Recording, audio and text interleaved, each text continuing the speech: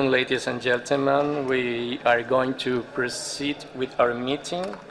So before continuing our debates, I would like to give the floor to Madam Rosler because she has some technical information to provide to us. Merci, please.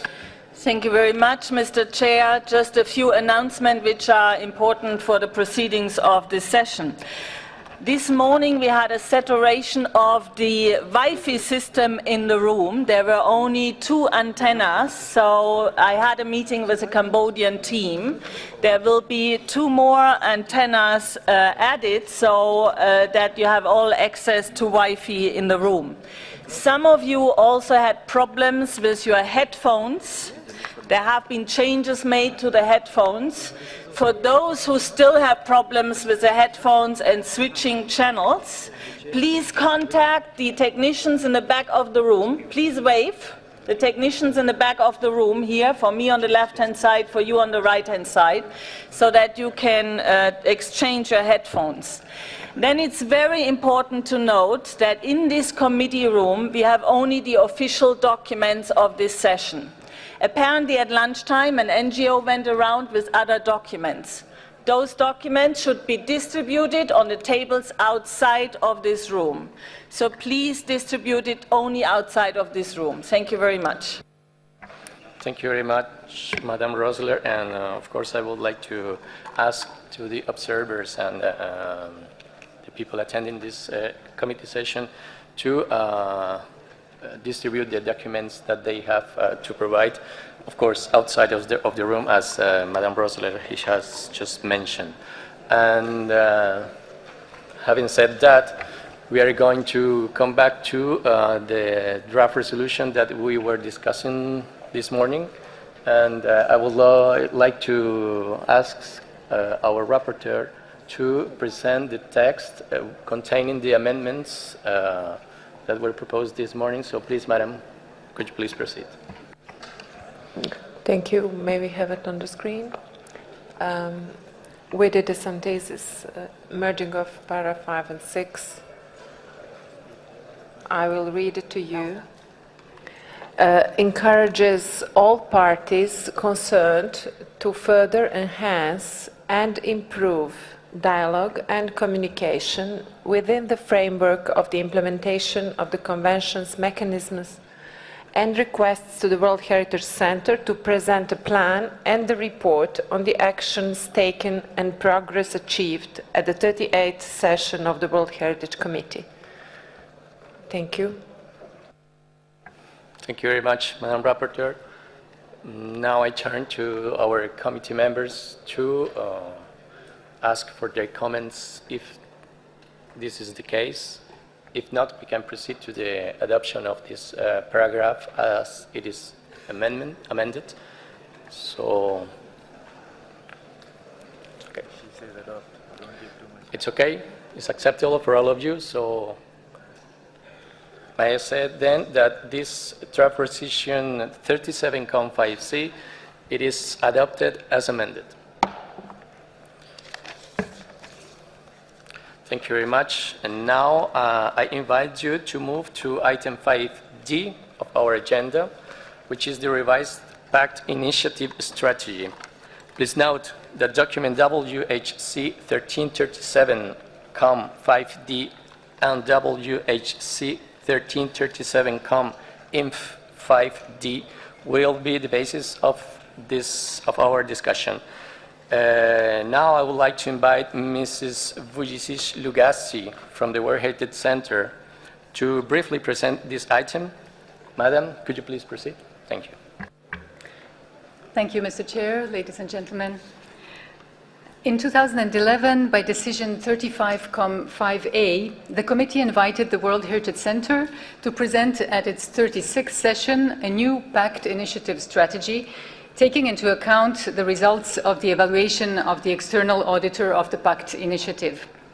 In 2012, by decision 36.5a2, the committee Considering the upcoming meeting of the open-ended working group in charge of producing an implementation plan for the recommendations of the external auditor, and mindful that the UNESCO's policy framework for strategic partnerships will be presented for consideration to the coming executive board sessions, requested the Centre to present at its 37th session a revised PACT initiative strategy.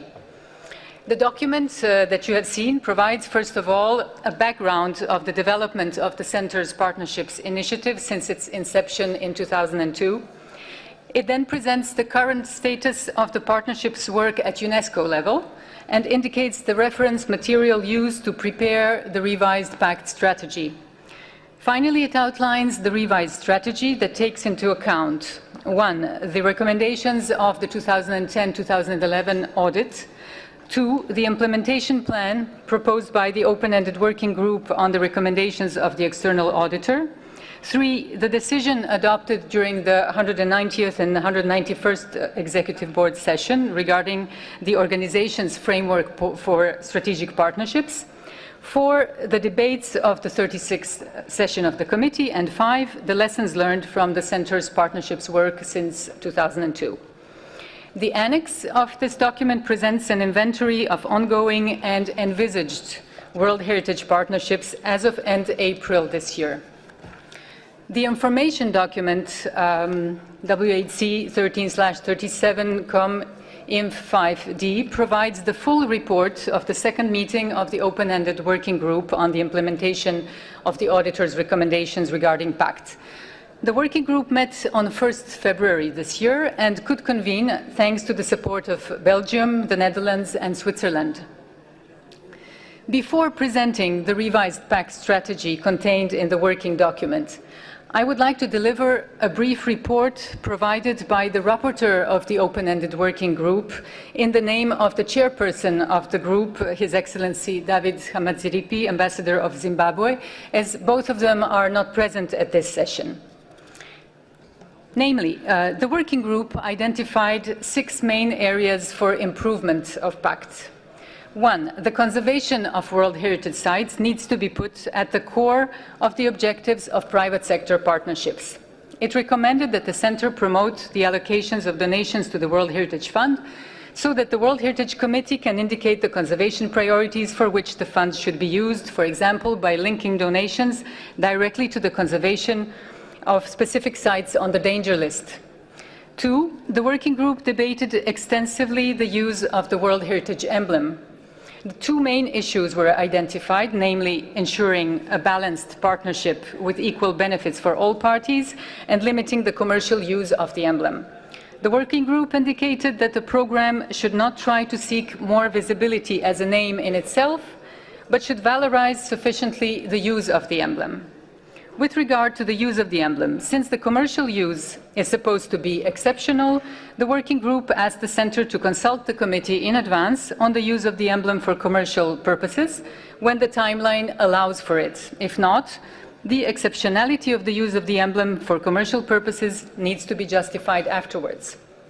The working group 3, the working group emphasized the importance for the organization of having right expertise for entering into partnerships with the private sector.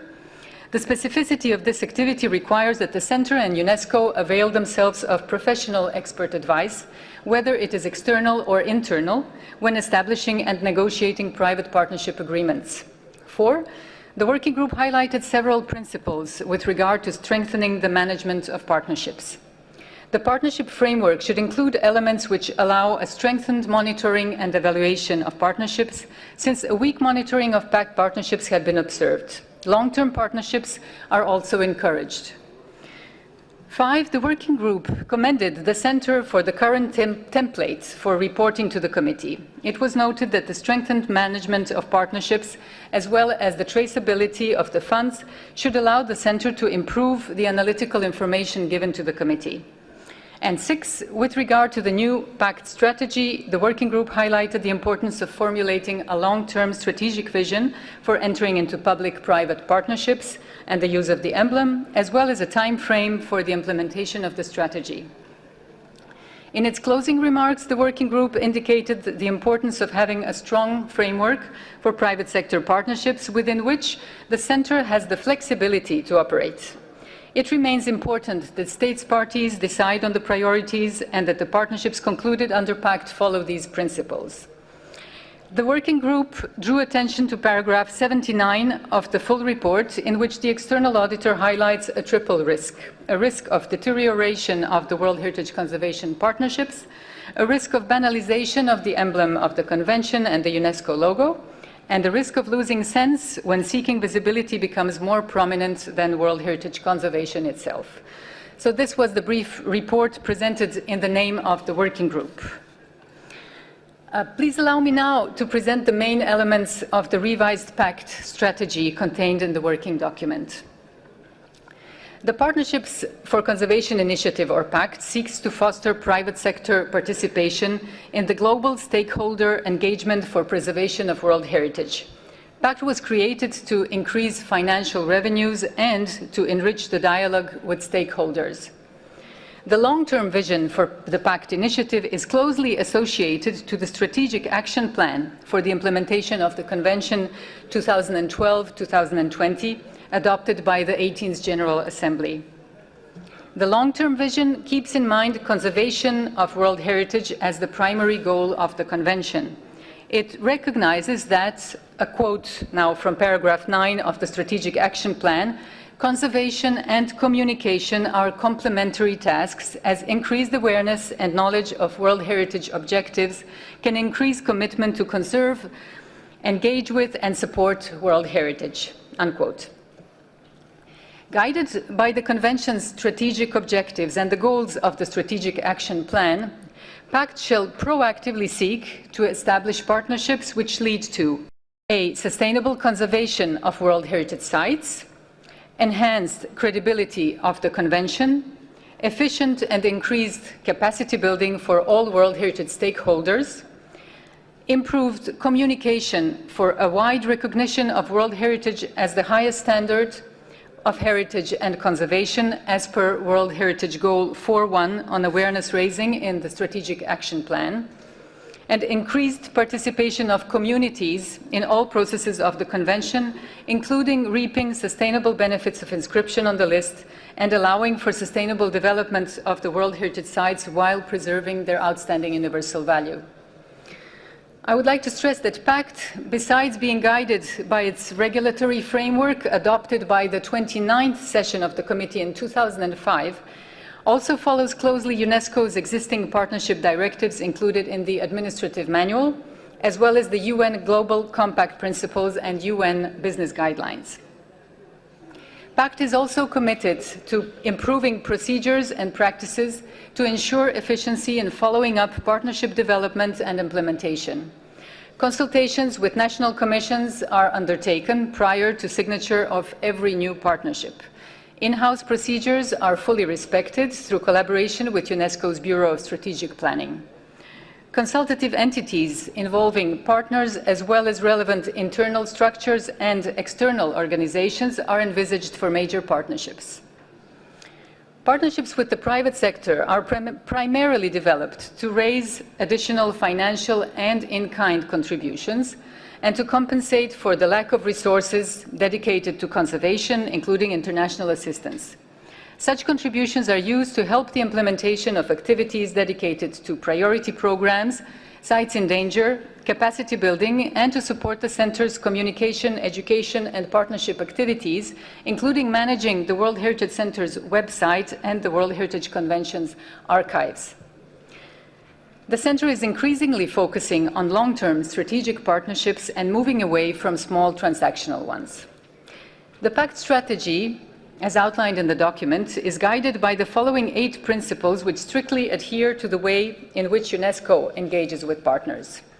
1. Shared objectives, definition of a common purpose with mutual benefits that is consistent with UNESCO's mandate and the mission of the World Heritage Convention. 2. Equality. Within the partnership, partners should have equal status. 3. Legality. The partners with whom the World Heritage Centre engages should have an established legal status and a demonstrable track record and should be validated by the state party of their origin. 4, clarity. Each party's responsibilities, roles, and contributions must be clearly defined. 5, transparency. Both parties must be able to raise issues concerning the quality of the working relationship and the roles and contributions of each party. 6, fairness. No unfair advantage to any individual partner should be provided. 7, accountability. All forms of cooperation must be reality-based, action-oriented, and should produce concrete, measurable results that are subject to periodical evaluations. And 8, sustainability. The scope and results of cooperation should be sustainable beyond the partnership's duration, without dependence on ongoing contribution by one or both partners, thereby ensuring ownership by the end beneficiaries. Partnerships, as you know, are subject to reporting at every annual World Heritage Committee session, and between the sessions, information on partnerships, including the signed agreements, is permanently available on a password-protected web pages of the Centre's website for states parties to consult. In addition to establishing strategic partnerships, resource mobilization sources to be further explored are online donations, grants, contributions from philanthropists, fundraising events, crowdfunding, membership schemes, etc. This will be developed in line with World Heritage Goal 6, Activity 646 of the implementation plan of the Strategic Action Plan for exploring ways to increase contributions to the World Heritage Fund, leading to increased contribution of private sponsorship to target priorities. The external audit and the open-ended working group stressed the importance of traceability of funds. The World Heritage Centre now keeps systematically organized electronic archives and an up-to-date financial chart showing the amount of income expected for each partnership, the funds received, and the expenditures made. Income and expenditures are also reflected in UNESCO's finance and budget system. The chart and other established reporting tools are used to ensure quality reporting to the states parties and transparency, notably through the annex that you have seen containing the inventory of partnerships. The open-ended working group also insisted on evaluation of partnerships. For each partnership, funds are allocated for evaluating efficiency, impact, and sustainability of the partnership, based on performance indicators elaborated at the beginning of each partnership. Furthermore, a provision concerning self-evaluations and external evaluations is included in the general conditions of all UNESCO standard agreements with the private sector. Specific communication plans, essential for working with the private sector, are created to enhance the visibility of partnership implementation and the impact of the partnership on the goals and objectives of the Convention, in particular in case of the use of the World Heritage emblem. The use of the emblem itself is an important part of the Pact strategy. It follows the principles in the operational guidelines and is strictly regulated according to the terms of each signed agreement. Every resource using the name and logo of UNESCO and World Heritage is subject to approval by UNESCO. Pact will further explore, in collaboration with relevant UNESCO sectors and external experts, the development of a clear branding strategy for World Heritage as per Goal 4, Activity 421 of the implementation plan of the Strategic Action Plan. Finally, as per the decision of the 36th Committee session, requesting the Centre to continue informing the Committee with regard to partnerships in an analytical manner, the annex of the working document contains 2 tables. Table 1 provides a list of ongoing World Heritage Centre partnerships with the private sector and foundations as of the end of April 2013. The table has been improved by adding indications if a partnership is new, if renewal is envisaged, or if the partnership has been terminated since the last report to the Committee. Table 2 presents the partnerships envisaged, which are currently undergoing internal evaluation or external validation. The draft decision may be found on page 7 of the English version and page 8 of the French version. Thank you for your attention.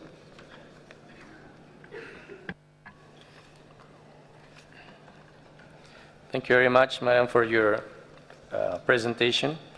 And now I would like to remind you that we are also invited to adopt the draft decision included in document WHC 1337-5D.3. And now I would like to invite committee members if you have comments on this document, please.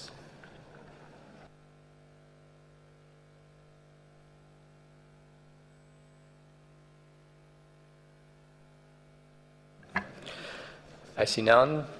So I think we can adopt the draft decision 37-5D adopted.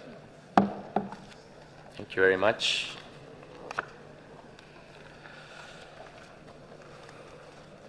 Nous passons maintenant à l'examen du point suivant qui concerne le rapport sur les célébrations du 40e anniversaire de la Convention qui est contenu dans le document WHC 13/37-5E. Et pour présenter ce point, je donne la parole à Madame Vujicic Lugassi du Centre de patrimoine mondial. Madame, je vous en prie, s'il vous plaît. Toujours la même. Merci. Thank you, Chair. The World Heritage Community celebrated the 4 decades of the existence of the World Heritage Convention by focusing on the theme World Heritage and Sustainable Development, the role of local communities. This reflects the growing concern about mainstreaming sustainable development into the processes of the Convention and the preservation of the site's outstanding universal values while improving social and economic conditions of local communities. The coordination of the 2012 activities was undertaken by the World Heritage Center in close collaboration with states parties, UNESCO field offices, advisory bodies, UNESCO Category 2 centers dedicated to World Heritage, youth organizations, and other partners and stakeholders. The anniversary year was officially launched by the UNESCO Director General on 7 November 2011 at the 18th General Assembly. The ceremonial launch took place on 30 January 2012 at UNESCO with a concert by Goodwill Ambassador and musician Herbie Hancock, and wide attention given to it by the press and audiovisual media. The decision to celebrate the anniversary throughout the regions of the world, rather than limiting the celebrations to UNESCO headquarters or at one single event, proved to be a great success.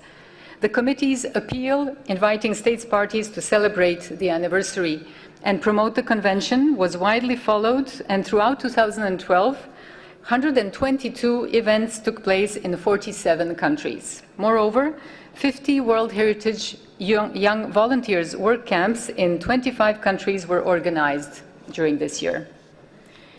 The ICOMOS Monuments and Sites Day, 18 April, was dedicated to World Heritage, and the IUCN World Conservation Congress in September 2012, held on Jeju Island, Republic of Korea, held a 40th anniversary celebration and adopted resolutions specifically related to the convention. The report on the celebration activities that took place around the world has just been published in English and French and has been distributed to you in the delegates' bags. I hope that you have all seen this report. Throughout 2012, the Center had numerous and substantial communications with states parties who provided us with good examples related to the theme. These examples have been promoted through our website in special 40th anniversary publications and will continue to be used in our future communication materials. The Center created a specific 40th anniversary logo in order to ensure increased visibility of the anniversary year.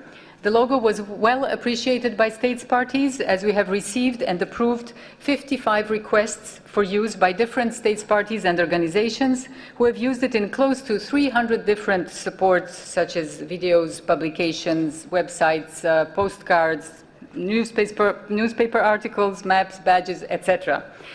Dedicated 40th anniversary web pages on the Center's website were launched already in November 2011 with a map of the world highlighting all events. A number of high-level personalities gave video statements about the 40th anniversary that were broadcast on our website. While unfortunately no budget was available to assist the different activities throughout the regions, the Center developed a series of communication components to promote the anniversary year and to assist states parties in their celebratory activities. I mentioned already the dedicated web pages. A special brochure was produced for the launch of the celebrations, as well as commemorative pins. The material has been used by a number of countries who have translated the 40th anniversary brochure and the World Heritage Map of 2012 into their national languages and have disseminated these through their own channels. The World Heritage Review published special focuses on the anniversary throughout 2012, with the November issue fully dedicated to sustainable development. The Centre co-published, in collaboration with Cambridge University Press, a seminal publication, World Heritage Benefits Beyond Borders. It was launched in November 2012 at the closing event of the year in Kyoto. The book is richly illustrated and features a thematic collection of 26 case studies, which provide thorough understanding of World Heritage sites and their OUV, in the context of sustainable development and illustrate the benefits to local communities. After the original English version, translations are currently being prepared in French, Korean, and Thai language. The book is being sold both through UNESCO and Cambridge University Press channels. The 40th anniversary attracted wide attention in the media and on TV, with programs dedicated to World Heritage and numerous interviews conducted with the UNESCO Director General and other UNESCO officials and state party officials. A number of World Heritage Center partners have actively collaborated in the anniversary activities, among others Panasonic, with special exhibitions, programs on World Heritage sponsored on National Geographic TV, an awareness-raising campaign for young people, the Smithsonian Institution by creating a web portal and a virtual exhibition, which was launched in July 2012. NHK, the Japan Broadcasting Corporation, by providing videos on World Heritage for the use on UNESCO's website. TBS, the Tokyo Broadcasting Channel, provided the Center in 2012 with 50 short films on World Heritage for use on our website and in our communication material. History Channel has produced a number of public service announcements, notably 2 short, inspiring films on World Heritage with brief statements in a dozen different languages, which is featured on the Center's website. 2012 was also the opportunity to develop, as per the request of the 35th session of the committee, a one-off initiative for recognizing and rewarding best practice for successful and sustainable management. 23 states parties responded to the invitation by the Center to propose World Heritage sites that they regard as best practice examples. Out of the 28 entries received, a 10-member selection committee recognized the historic town of Vigan in the Philippines for its successful and sustainable management achieved with relatively limited resources, for involving the local community in many aspects of sustainable conservation and management of the property, and for a multifaceted approach to the protection of the site. A certificate of recognition was presented to the mayor of Vigan at the closing event of the 40th anniversary. In line with the World Heritage Capacity Building Strategy adopted by the committee in 2011, the best practices shared through this initiative are now part of the communication tools for capacity building for World Heritage conservation and management activities. They can be consulted on a dedicated Center's website, dedicated pages. Following this first initiative, the committee may wish to establish regular recognitions of this kind, leading to exchanges of best practices for the benefit of the sites and their conservation. Such a development would be consistent with the committee's capacity building strategy, notably actions 7.1 and 7.3, and would be an integral part of the implementation of the strategic action plan and vision for the future of the convention, notably goals 1, 4, and 5. Should the committee decide to establish such recognitions, for example, on a biennial basis, the budget needed for one cycle would be approximately $45,000 to be covered through extra budgetary sources to be identified. Initial steps were also made in consultation with the advisory bodies towards the establishment of a site management network with the goal to facilitate exchange and sharing of information on best practices in World Heritage management.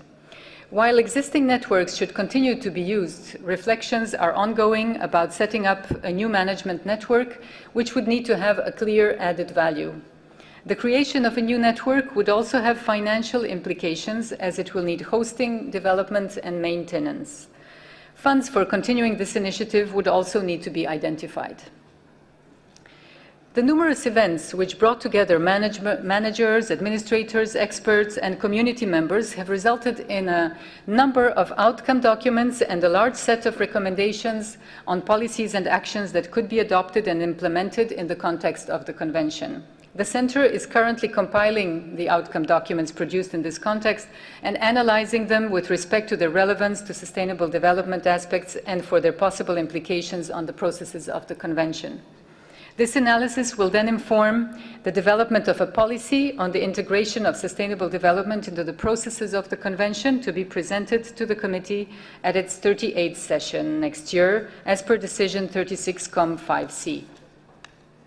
And last but not least, to conclude the 40th anniversary year, the government of Japan and the World Heritage Center co-organized the closing event in Kyoto on from 6 to 8 November 2012. This was made possible thanks to the generous contribution of the host government, both as direct organizer as well as through the Japanese Funds in Trust financial allocation to the center. At the event, the year's activities and conclusions drawn from the regional and thematic events were presented. The agenda included a series of panel discussions on themes such as sustainable social, economic, and environmental development, disaster risk management, capacity building, and public and private partnerships. A youth program preceded the main event. Open to all stakeholders, the event provided a rare occasion to exchange views among an eclectic group of people from diverse backgrounds, cultural and natural heritage experts, state party and local government representatives, advisory bodies, NGOs, academics, and local citizens. Over 600 persons from 61 countries participated. The outcome document of the meeting, the Kyoto Vision, stresses, among other, the importance of people-centered conservation and concludes with a call for action, appealing to the international community to, among other points, ensure effective involvement of local communities, indigenous peoples, experts, and youth in all aspects of World Heritage conservation. The proceedings of the Kyoto event will be published in English and French ahead of the 19th General Assembly this year. Finally, please allow me to recall that a very large and important part of the above-mentioned activities and publications would not have been possible without the generous assistance of the Japanese Funds in Trust, which has provided substantial and indispensable financial means for marking the celebration. So the Center wishes to thank warmly the Japanese government for their invaluable contribution towards the anniversary year. Thank you very much for your attention. Thank you very much, Madam, for your presentation, your complete presentation on this report. I will pass to Spanish for 1 minute. Igualmente me informa la Secretaría que los órganos asesores quisieran pronunciarse sobre este punto, así que voy a dar la palabra brevemente a cada uno de ellos para presentar sus observaciones. Comencemos con la IUCN. Por favor, señores, ustedes tienen la palabra.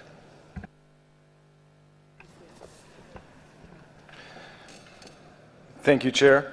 IUCN would like to add its thanks to the Government of Japan for the very successful and productive celebration of the Convention's 40th anniversary in Kyoto last year, and for all the other events organized by states, parties, and other partners. We'd like to make 2 additional points regarding item 5E. With respect to paragraph 27, referencing the possibility of recognizing best practices and excellence in management of World Heritage Sites on a regular basis, IUCN would like to note that it is currently developing and piloting a green list for well-managed protected areas, which will include World Heritage Sites. The green list is due to be launched at the World Parks Congress in Sydney in November 2014. With respect to paragraphs 29 and 30, IUCN would like to note that establishing a site managers network for natural and mixed sites could be done via IUCN's World Commission on Protected Areas. The World Parks Congress would be an excellent venue for launching such a network. We look forward to working with the World Heritage Center and our fellow advisory bodies to seek extra budgetary support for this work, should the committee choose to adopt Draft Decision 37-5E. Thank you very much. Muchas gracias por su información. Ahora quisiera dar la palabra al representante de ICOMOS. Por favor, ustedes tienen la palabra. Muchas gracias, señor presidente. The 40th anniversary of the convention provided the opportunity for an immense program of international reflection on the achievements and the future of the World Heritage Convention, and ICOMOS was proud to participate and contribute to this worldwide program. It was indeed an extremely busy and creative year. I will not itemize the many important outcomes and experiences that we derive from it. Suffice it to say, as Ms. Vujicic-Lugasi said already, that ICOMOS identified the 40th anniversary as our theme for the International Days on Monuments and Sites for 2012, and dozens of ICOMOS conferences, exhibits, workshops, and lectures were held under the sponsorship of our national committees and international scientific committees throughout the world. The process of thinking and reflecting is therefore still underway. ICOMOS particularly congratulates the State Party of Japan for the clear vision that it has manifested so repeatedly and which it did so brilliantly in convening and hosting the closing events of the 40th celebration of the convention in Kyoto, an event where we had the opportunity to look back at 4 decades of success as well as to look forward to an even more effective implementation of the convention. Many ideas and initiatives came forward on how to make the convention much more far-reaching and more inclusive, especially in areas that are underrepresented in the World Heritage List. Progress was also made on effectively linking heritage and socio-economic development, which for ICOMOS is a priority area, and that was the topic of our last General Assembly celebrated in 2011 at the UNESCO headquarters in Paris, under the sponsorship of Mrs. Irina Bokova. For ICOMOS, there's no more pressing and important matter than embedding the centrality of culture in development. And I was pleased to hear so many of the distinguished speakers at the opening ceremony of this committee session touch specifically on that shared work. I will mention only one further issue arising for the 40th anniversary program in Kyoto that is particularly encouraging from the point of view of ICOMOS and of the international heritage community that uses the World Heritage Convention as the basic textbook to guide its work. I am referring to the continuing work guided and supported by Japan to explore and deepen our understanding of the nature of cultural heritage by following up on the Himeji Declaration that focuses on the increasing recognition of the universality of the principles of the Nara document, as well as of its role as an international instrument for grasping the nature of authenticity and integrity in an infinity of cultural contexts. This is timely, given that the 20th anniversary of the Nara document will coincide next year with the 50th anniversary of the Venice Charter, which is the foundational document of ICOMOS and whose ongoing relevance we will also be discussing over next year. We look forward to celebrate this event by expanding knowledge and making heritage principles more universally acceptable. Thank you. Muchas gracias al representante de ICOMOS. Ahora doy la palabra al representante del ICROM, igualmente sobre este punto. Señor, tiene la palabra. Thank you very much, Mr. Chair. ICROM welcomes the report on the 40th anniversary celebration of the World Heritage Convention on the theme World Heritage and Sustainable Development, the role of local communities. And we note that many of the activities and results mentioned in the report are strongly linked to capacity building initiatives for states parties, for professionals, and most importantly for communities. We thank all of the states parties who were involved. Japan has already been mentioned, but many others, Korea, Norway, and many others held events over the course of the last year. As part of these celebrations, ICROM, in cooperation with the World Heritage Center, implemented a workshop on World Heritage and Sustainable Development.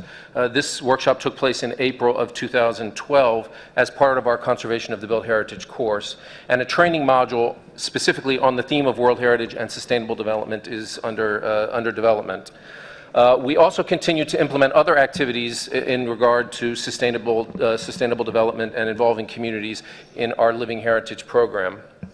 ICROM notes that the proposal within the working document for incorporating the biennial recognition of best practice and also the development of a network of site managers, and they are found within the World Heritage Capacity Building Strategy. ECROM notes that these activities, in particular the creation of the new network of site managers, will be resource intensive, but we look forward to working with the World Heritage Center, with advisory bodies, and with other organizations in the field and states parties to develop a realistic scope for this project and a realistic approach in a way that we can then realize these ideas and carry them forward. Thank you, Mr. Chairman, for allowing me the floor. Muchas gracias a usted, señor, por sus comentarios. Ahora quisiera pasar la palabra a los miembros del comité que tuvieran comentarios sobre este punto, así que los invito a tomar la palabra. Veo al distinguido embajador del Japón. Por favor, señor, tiene la palabra. Thank you, Chair. Taking this opportunity, Japan delegation, I would like to express our many thanks to all those who attended the Kyoto conference last November, and to the World Heritage Center for making it a big success. Especially, we are very much pleased that at the Kyoto conference, the final document entitled Kyoto Vision was successfully formulated, and which we hope will be a very significant and meaningful document for the future of this convention. Thank you once again. Thank you.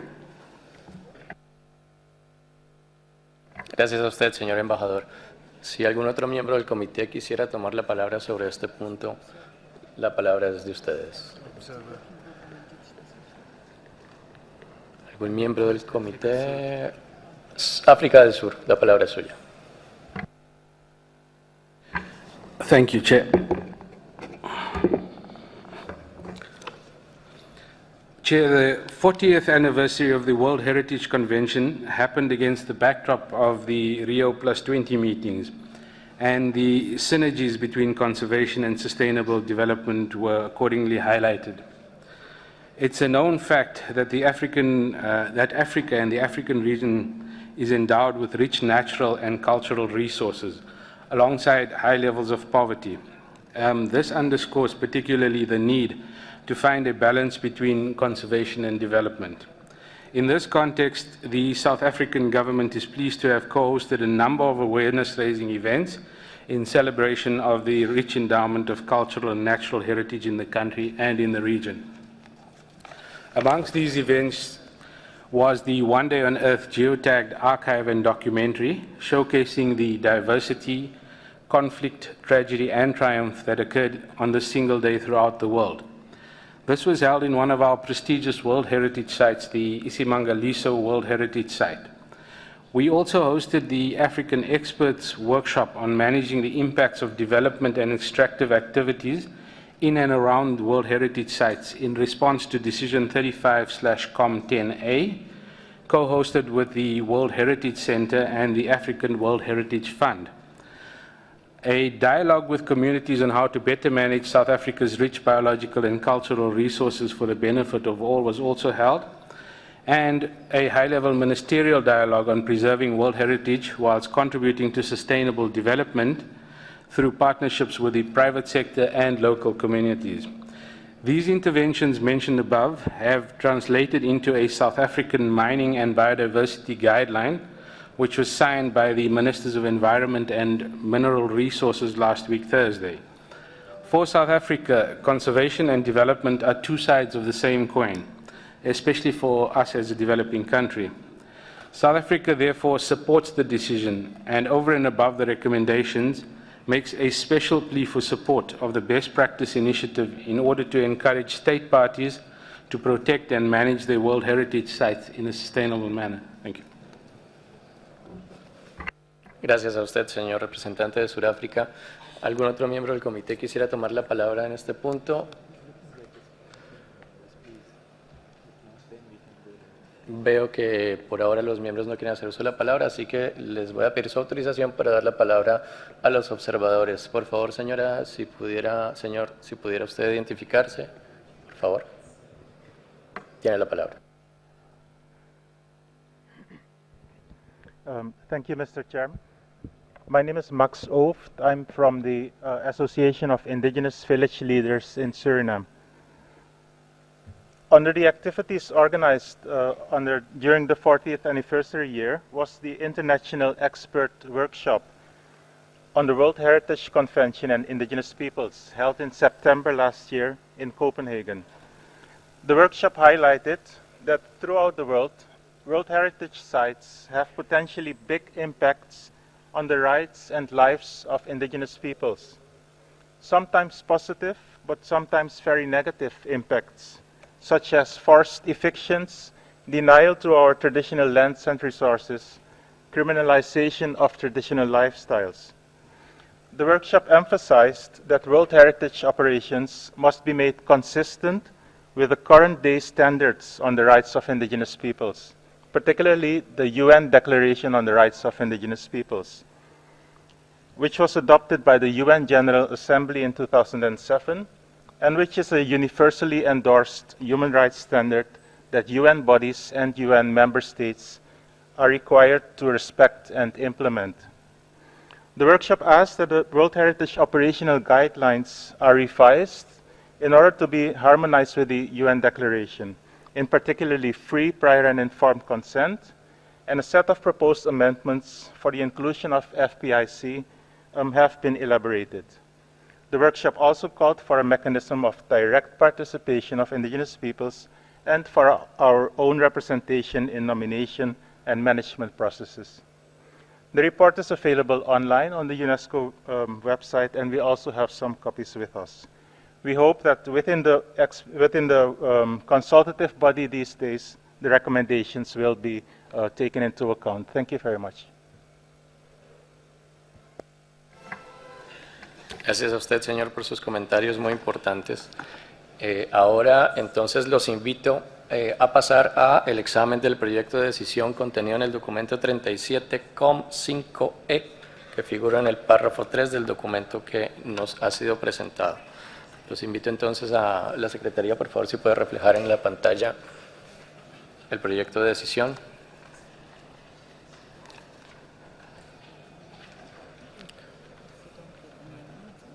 Lo tenemos entonces en la pantalla. Si hubiera algunos comentarios o enmiendas, los invito en este momento. Veo la delegación de Japón. Japón, señor, tiene la palabra.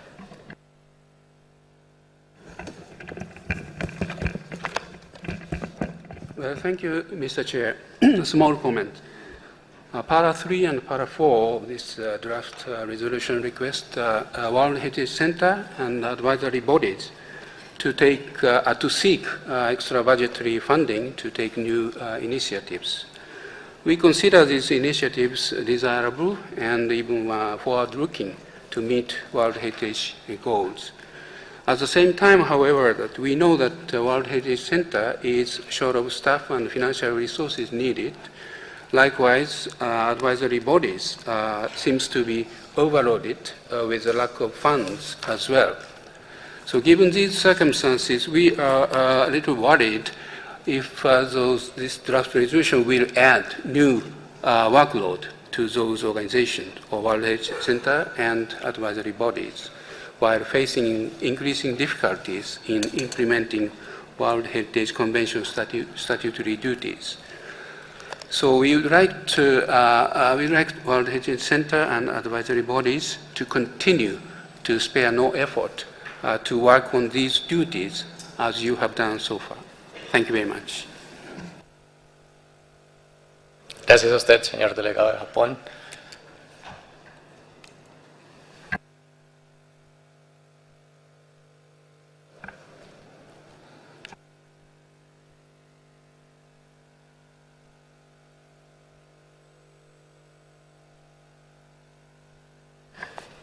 Je vois le Mali. Monsieur, vous avez la parole. Merci, Monsieur le Président. C'est par rapport à la décision 37.5e. Nous sommes en train de rédiger un paragraphe par rapport à l'idée de capitaliser les différents événements qui ont eu lieu. Il ne s'agit pas seulement de célébrer, mais il s'agit aussi de matérialiser pour les générations futures.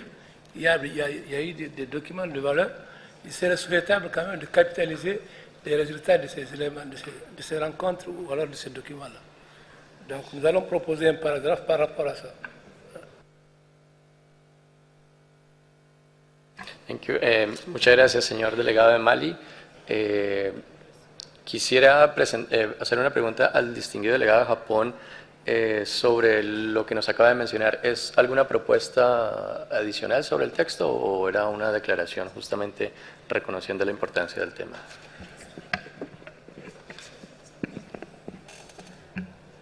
Well, we are not making any amendment, just comment. Thank you. Thank you very much for the clarification. Entonces quisiera pedirle al delegado de Mali si nos pudiera hacer llegar a la Secretaría su propuesta para poderla reflejar en el texto. ¿Tenemos algún otro comentario sobre este tema? No veo ninguno, así que entonces esperamos ver reflejado en pantalla la propuesta del delegado de Mali.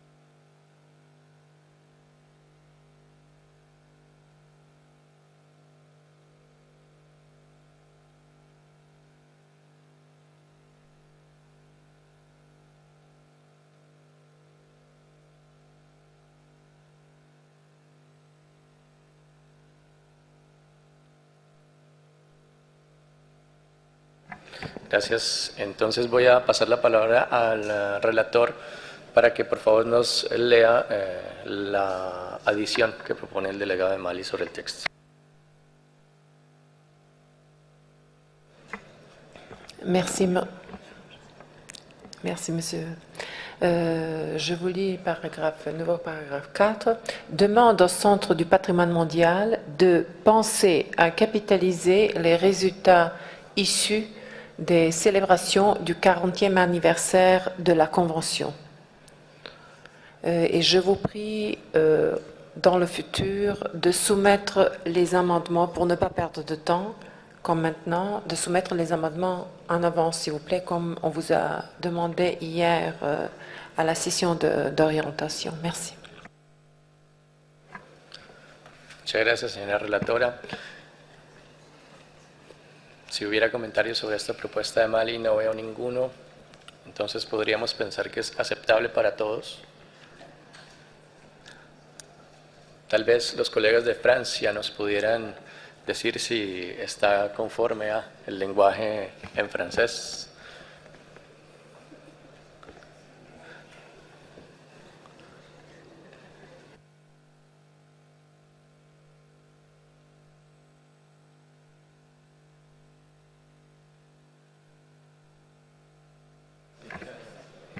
Je vois l'Éthiopie, monsieur, vous avez la parole. Thank you, Mr. Chair. I would like to comment on the English version. Do we need to use resulting, or we can only remain on the World Heritage Center to build upon the results from the celebration? Why do we need the resulting? I think it's a repetition. Thank you. Merci beaucoup, monsieur. Yo estoy, por supuesto, de acuerdo con lo que usted acaba de comentar, así que si el colega de Mali estuviera de acuerdo, podríamos entonces corregir el texto para que no sea redundante en este punto. Y ahora veo que la delegación de Francia quisiera hacernos una precisión, entonces les paso la palabra para ello.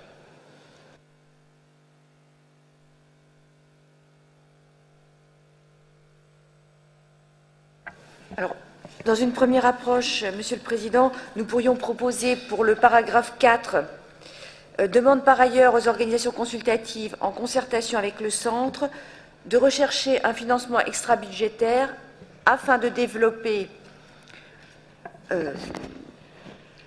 pour son examen lors de la prochaine session. Et le reste est lourd mais compréhensible.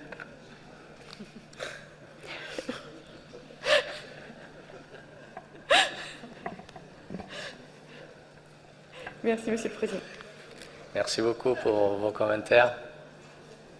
Donc, si on est tous d'accord avec cette précision, on peut prendre note de cet amendement et on va le refléter sur le texte, ainsi que la proposition du Mali. Donc, maintenant, je ne vois pas de commentaires ou des objections sur cette proposition, sur ce texte. Donc, on passe maintenant à l'adoption de la décision. Donc, cette décision, le projet de décision 37,5E, il est donc adopté.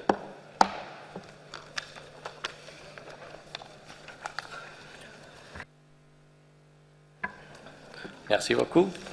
Chers collègues, nous devons maintenant examiner le point 6 de notre ordre du jour qui concerne le suivi de la stratégie du patrimoine mondial pour le renforcement des capacités et rapport d'avancement sur le centre de catégorie 2 associé au patrimoine mondial.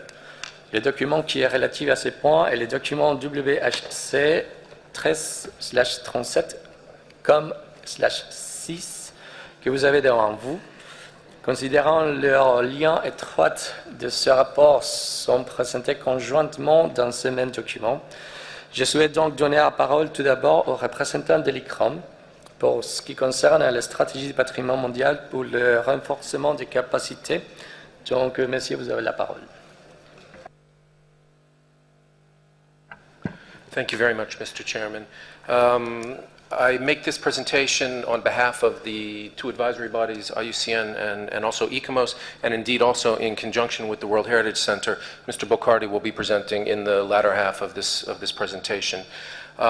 Just to emphasize the point that you already made, Mr. Chairman, capacity building used to be covered under item 9, while the reports on the Category 2 centers were under item 6. But since there's such a strong relationship between the capacity building strategy and the work of the Category 2 centers, all which deal with, in one form or another, with capacity building, it was thought that it would make more sense, it would be a more seamless presentation to put these two presentations into one presentation covering capacity building. Next slide, please.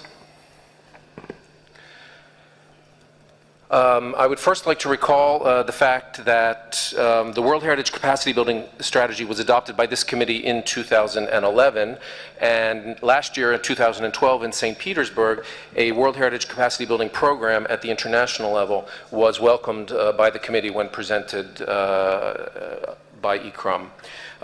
The report that I will make for you now is a report on the progress of the activities over the course of the last year. As you can see, over the last year, the primary activities that we carried out under the capacity building program were workshops to strengthen the network of the advisory bodies. This was an area that the committee had requested previously, and we carried 3 workshops out over the course of this past year in the regions that you can see on the screen.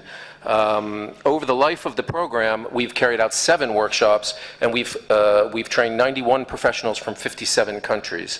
And the idea would then be to be able to use these experts from the different regions as we move forward within the work of the advisory bodies. In addition to that, we've also had some collaborations with World Heritage academic programs, and we also were able to put out this past year one more additional issue of the World Heritage Capacity Building newsletter. I would point out that all of these activities were carried out within a pilot capacity building program which had the support of the government of Switzerland. Next slide, please. In relation to ICRAM's own work, I would point out that we also, in conjunction with WITRAP, which is the Category 2 Center in China, and with ICOMOS, ICRAM carried out a training course on heritage impact assessments in Lijiang in China. This is particularly important because if you look at the state of conservation reports from last year and also from this year, the committee is beginning to ask for many, many more heritage impact assessments to be carried out based on the potential for development in certain World Heritage properties. The idea of this training course is to begin to give capacity to professionals in various countries to be able to carry out that capacity, to be able to carry out those heritage impact assessments. It's expected that we'll be able to do another course next year, also in cooperation with WITRAP in China, and I'm hoping that we can also carry out other similar courses in other regions of the world. Another area that the committee asked us specifically about last year was the idea of creating or updating a training database. ICRAM has a training database which allows professionals from around the world to be able to search for training courses and other capacity building activities. We made a special effort over the past year to update that training database and also to post other events which would be of a capacity building nature in our events database and in the classified section of our website. So you'd need to just visit ICRAM's website to be able to find those materials. Next slide, please. In addition to those things, very importantly, we continued work on resource materials over the past year. I'm pleased to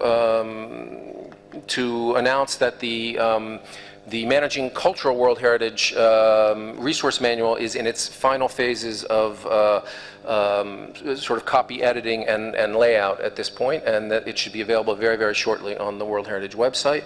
So that's another resource manual matching the one for natural heritage that came out already in the previous year.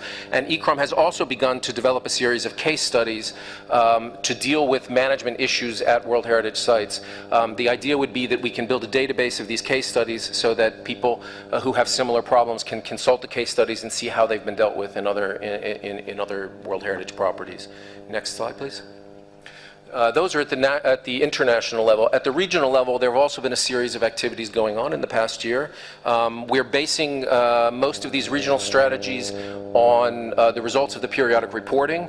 The Africa World Heritage Fund has been very active in developing capacity building activities, particularly in relation to nominations, which we've already mentioned earlier in this meeting, but also they recently carried out a training course on disaster risk management. And these are the kinds of activities that were identified within the periodic report as being a priority for African World Heritage sites. Also in Asia, WITRAP again has been working on a capacity building strategy for Asia and the Pacific.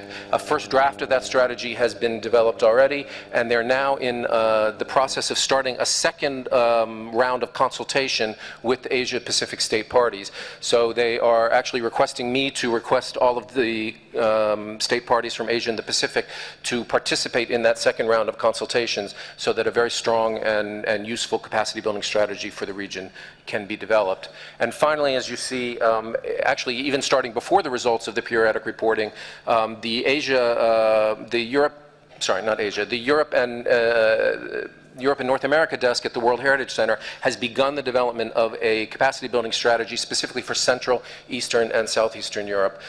And in fact, they will be presenting that in a side event which will take place on the 19th of June during this meeting at 1:15 during the lunch break. So I would encourage people who are interested in capacity building in Central, Eastern, and Southeastern Europe to attend that side event at lunch on the 19th. Next slide, please. And finally, and this will be my last slide, we are continuing work on the development of the World Heritage Capacity Building Program. We've identified priorities and we've put a program of activities together, and I'm happy to report that the Swiss have agreed to provide some additional contributions. The pilot program is coming to an end right now, actually, but the Swiss government has kindly agreed to make some additional contributions to that, and you can see the list of activities that we're foreseeing to take place for the rest of this year. We would like to develop a module specifically on management of both cultural and natural heritage together. We're looking at the production of more resource materials. We are looking to strengthen our network of capacity building institutions. And we're obviously also looking to carry out some more training activities and to continue strengthening our advisory body networks. As I said, using some of the people that we trained in these past training workshops on mission work. And then my final point would just be that the Swiss contribution is very generous and very useful, but we really need to have support, actually both financial and in other ways, also human resources, in whatever ways that states parties are able to support capacity building. We would like to ask that that support take place either at the international level or also again at the regional level. With that, I would conclude my own remarks, and I believe that Mr. Boccardi from the World Heritage Center would now like to report on the Category 2 centers, and I also know that ICOMOS has a short comment that it would also like to make at the end of the presentation. So, Mr. Chair, if we have your permission, I'd like to pass the word to Mr. Boccardi. Merci beaucoup, monsieur. Bien sûr, je souhaite maintenant donc passer la parole à monsieur Boccardi du Centre Patrimoine Mondial pour nous présenter vraiment le rapport d'avancement sur le centre des catégories associées au patrimoine mondial. Vous avez la parole, monsieur.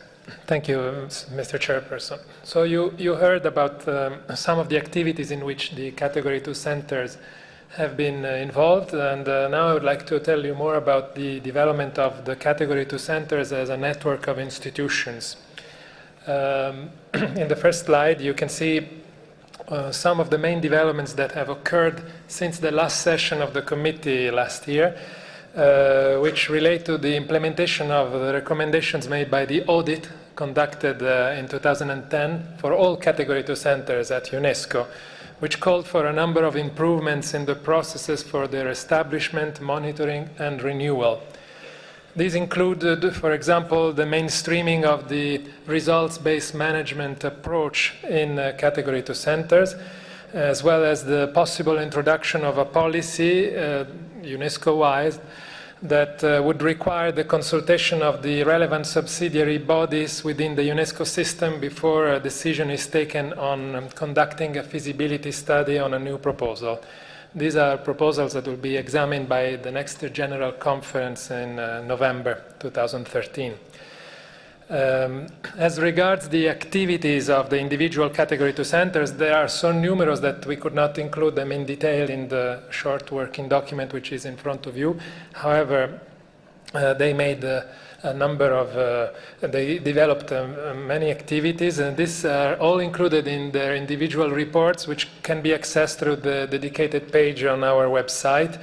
And they show how all these centers, each within its region and a specific thematic interest, are working towards the implementation of the decisions taken by the committee, notably within the context of periodic reports and efforts to build capacities in the regions. There is also a brochure which is available outside of the room, which presents some of the progress made by the Category 2 Center. It looks like this. It's on the table outside for those who are interested. Next slide, please. The other main element of information which is included in the document 6 is about the third annual coordination meeting of Category 2 Center related to World Heritage, which was held in March of this year in Oslo, in Norway. It was hosted by the Nordic World Heritage Foundation with the financial support from the Ministry of Environment of Norway, both of which I would like to warmly thank for their contribution. In addition to sharing information and planning joint initiatives, the meeting provided an opportunity to build the capacities of the representatives of Category 2 centers in applying the RBM approach. There was, in fact, a workshop within the larger meeting conducted by a UNESCO staff from the Bureau of Strategic Planning, which is in charge of RBM at UNESCO. And this enabled the Category 2 centers to understand the larger context in which they operate, from the C5 and C4 within UNESCO to the specific policies set by the committee, and also understand how to ensure that the activities that they plan contribute to these objectives and goals. Next slide, please. In this picture, you can see the beautiful building where the meeting took place. It's the recently built Astrup Fearnley Museum by the renowned architect Renzo Piano in Oslo on the port side. Next slide, please. This is my last slide. It shows some of the outcomes of this third coordination meeting. A number of follow-up actions were agreed, which are listed in the final report, which is also accessible through our web page dedicated to Category 2 centers. Among the most important outcomes is the decision taken by all the Category 2 centers related to World Heritage to undertake a review of their individual strategies and work plan to mainstream the RBM approach, and to present at their next meeting in 2014 a draft of this revised strategies and work plan. Also of great potential is the intention expressed by all the Category 2 centers to strengthen their collaboration and synergies with other regional actors, such as UNESCO chairs or ICOMOS national committees, or also at the thematic level with international partners such as ICROM and IUCN. These Category 2 centers have also agreed on a number of joint activities also listed in the mentioned report and briefly referred to in the working document. In fact, I would like to just inform you that an informal meeting of Category 2 centers will take place during this session on 20th June during the lunch break. This is reserved for Category 2 center representatives, but if anyone, any state party is interested in making contact with them, starting from 2 o'clock, it would be possible to meet them. And then, of course, during the rest of the session, this will be in room 1 or 2 on the 4th floor. There is a single draft decision encompassing both the capacity building and the Category 2 centers parts of this working document, which is in page 5 in both English and French version. And that would be all. Thank you very much, Mr. Chairperson. Thank you for your report. And so now I would like to pass to the... No interpretation again. No interpretation.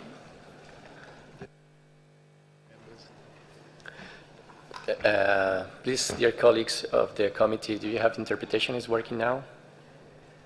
Is it okay? Is it working for Russian? Not yet? Russian is not working.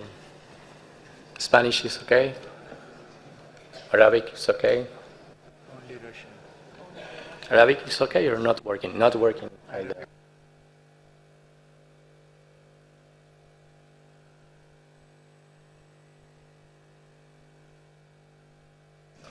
So I try to verify it again.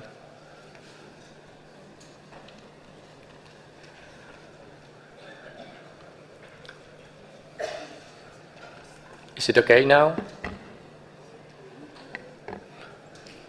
Still not working Russian.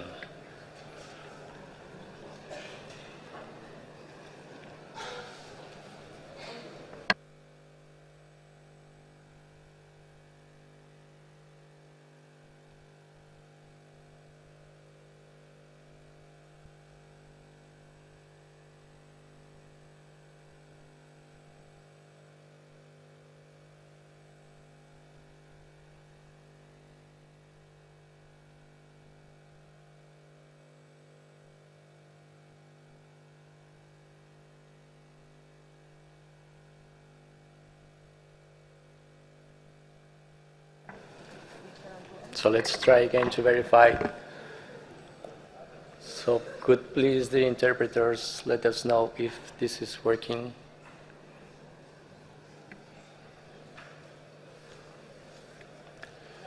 Spanish, okay. English, okay. French, Arabic. No Arabic. Russian. Russian not working, not Arabic.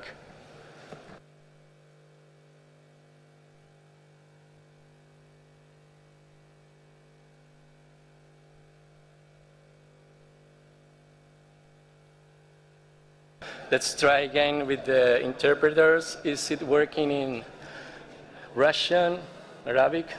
Is it okay now? Not working? So maybe Arabic is okay? No, it's not working. None of them. So with the permission maybe of the dear colleagues, may I resume the meeting in English-French while we solve this technical problem, if you are okay with this. So I now invite you to keep working in our businesses. So E-commerce will not make comments, so you can easily go for comments on the floor. E-commerce won't make comments.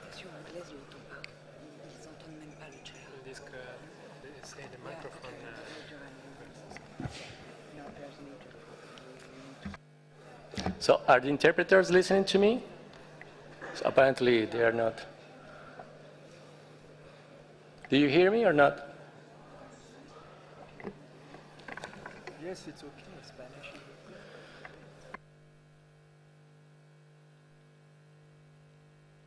okay. Okay, dear colleagues, so apparently the problem has been solved, so I will... Let's check the quorum. Yeah, there is no quorum for the moment. So if the colleagues that are outside the room, they can come back. Apparently we have the quorum to keep going in our businesses. So now, is it okay now for Russian? Is it okay for Arabic as well? Spanish, English, French, is everything working now? Okay. So, dear colleagues, we are going to proceed now.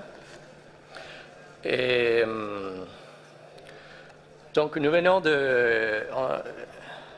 d'avoir les présentations des représentants de l'ICROM ainsi que M. Bocardi à propos du point 6 de l'ordre du jour. Donc, chers collègues, je vous invite maintenant à adopter le projet de décision 37,6 qui se trouve au point 3 du document qui vient de vous être présenté. Donc, si vous avez des commentaires sur ce point, je vous en prie. Donc, je vois la Suisse. Monsieur l'ambassadeur, vous avez la parole. Merci, Monsieur le Président. This gives new meaning to the words breaking the silence procedure. Monsieur le Président, loin de moi l'idée de m'opposer à l'adoption de ce document, mais j'aurais voulu, à la suite des paroles fortes du représentant de l'ICROM, ajouter ma voix également à ce qui concerne ce point à l'ordre du jour. Je voudrais tout d'abord remercier les organisations consultatives pour la qualité du travail fourni pendant les 3 dernières années dans le cadre de la stratégie du patrimoine mondial pour le renforcement des capacités. Mais je veux souligner que ces remerciements ne sont pas des remerciements convenus, ils sont bien plus motivés par la la reconnaissance du travail accompli dans la rigueur et le respect des buts et l'esprit de la Convention. Vous savez, cela a été dit, un des résultats les plus marquants de ces travaux est la formation d'un grand nombre de professionnels provenant de dizaines de pays, de la plupart des régions du monde. Eh bien, à partir de cette année, le nouveau programme du patrimoine mondial pour le renforcement des capacités viendra donner une suite aux travaux accomplis jusqu'à présent en diversifiant et en intensifiant les activités. Or, il est fondamental que ce programme atteigne une masse critique de financement pour pouvoir fonctionner, car le renforcement de capacités est en fait la base de l'amélioration générale de la qualité de la gestion des biens et de la crédibilité de la liste du patrimoine mondial. Vous savez que mon gouvernement a soutenu l'ensemble de ces efforts et cela ne vous étonnera pas, je ne peux que confirmer que naturellement nous allons continuer à soutenir ce programme, mais nous lançons un appel à d'autres États parties pour qu'ils viennent également l'appuyer. Et puis, même si, en raison des difficultés de transmission, un certain nombre de délégués ne sont plus dans la salle, je prends plaisir à vous dire que, pour mieux connaître le programme de renforcement de capacité, la délégation suisse vous invite à une réception ce jeudi 21 à partir de 19 h dans les salles 1 et 2 du 4e étage. Ce sera l'occasion de mieux encore expliquer what is at stake. Merci. Merci à vous, Monsieur l'ambassadeur. Tout à fait. On prend une bonne note de votre invitation à l'événement qui se tiendra. Et je vous prie au secrétariat de nous rappeler après de ça. Donc, je vois s'il y a des autres membres du comité qui souhaitent intervenir. Je vois la Colombie. Colombia tiene la palabra. Gracias, señor presidente. La delegación de Colombia aplaude todas las actividades que en solo año y medio desde su instauración ha venido desarrollando la estrategia de construcción de capacidades en patrimonio mundial a través de los diferentes talleres subregionales y de otras medidas de formación, así como el interés en fortalecer el programa a través de la búsqueda de fondos para su financiación. Por consiguiente, acogemos el proyecto de decisión con el ánimo de seguir respaldando el avance a los centros de categoría 2 de patrimonio mundial y su impacto positivo en la construcción de capacidades locales para la comprensión de la convención misma y el manejo de los sitios de patrimonio mundial. Muchas gracias al representante de Colombia. Si hay otros miembros del comité que quisieran intervenir, si no fuera así, entonces quisiera dar la palabra a los observadores. Veo en la lista Brasil. Señor distinguido delegado de Brasil, tiene la palabra.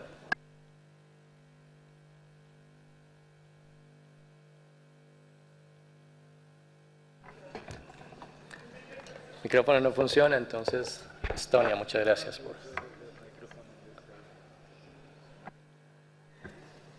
Thank you. Thank you, Mr. Chairman. Thank you to my Estonian delegate colleague for allowing me to speak from their desk. Mr. Chairman, at the outset, allow us to congratulate the contribution of Switzerland for the World Heritage Capacity Building Strategy, for its continued contribution, and we look forward to strengthen this program under their support. Also, we want to thank the government of Norway for hosting the last Category 2 meeting in Oslo. And on that meeting, it was agreed that next year this coordination meeting will take place in Brazil under the auspices of the Lúcio Costa Center for Regional Center for Heritage Management, and so we're looking forward to further work on a strategic action plan for implementing the capacity building strategy through the valuable work of the Category 2 centers. Thank you. Gracias a usted, señor delegado de Brasil, por sus importantes comentarios. Igualmente fui informado que el relator ha recibido una proposición de enmienda, así que entonces le doy la palabra al relator para que nos presente el texto. Gracias.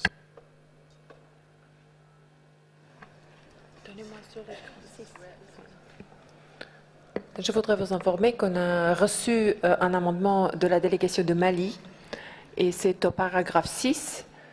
Je vais vous lire le paragraphe 6. Reconnaît le rôle très important que jouent les centres de catégorie 2 et les centres de renforcement des capacités du patrimoine mondial dans la mise en œuvre de la stratégie du patrimoine mondial pour le renforcement des capacités VHCBS et leur potentiel à contribuer davantage au renforcement des capacités en général. Merci. Muchas gracias, señora relatora. Invito entonces a los miembros del comité si tuvieran comentarios sobre esta propuesta de enmienda. Si no fuera el caso, entonces pasaríamos a adoptar esta contribución de la delegación de Mali sobre el texto.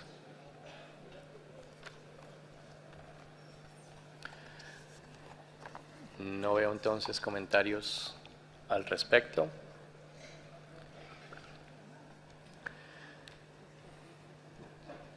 Entonces, distinguidos colegas, procedemos entonces a la adopción del proyecto de decisión 37,6, tal como ha sido enmendado. Entonces, se adopta.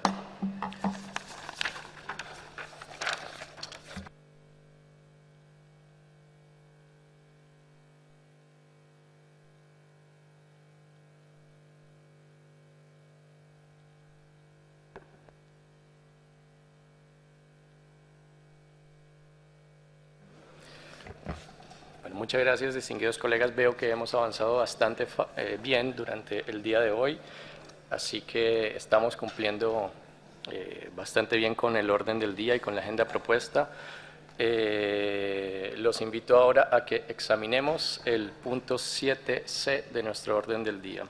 Paso al francés. Nous en venons maintenant à l'examen du document WHC 1337,7C qui concerne la réflexion sur l'évolution de l'état de conservation et qui présente les progrès accomplis depuis notre dernière session dans la création du système d'information en ligne sur l'état de conservation.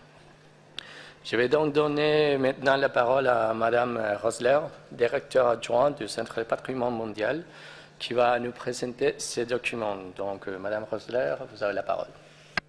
Muchas gracias, Señor el Presidente. I would like to recall that at the last session of the committee in St. Petersburg in 2012, we presented in response to Decision 35,7C quite an ambitious project aiming at developing an online information system on the state of conservation. And my colleagues just move on with the slides, please, and which had received the support of the Flemish government. The SOC information system is now available for all stakeholders of the convention, the state party site managers, advisory bodies, researchers, students, etc. It proposes quite a comprehensive advanced search function with over 100 options, which you can do by region, by state party, by property, per category of site, years, period, theme, or types of threats and keywords. In addition to the obvious purpose in terms of monitoring information, this SOC system contributes to the institutional memory of the Convention and brings to one single page all statutory information available on the state of conservation of specific World Heritage properties. Previously, this wealth of information was disseminated through a number of different documents and websites and was quite difficult to retrieve. This system is now available online on the World Heritage Center's webpage at the web address displayed on the screens. As you can see on the screens, alongside a brief introduction, the homepage of the information system presents also graphic information and statistics. It also proposes numerous shortcuts to the data through direct links. Soon more features will be available on these web pages, including maps. This project, which I'm carrying out with Mr. Veillon, who is just behind me, is ongoing in the data integration phase for all reports examined by the committee, and we hope to complete it by September 2013. As we are speaking today, we have integrated over 1,850 SOC reports of 395 properties located in 123 state parties. We have also already identified a number of areas to improve this SOC information system and to strengthen its visibility and impact, such as the inclusion of explanatory notes, the summary of discussions, which would concern 1,600 reports, periodic reports, linking these processes as previously was requested by the committee to link more state of conservation and periodic reporting. However, data provided by state parties through the periodic reports is not public. You know the section 2 of the periodic reports provided by the state parties on the specific sites. So that would require a specific decision by the committee to make this available. And this could be done perhaps in the next cycle of periodic reporting when we have the reflection phase. Concerning a wider information and knowledge management initiative, Mr. Rao already presented in document 5A our links to the other multilateral environmental agreements. I think this is important because they have a separate information portal on the mayors, InfoMea, which brings together 17 multilateral environmental agreements, including the World Heritage Convention, and that we would like in the future maybe also linked to the UNESCO's Man and Biosphere Program, Geoparks, Council of Europe, European Heritage Label, etc. And there are also other projects underway to which we could link, like from IUCN on the Conservation Outlook. Finally, Mr. Chair and dear committee members, I'm very pleased to inform you that since this information system was made public on the 5th December last year, we had nearly 70,000 pages which have been reviewed, maybe by you, maybe by the general public. And in addition, pages of this information system are now also found in an increasing number of articles and web pages as a reference. I think these results are very encouraging for the future of this information system, and we really count on the support of all state parties to carry on with the proposed improvements I mentioned earlier on. The decision is in document 7C on page 6. Thank you very much, Mr. Chair. Merci beaucoup, Madame Rosler, pour votre complet rapport. Donc, chers collègues, nous avons maintenant examiné le projet de décision 37 comme c'est qui figure au point 5 du document qui est devant vous. Donc, je vous invite maintenant à présenter vos commentaires, si c'est le cas. La parole est à vous.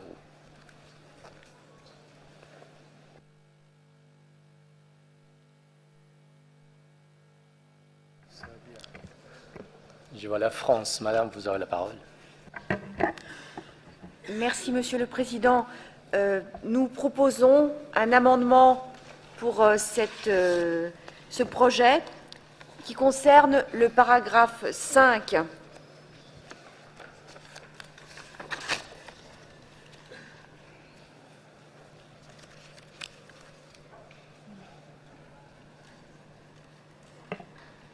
Voilà, avec la formulation « encourage les États parties à rendre publics les rapports présentés sur l'état de conservation des biens du patrimoine mondial afin de faciliter leur consultation par toutes les parties prenantes et contribuer à une amélioration de la transparence du processus de suivi réactif et, dans ce cas, demande au Centre du patrimoine mondial de les rendre accessibles au public sur le site Internet du système d'information sur l'état de conservation.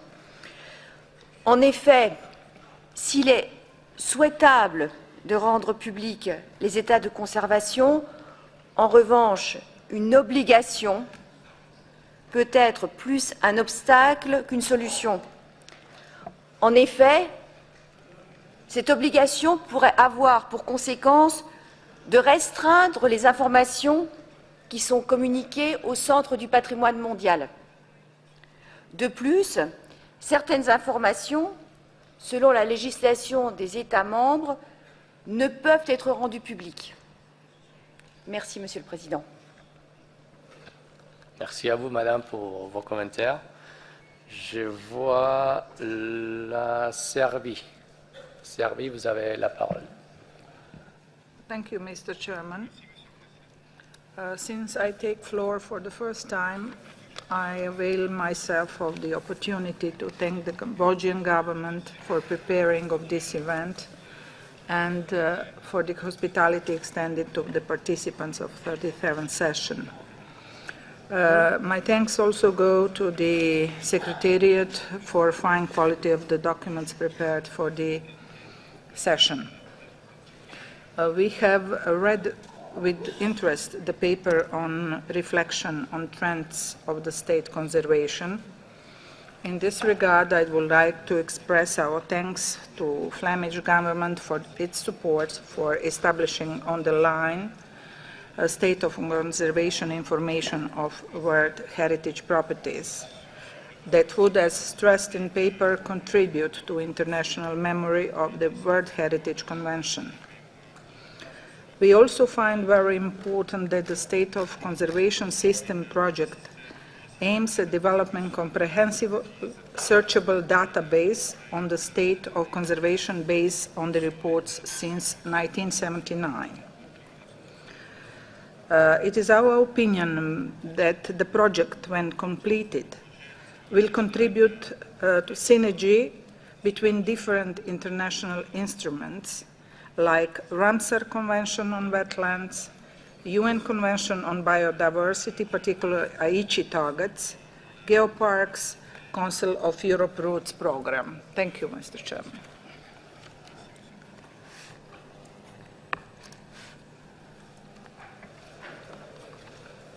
Merci à vous, Madame, pour vos commentaires. Je vois l'Estonie. Estonie, vous avez la parole.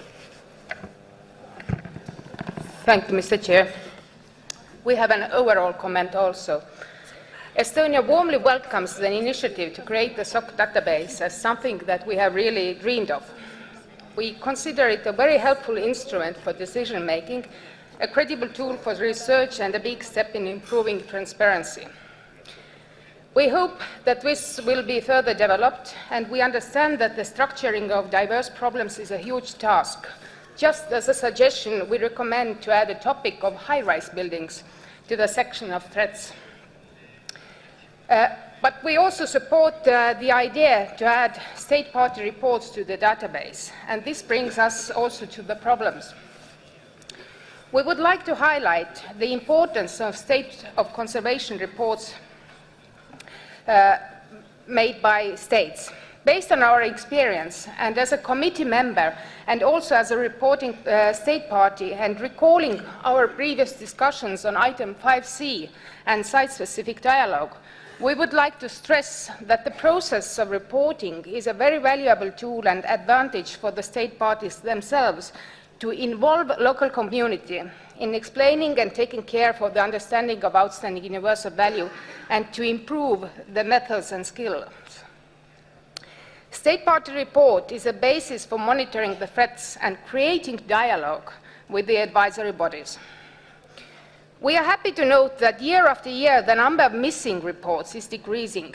Still, according to our statistics, we miss 12%. That means 12 reports out of 102 sites discussed under Section 7b. Among them, 6 from the member countries of the committee. We would like to remind all state parties that this is not only an obligation of the state party to ease our work, but also an important tool of cooperation on both local and global levels. Thank you.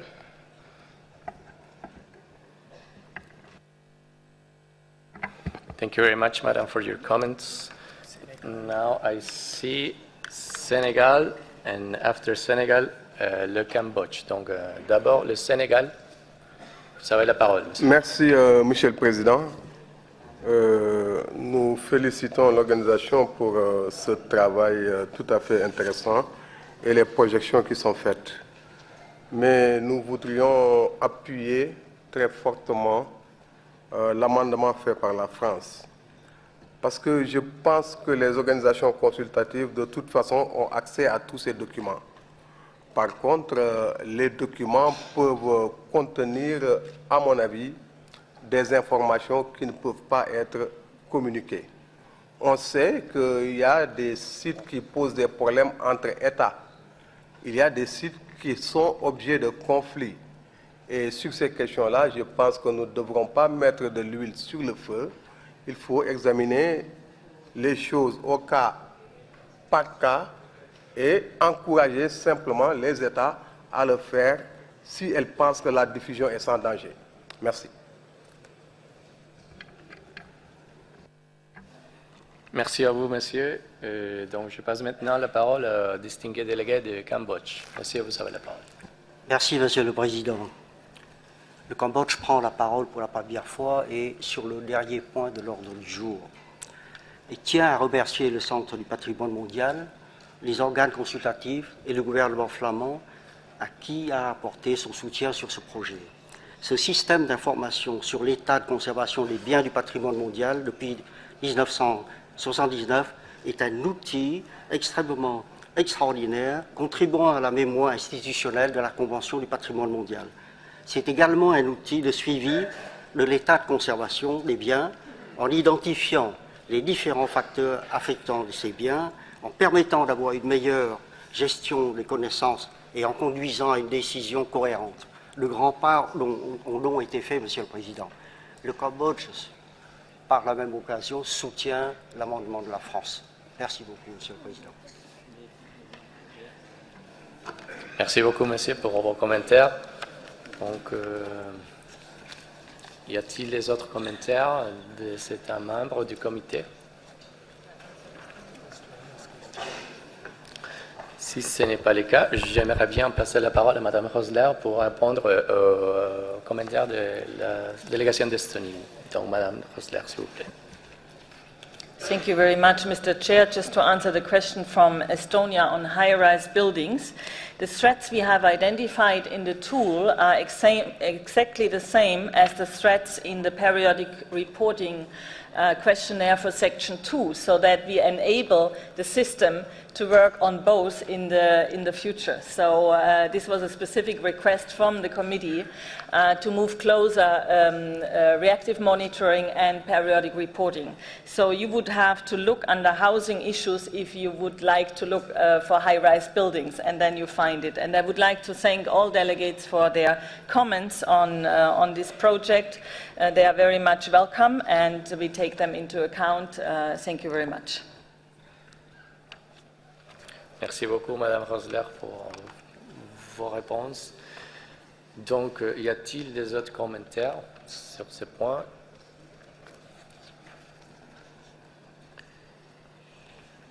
Donc, si ce n'est pas le cas, donc on revient au projet de décision sur le texte et particulièrement sur la proposition de la France.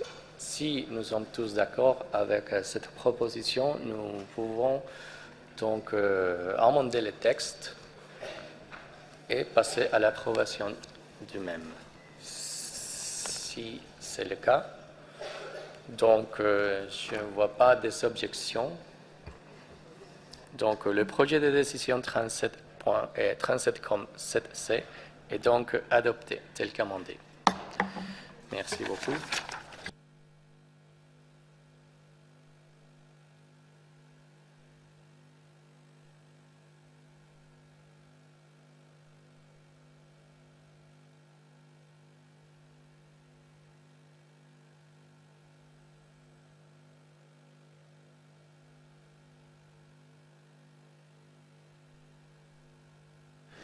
So, dear colleagues, if we take a look on the agenda, we have already discussed all the items that were proposed for today.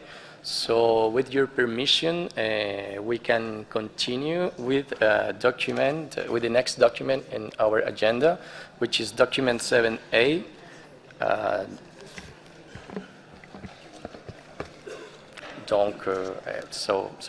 So as you know, and according to paragraph 190 of the operational guidelines, the committee shall review annually the state of conservation of properties on the list of World Heritage in danger. I would like to now give the floor to the director of the World Heritage Center to introduce this item. So, Mr. Rao, please, you have the floor. Thank you, Mr. Chair. The three documents, the working documents before you are documents 37, COM 7A, 7A add, and 7A add 2. These three documents contain the state of conservation of all the 38 sites which are on the World Heritage in danger, out of which 17 are natural properties and 21 are cultural properties. You will recall, the committee will recall that at the 35th session, it had decided to default to a 2-year cycle for the discussion of properties listed in the World Heritage in danger, except for cases of utmost urgency. And in response to document 37 COM Inf 7, some committee members have requested that a number of state of conservation reports, which had originally not been proposed for discussion, should be opened for discussion, and these have now been included in your document Inf 7 Rev. So the document 7 Inf 7 Rev contains the list of all the state of conservation reports which you have considered necessary to discuss. Now, once we review the relevant agenda items, and before giving the floor to the Secretariat and advisory bodies, the relevant committee members who have requested that these documents and sites be open for discussion will be requested to explain the reasons why they have asked a certain site to be open for discussion.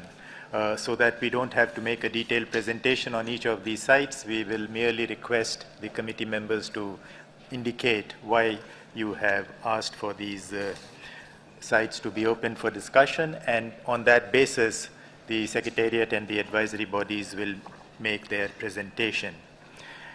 The order of presentation of these sites will be natural sites, followed by mixed sites, and then cultural sites.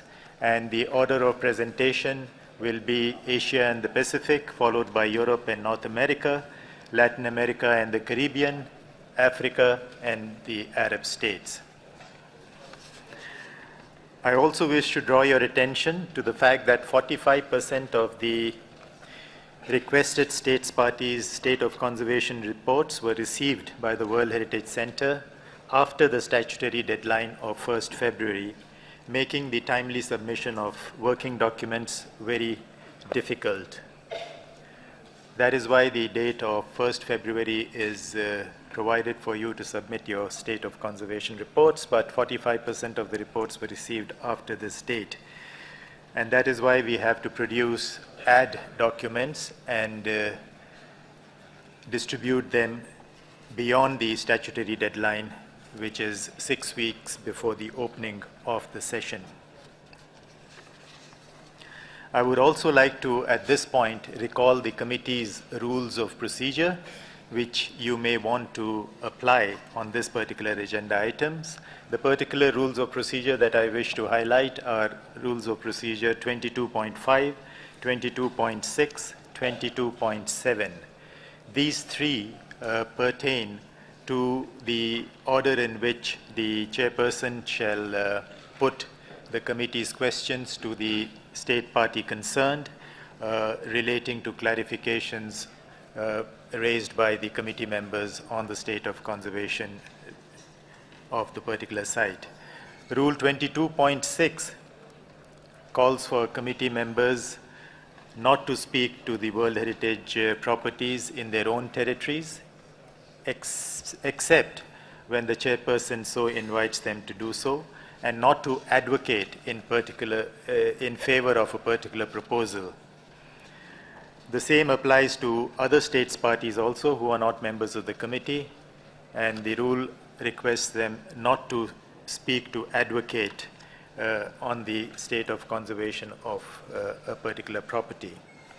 Lastly, Mr. Chairperson, I would also like to remind the committee members about Decision 35-12E, which the committee adopted at its 35th session in 2011, and which requests states parties to refrain from providing additional information regarding the state of conservation issues after the deadline indicated in the operational guidelines. And the reason why this decision was adopted by the committee is because then it becomes very difficult for the advisory bodies to analyze and assess the information that is provided at the last minute. Thank you, Mr. Chair. Thank you, Mr. Rao, for your presentation. So now we are ready to start the examination of the state of conservation reports of properties inscribed on the list of World Heritage in danger. I now invite the director of the representative of the World Heritage Center, Mr. Mark Patry, to inform us about the state of conservation reports of natural properties of the Asia Pacific and European and North America regions, as none of them has been requested for discussion. So, Mr. Patry, you have the floor. Merci, Monsieur le Président. Yes, please allow me to just note the names of those two World Heritage properties in these two regions which are suggested for adoption without discussion. The first in Asia Pacific is the tropical rainforest heritage of Sumatra. The following in Europe, North America, is the Everglades National Park. So these are recommended for adoption without discussion. I'll continue with the following State of Conservation report on Belize Barrier Reef Reserve System in Belize. The draft decision is on page 46 in document 7A add in English, and in document 7A add page 48 in French. The World Heritage Committee requested an IUCN reactive monitoring mission to this property at its last meeting. The mission took place in February of this year. One of the main issues remaining to be resolved is the ongoing consideration by the state party of development proposals on small mangrove islands within the property. As has been noted before, these islands are the backbone for many features of the property's OUV. Their state of conservation is directly linked to the property's state of conservation. IUCN, having been to the property recently, will continue with further comments on the results of the mission. Thank you. Next slide, please.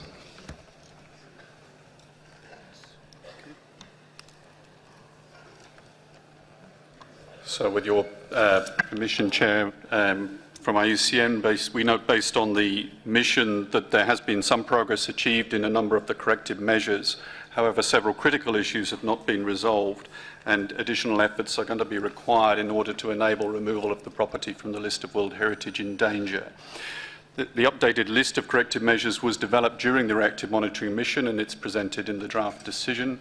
And it was considered during the mission that more time is required to draft the desired state of conservation for the removal of the property from the list of World Heritage in danger, and that should also follow the agreement of the soon-to-be submitted retrospective statement of outstanding universal value.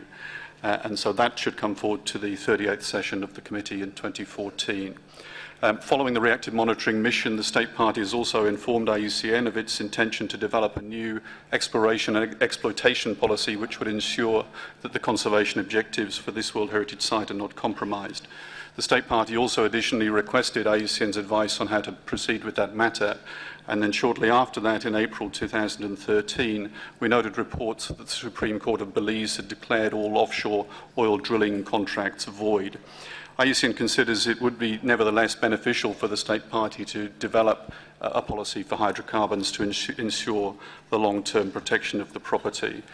So in summary, we recommend the retention of this property on the list of World Heritage in danger, but we're pleased to note some advances on a number of the issues and also a strong dialogue on the process that's needed to move to the eventual removal from the list in danger. Thank you, Chair.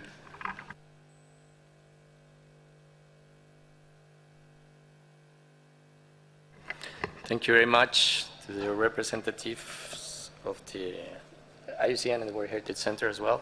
So, so now I turn to member states to present their comments on this document. So the floor is yours.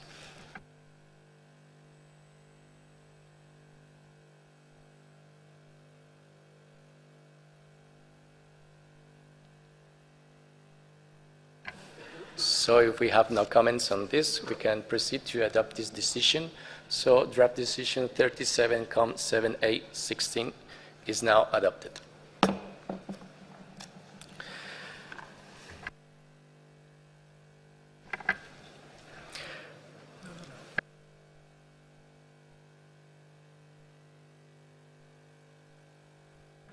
So, Mr. Patry, now you have the floor to present the next property for examination. Thank you. The other two properties in the Latin American and the Caribbean region are not recommended for discussion and, in fact, recommended for adoption without it. So these are Los Catillos National Park in Colombia and Rio Plátano Biosphere Reserve in Honduras.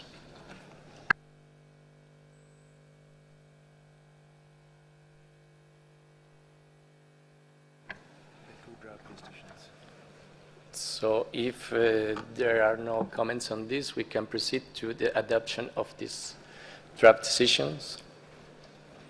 So decisions are adopted.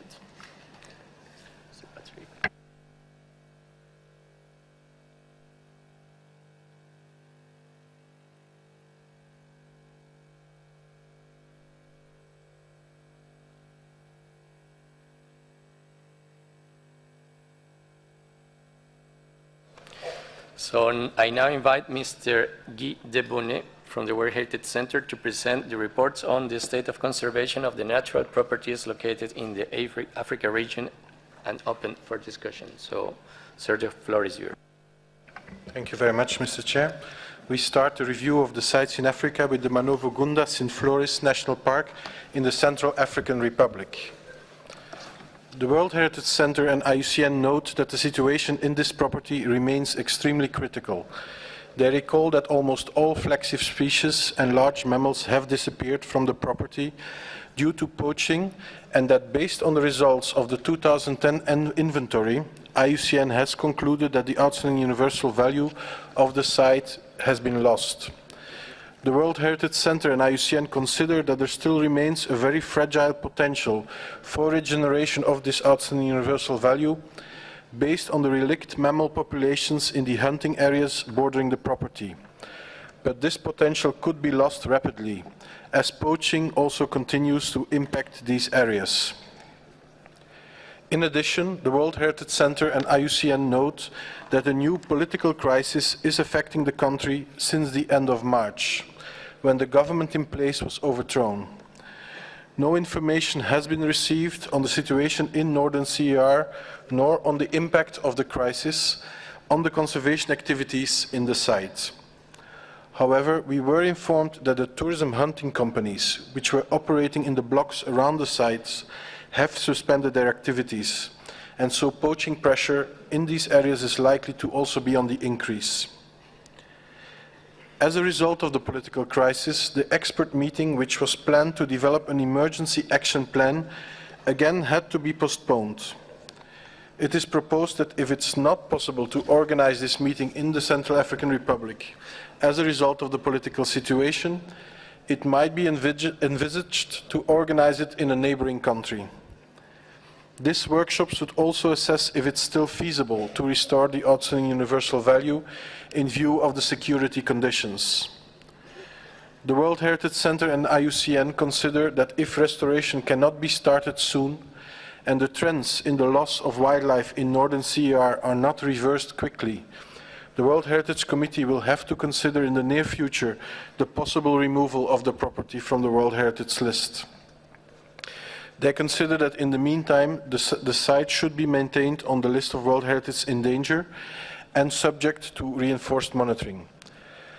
IUCN has no further intervention on this site, and the draft decision 36-7A1 can be found at page 7 of the English version of the working document 7A and page 6 in the French version. Thank you. Thank you very much, Mr. Debonnet, for your presentation. So now I turn to the committee members to present their comments, if is the case. I can see Estonia, so please proceed. Thank you for the floor. We would like to make a comment of general nature about World Heritage Properties of Africa, both in the danger list like this one and the state of conservation reports generally.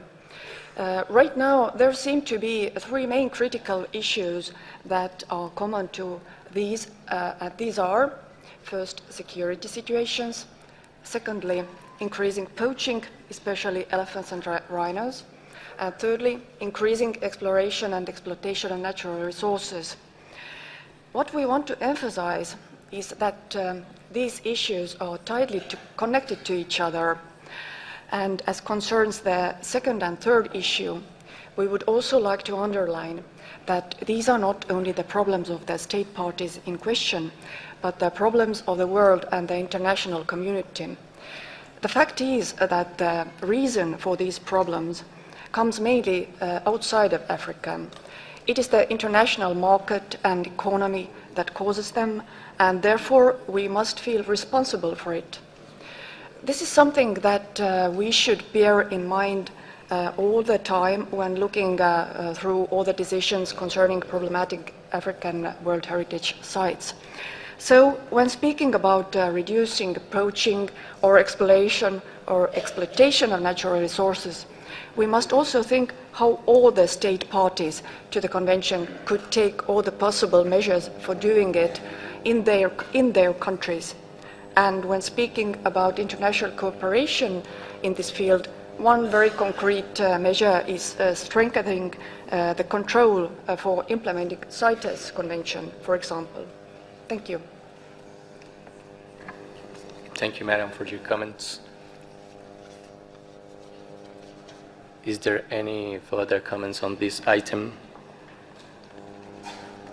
Mali, si vous avez la parole. Merci, Monsieur le Président. Moi, j'ai rejoint la position de l'Estonie. Et pour être plus concret, je voudrais parler des cas de biens culturels qui sont dans des territoires en période de conflit. Conflit pour lesquels l'État parti n'est même pas responsable.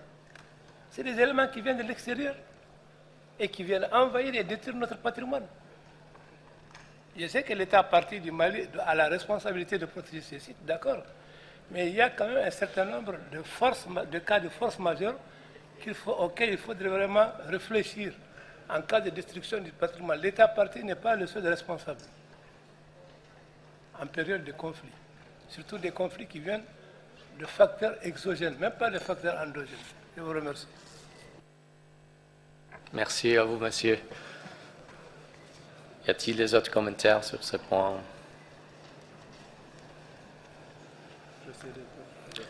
S'il n'y a pas, donc, on prend note des commentaires qui ont été soulignés. Et bien sûr, on passe maintenant à l'adoption du projet de décision. Donc, on procède à dire que le draft decision 37.7A1 is now adopted. Thank you very much. So, Mr. Debonnet, you have the floor again to present the next item, please. Thank you, Mr. Chair. The next site is the Comoé National Park in Côte d'Ivoire.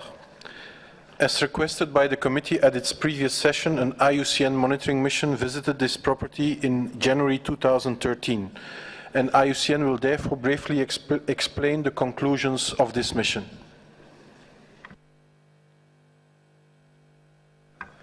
Okay, Chair, with your permission. The IUCN mission to the property confirmed that its outstanding universal value is significantly degraded. The decline in populations of key species such as elephant and chimpanzee are of particular concern, and lion appears to have altogether disappeared from the property. IUCN considers that an inventory of the populations of key species should be undertaken as soon as possible to serve as a baseline for monitoring the restoration of these species populations. Such an inventory will be crucial to define the population growths that should be achieved and the timeline for achieving them as part of the indicators of the desired state of conservation for the removal of the property from the list of World Heritage in danger. IUCN therefore recommends that the committee note the draft desired state of conservation as developed during the mission, with the understanding that the indicators on values will be further defined when data becomes available. In the meantime, IUCN and the World Heritage Center recommend that the committee retain the property on the list of World Heritage in danger. Thank you, Chair. The draft decision 36.7A1 can be found at page 5 of the English version of the working document 7A add and page 5 also of the French version. Thank you very much for your presentation. So now I invite the committee members to present their comments.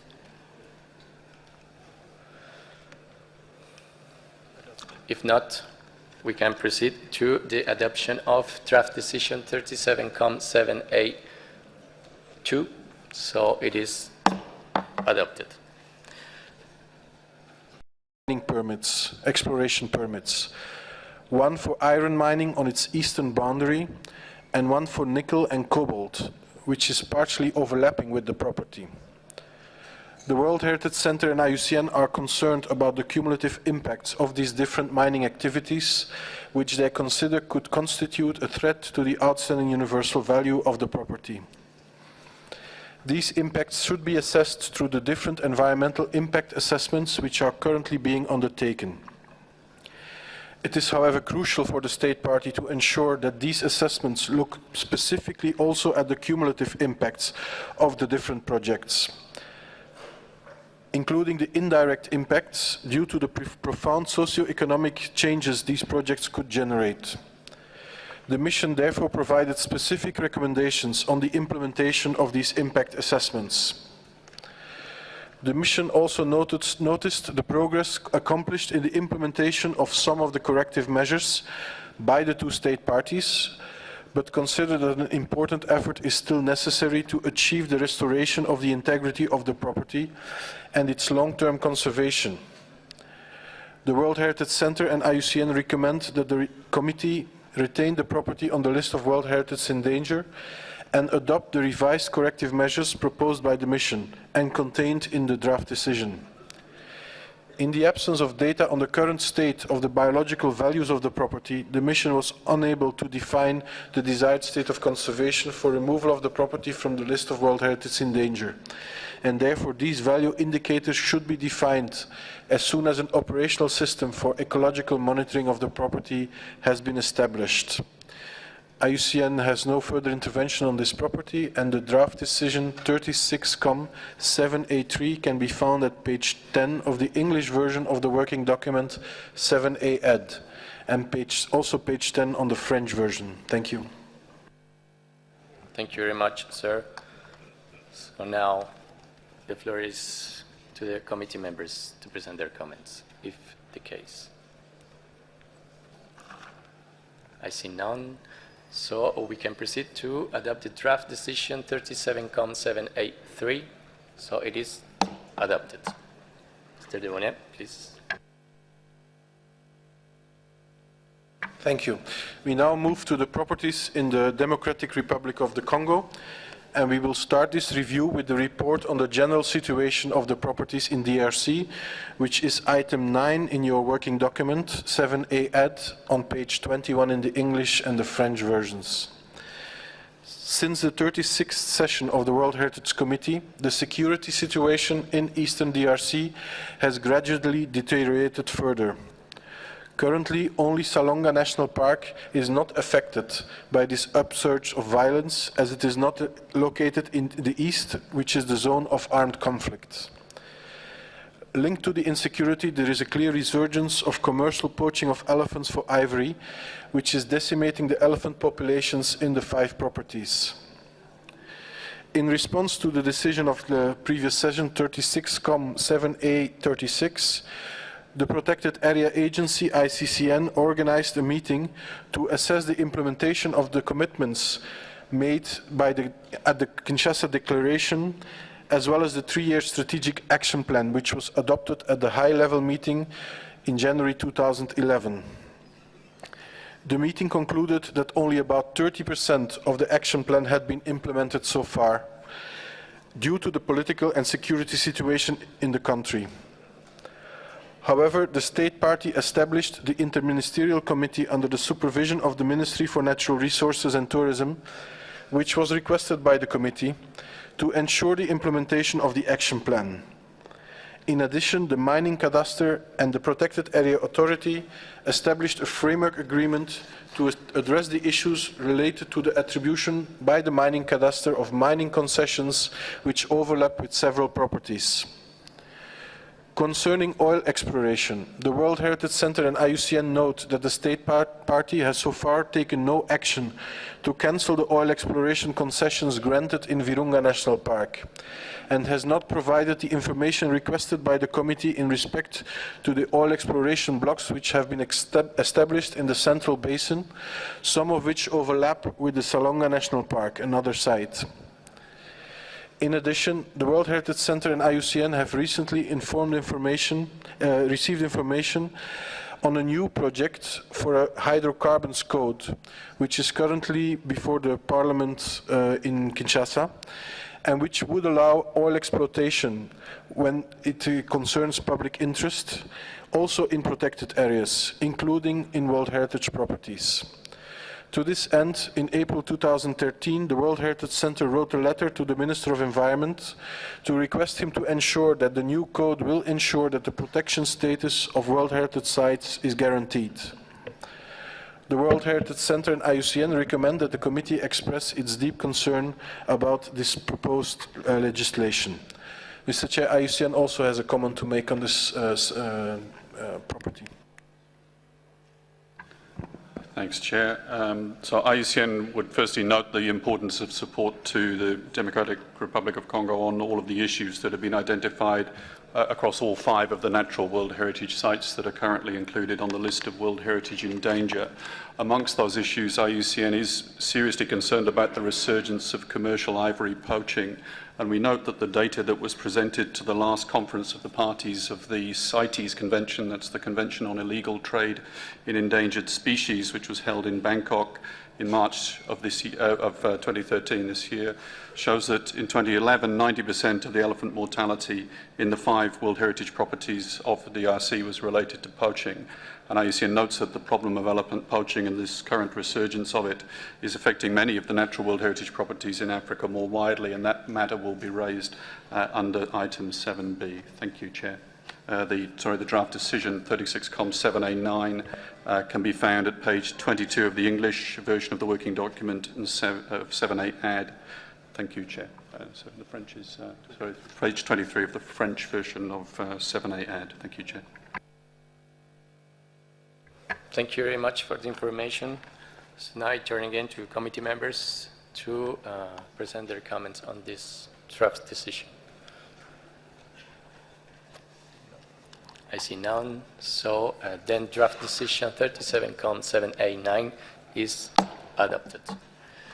Please, Mr. Debonnet, proceed with the next property. The first site we will discuss is the Virunga National Park of the DRC sites.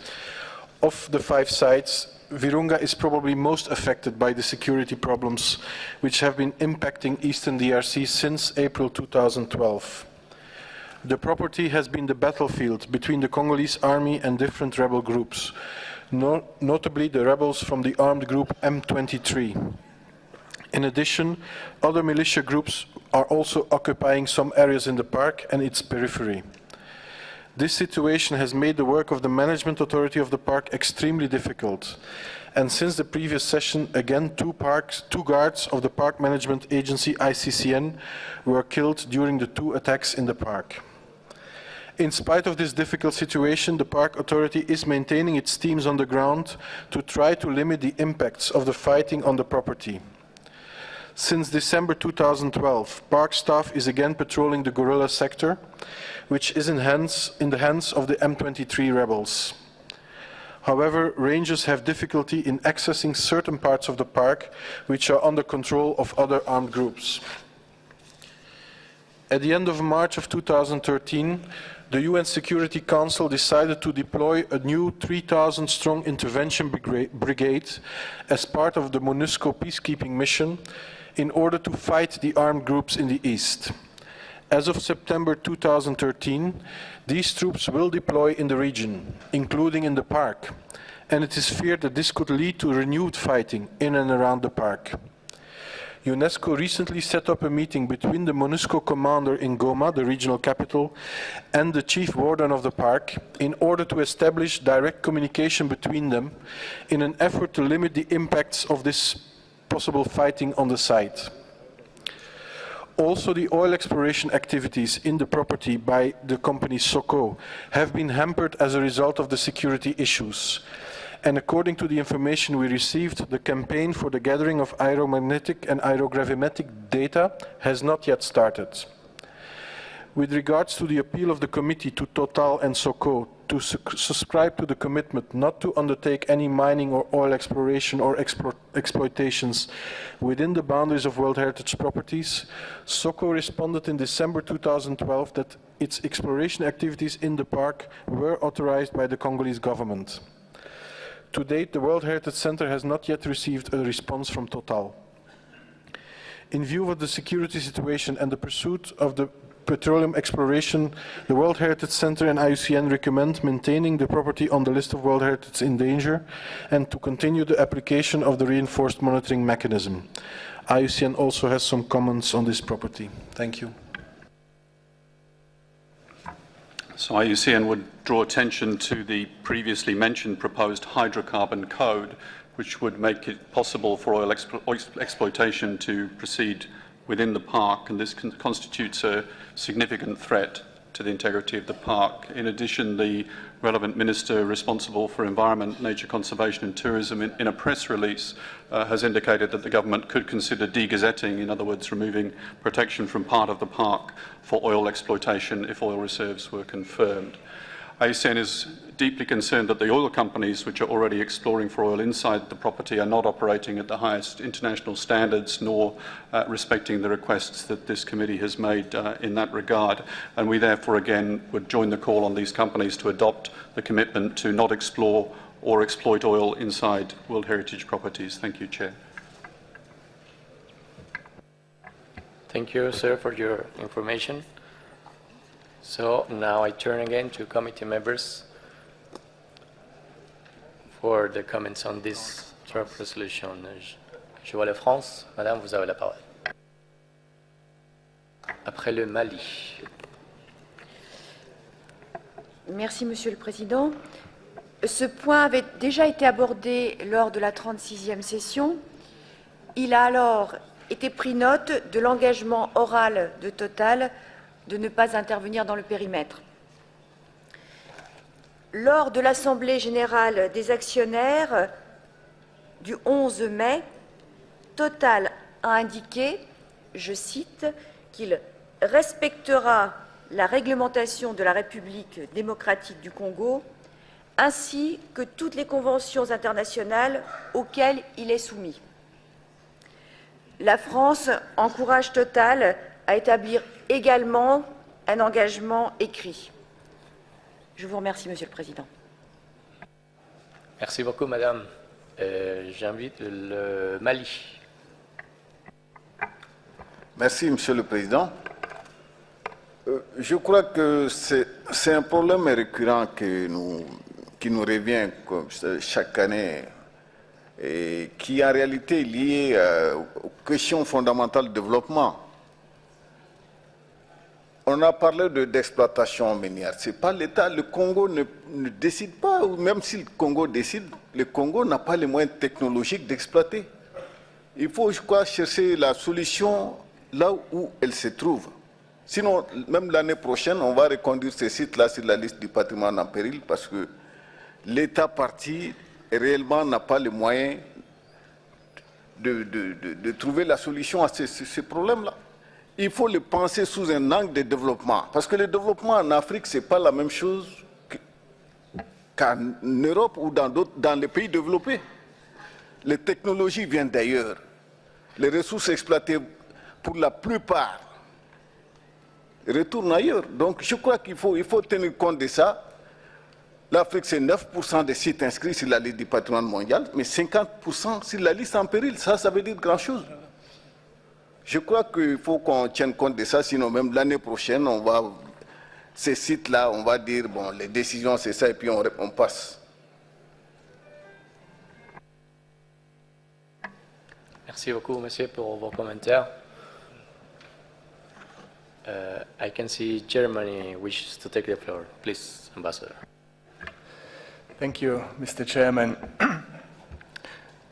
Germany follows with great attention the situation in the Republic of Congo, and Germany is, as may be known, a major donor of development aid to Congo, and it has allocated only for the support of the site management about 60 million euro.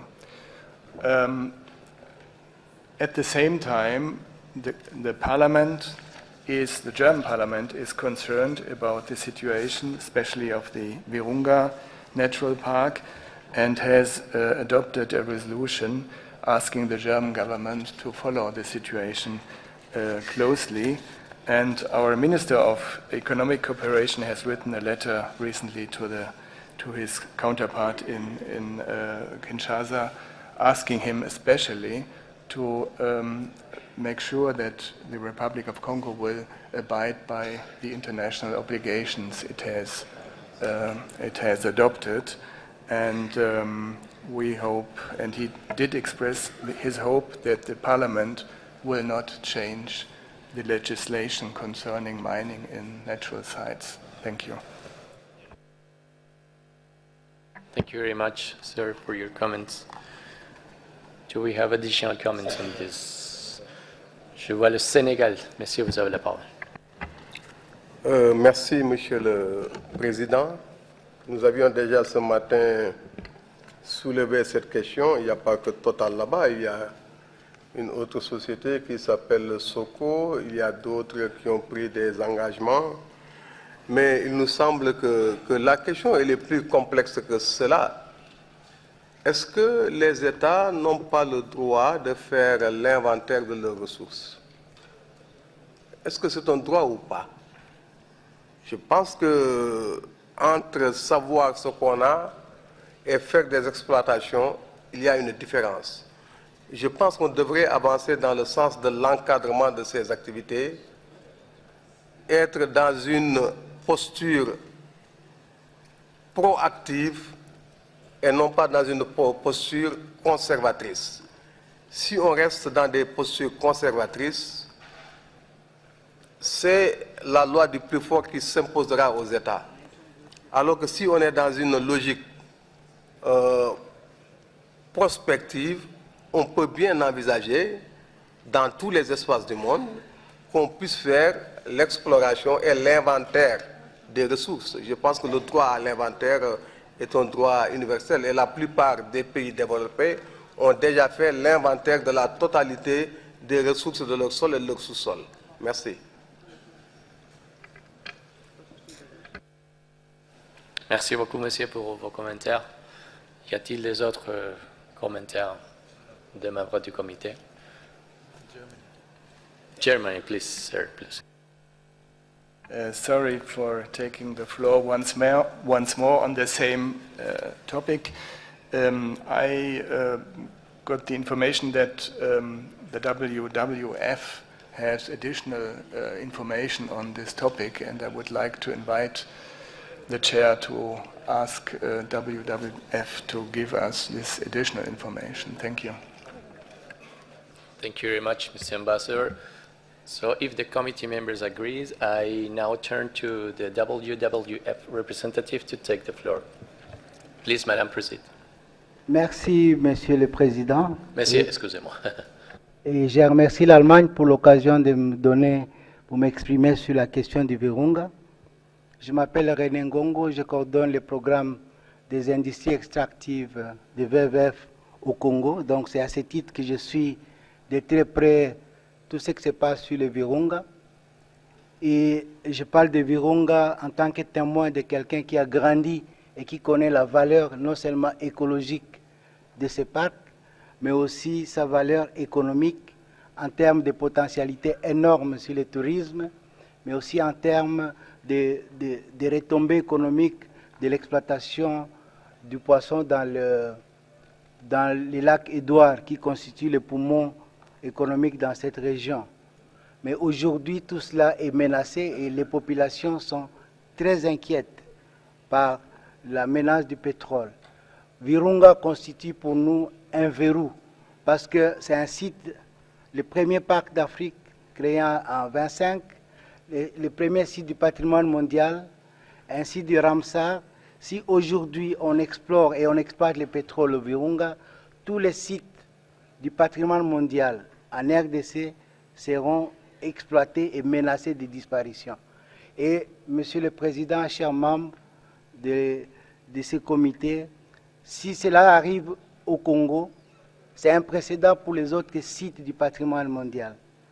Tout à l'heure, je partage la réaction de l'Estonie qui a parlé de CITES pour contrôler, pour renforcer. Mais là, est-ce qu'on va parler de CITES? C'est une exploitation qui se fait, une exploration dans un site du patrimoine mondial par une entreprise qui vient de l'Europe. Et on a cité Soko qui vient de la Grande-Bretagne. Je ne pense pas qu'actuellement, une entreprise comme Soko peut faire l'exploration dans un site du patrimoine mondial en Angleterre. Je pense que cela doit nous interpeller et nous pousser à prendre des décisions pour sauver ces sites du patrimoine mondial. C'est un cri de détresse que je lance au nom de toutes ces communautés qui sont très inquiètes par rapport à ce projet dans les Virunga. Merci.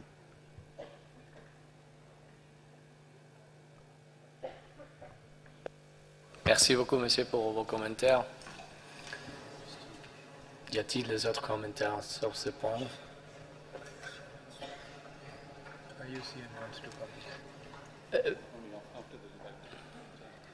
Très bien. Il n'y a pas de commentaires des membres du comité, donc je passe maintenant la parole au représentant de l'UICN pour des clarifications, s'il vous plaît, monsieur. Thank you. There were just some comments made that from committee members to respond to. Firstly, I think to respond to the comment of the distinguished delegate from Senegal, I think the general issue that you raised of the strategic approach will be also part of the discussion in the chapeau of item 7B. So there's a decision, a part of the agenda where we will look at strategic issues. But I would agree that the idea of a framework to approach this issue of extractives in relation to World Heritage is important. And I think in the context of Africa, the outcomes of the African World Heritage Fund's consideration of that, which I think have been drawn to the attention of the African Union, have a very clear and important statement endorsed by a range of ministers within Africa that I think provides a very good starting point for taking that strategic approach. And then beyond that, I think just to respond to the comment of Mali, that what we're trying to articulate, I think, in this decision is there's a shared responsibility. There is a part of this issue which is about the state's prerogative in terms of legal protection of the site, but indeed, in this instance, there's a clear responsibility of companies involved in exploitation to take their responsibility as well. And I think in that context, I would just like to welcome the statement of France in support of Total, having made some additional spoken commitments to actually convey those commitments in writing, because a commitment, if it is worded by Total in the phrasing, if I understood through the translation, of a commitment to all international conventions, would in fact completely entail the committee's requests to observe the commitment to not operate within World Heritage areas. So we would very much hope that written commitment would be made, and we very much welcome the statement of France to try to encourage Total to take that responsibility. Thank you. Thank you very much for your comments. do we have additional comments on this? If this is not the case, then we are going to proceed to the revision of the draft decision.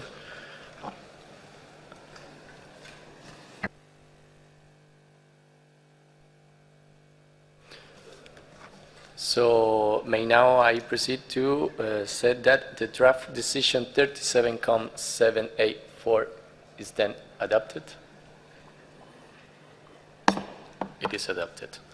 So please, Mr. Debonnet, proceed to the next item, please.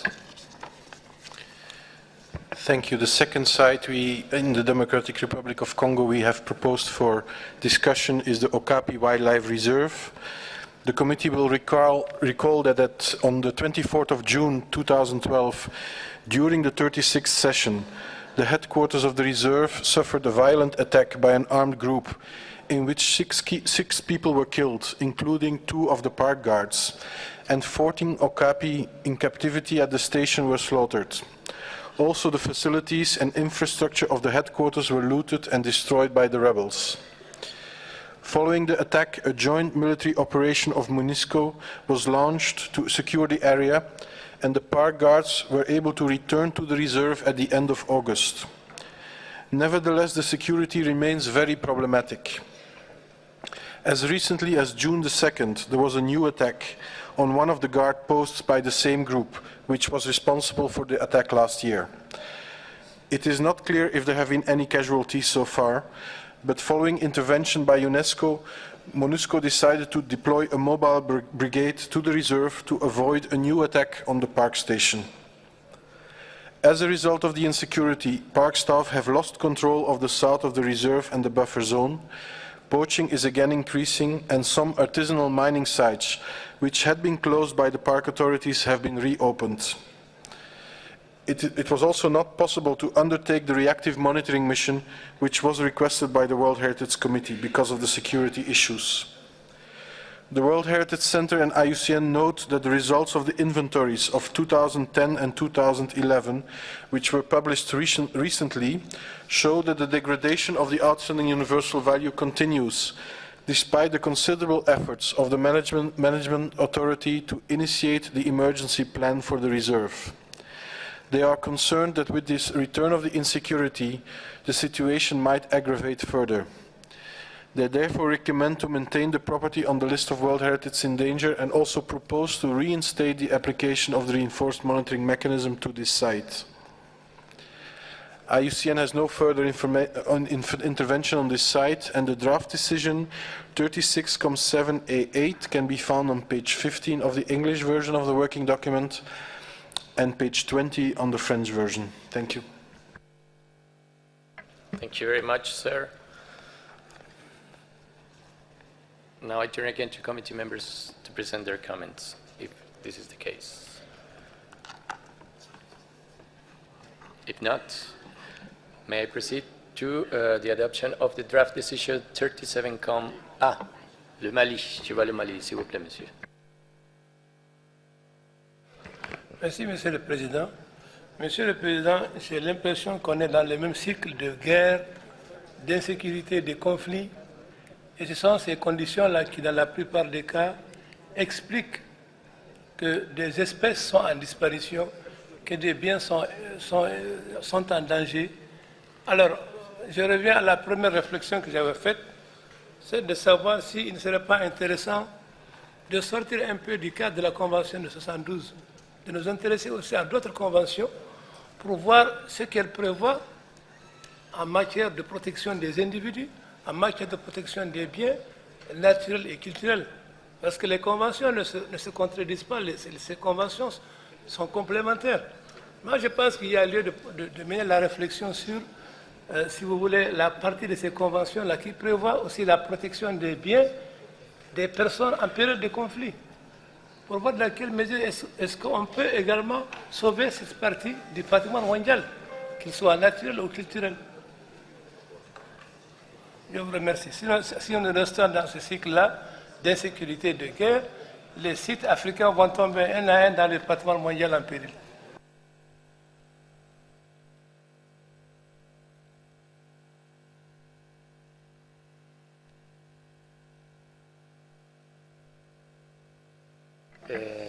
Yes, please, sir, proceed. Thank you very much. I think Mali raises an important issue there. Of course, the issue is that the 1954 and the 1970 convention only concern cultural sites. So our natural sites are unfortunately not covered by these conventions. However, I think there are other means.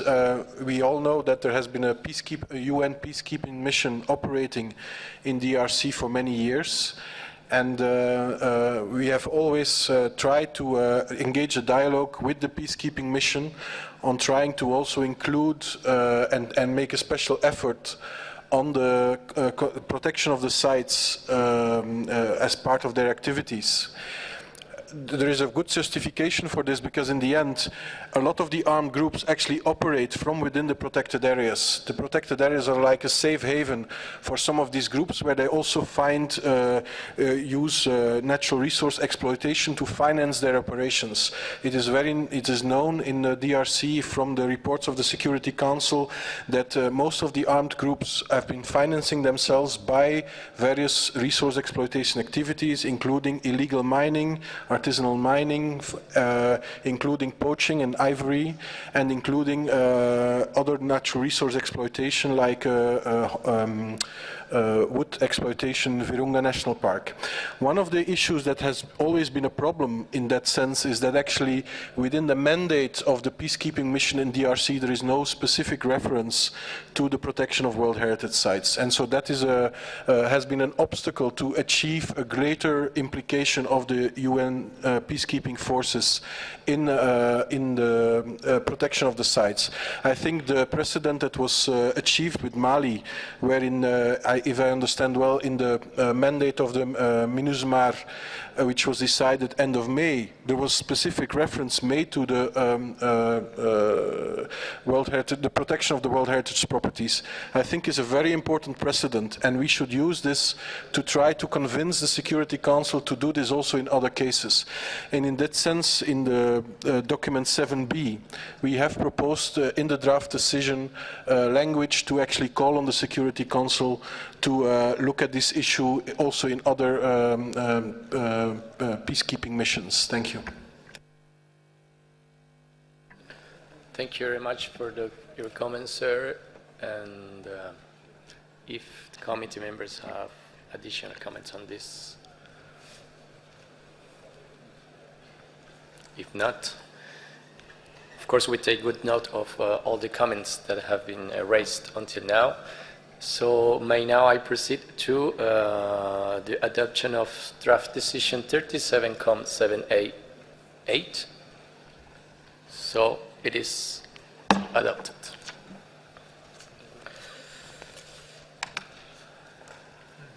I now invite Mr. Debonnet to read the list of the natural properties inscribed on the list of World Heritage in danger located in the Africa region, which are proposed for adoption without discussion. So please, Mr. Debonnet. So the sites which have not been discussed, but where the draft decisions are proposed for adoption, are the Kahuzi-Biega National Park in DRC, draft decision 37-7A5, the Garamba National Park, also in the Democratic Republic of the Congo, 37-7A6, the Salonga National Park, also in the Democratic Republic of the Congo, 37-7A7, the Simian National Park in Ethiopia, 37-7A10, the rainforests of the Atsinanana in Madagascar, 37-7A11, the Aïr and Ténéré Natural Reserves in Niger, 37-7A12, and the Niokolo-Koba National Park in Senegal, 37-7A13. Thank you. Thank you very much, sir.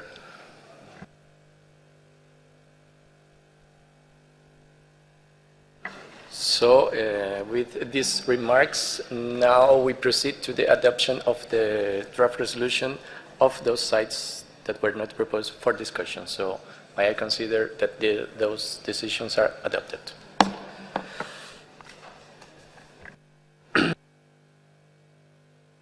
I now invite Mr. Feng Jing from the World Heritage Center to present the reports on the state of conservation of the cultural properties located in the Asia-Pacific region and opened for discussion. So, Mr.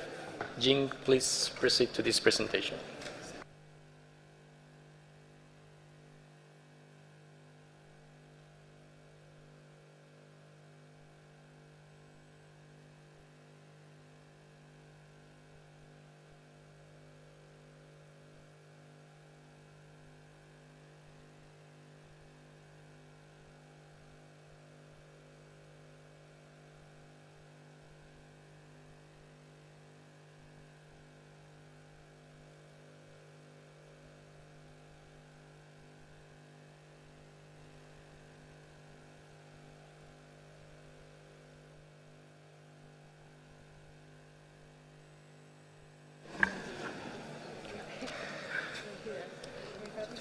Thank you, Mr. Chairperson, distinguished committee members.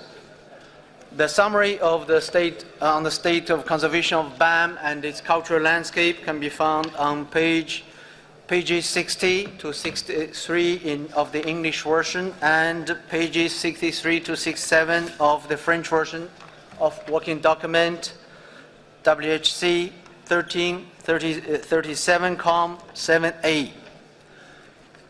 The committee may recall that BAM and its cultural landscape was inscribed on the list of World Heritage in Danger in July 2004 after a devastating earthquake hit the property in December 2003.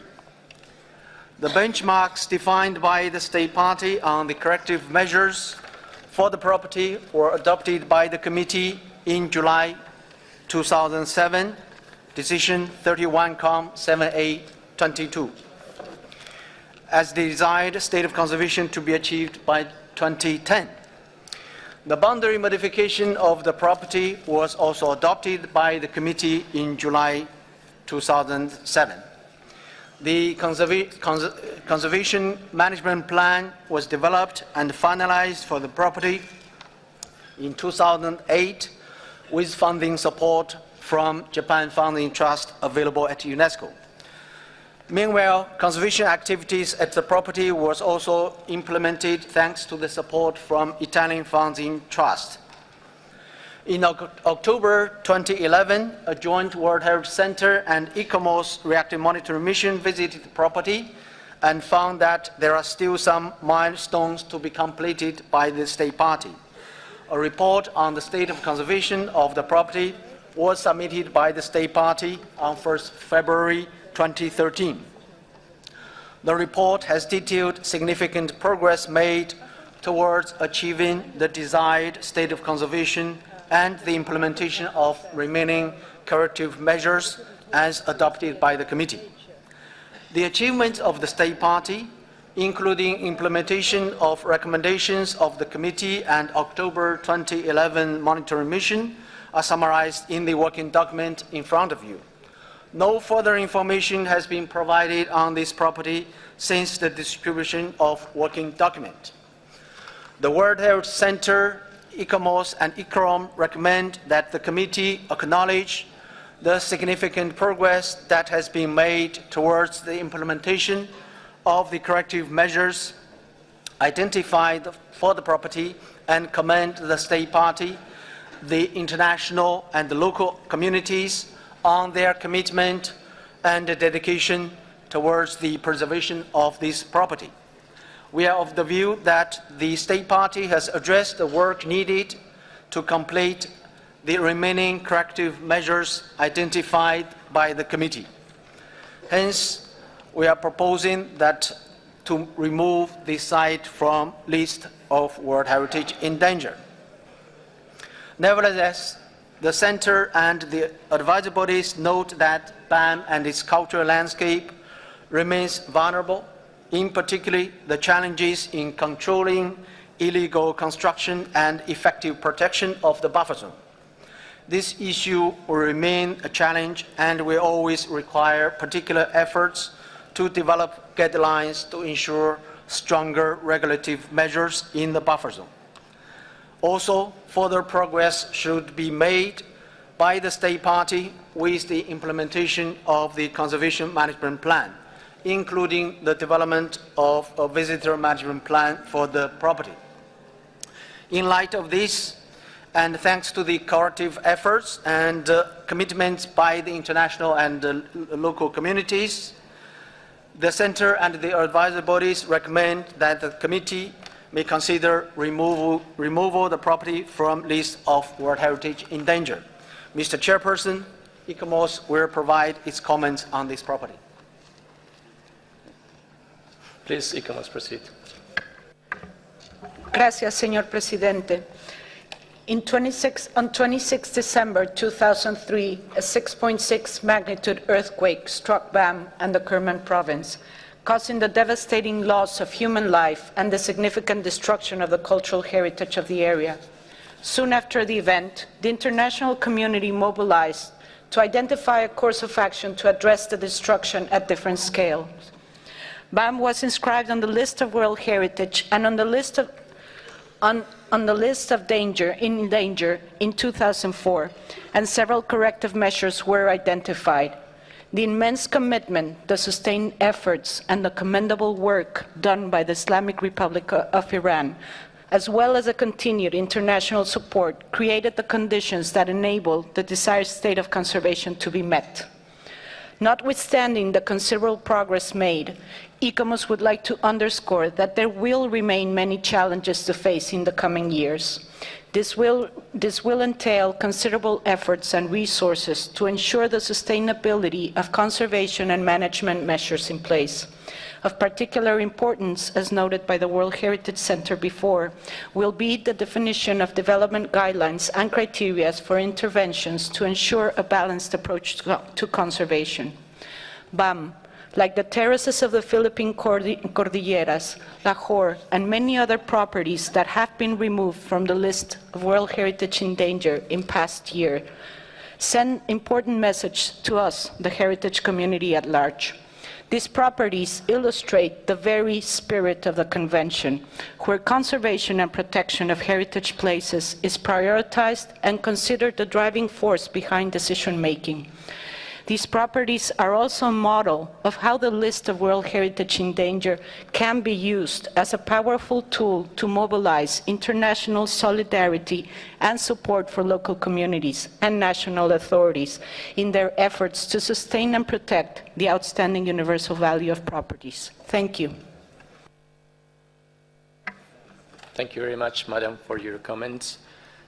Now, I would like to ask committee members if they have further comments on this.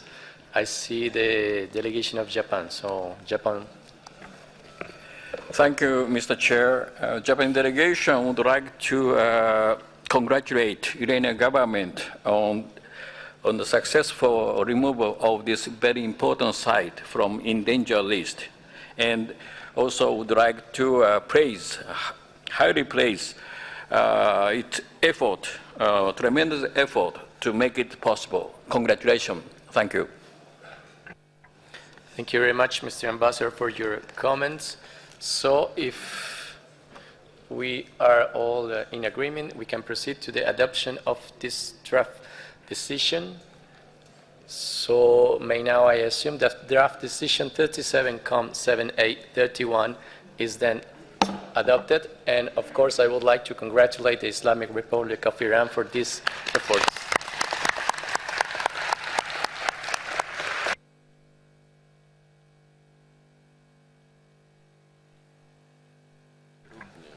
Does the representative of the Islamic Republic of Iran would like to take the floor on this item? I offer you the floor if you want and if you are in the room.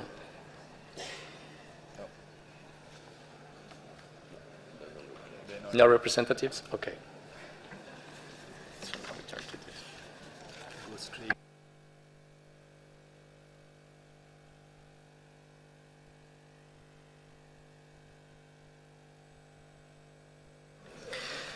I now invite Mr. Jing to read the list of the cultural properties inscribed on the list of World Heritage in danger located in the Asia-Pacific region, which are proposed for adoption without discussion. So, Mr.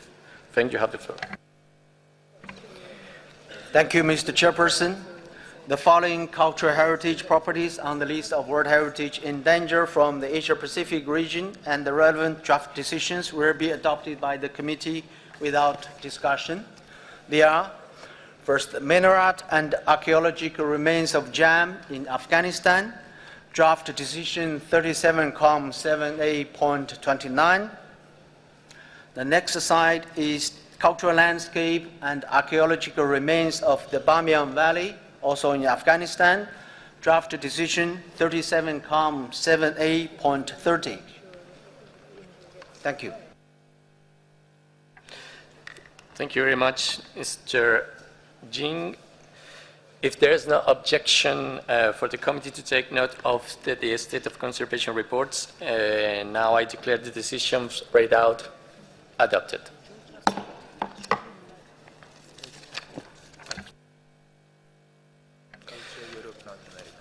So now we are on the cultural sites of Europe and North America.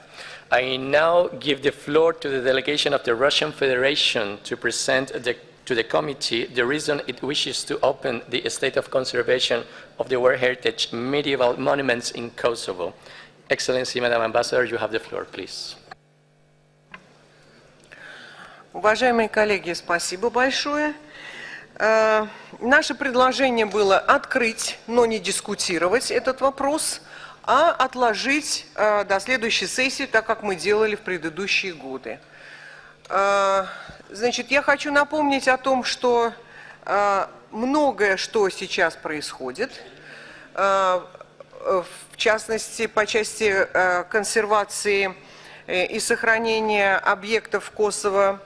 Я хочу напомнить, что в том числе и Российская Федерация активно участвует в финансировании этого процесса. Тем не менее, мы знаем, что политически этот процесс еще не урегулирован, поэтому мы предлагаем перенести рассмотрение на следующую сессию. Спасибо.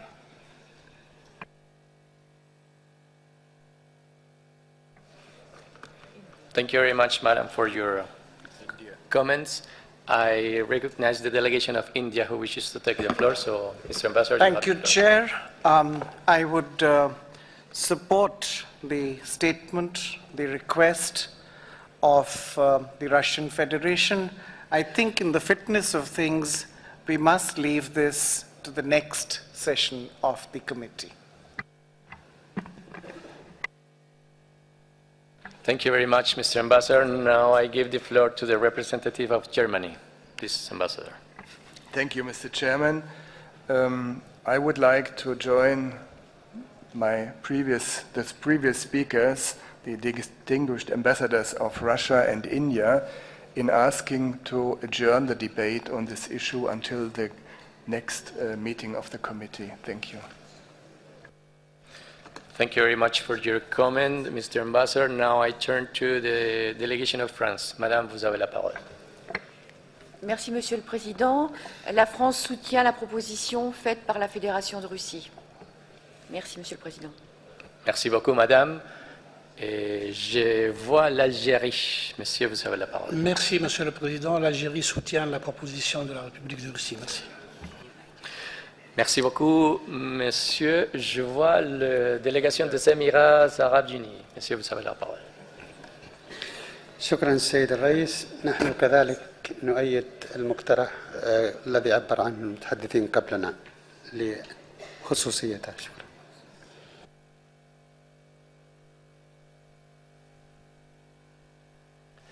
Merci beaucoup, monsieur. Y a-t-il des autres commentaires des membres du comité? Si ce n'est pas le cas,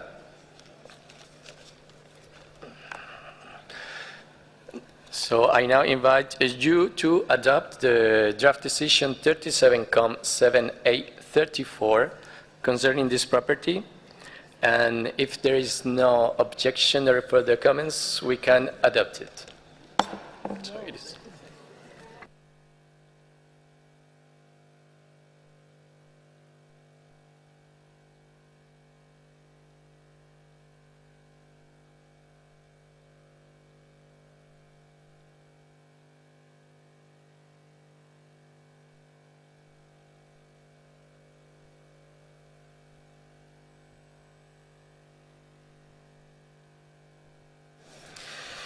I now invite Mrs. Tocharova to read the list of the cultural properties inscribed on the list of World Heritage in danger located in the Europe and North America region, which are proposed for adoption without discussion. So, Madam, you have the floor.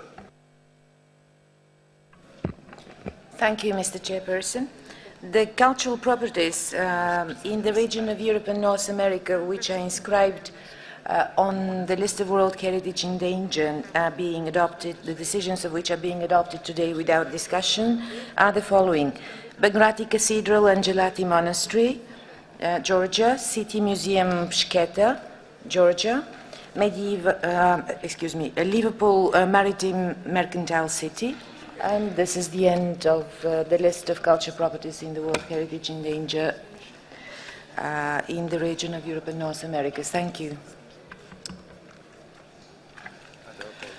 Thank you very much. If there is no objection for the committee to take note of the State of Conservation report, I declare the decisions read out then adopted.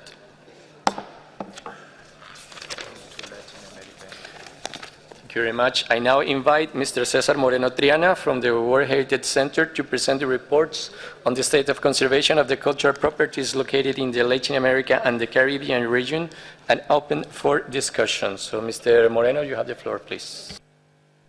Thank you, Mr. Chairman.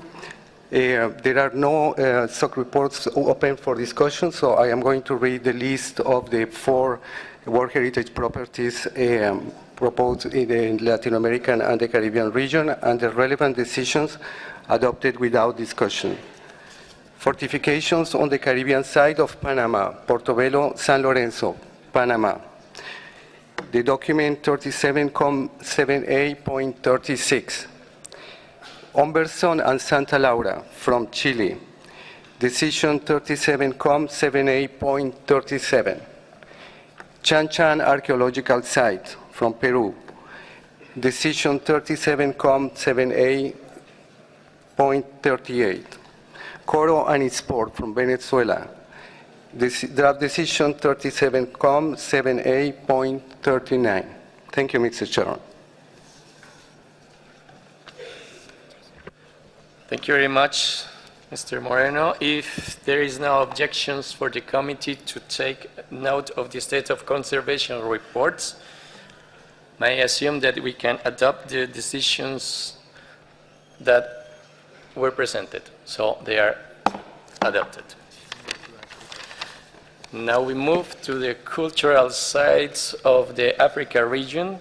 I now invite Mr. Lazar Elundu Asomo from the World Heritage Center to present the reports of the state of conservation of the cultural properties located in the Africa region and open for discussion. Mr. Elundu, vous avez la parole.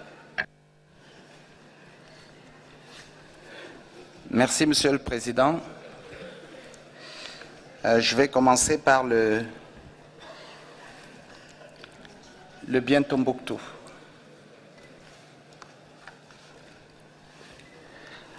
Alors, ce bien a été inscrit sur la liste du patrimoine mondial en 1988.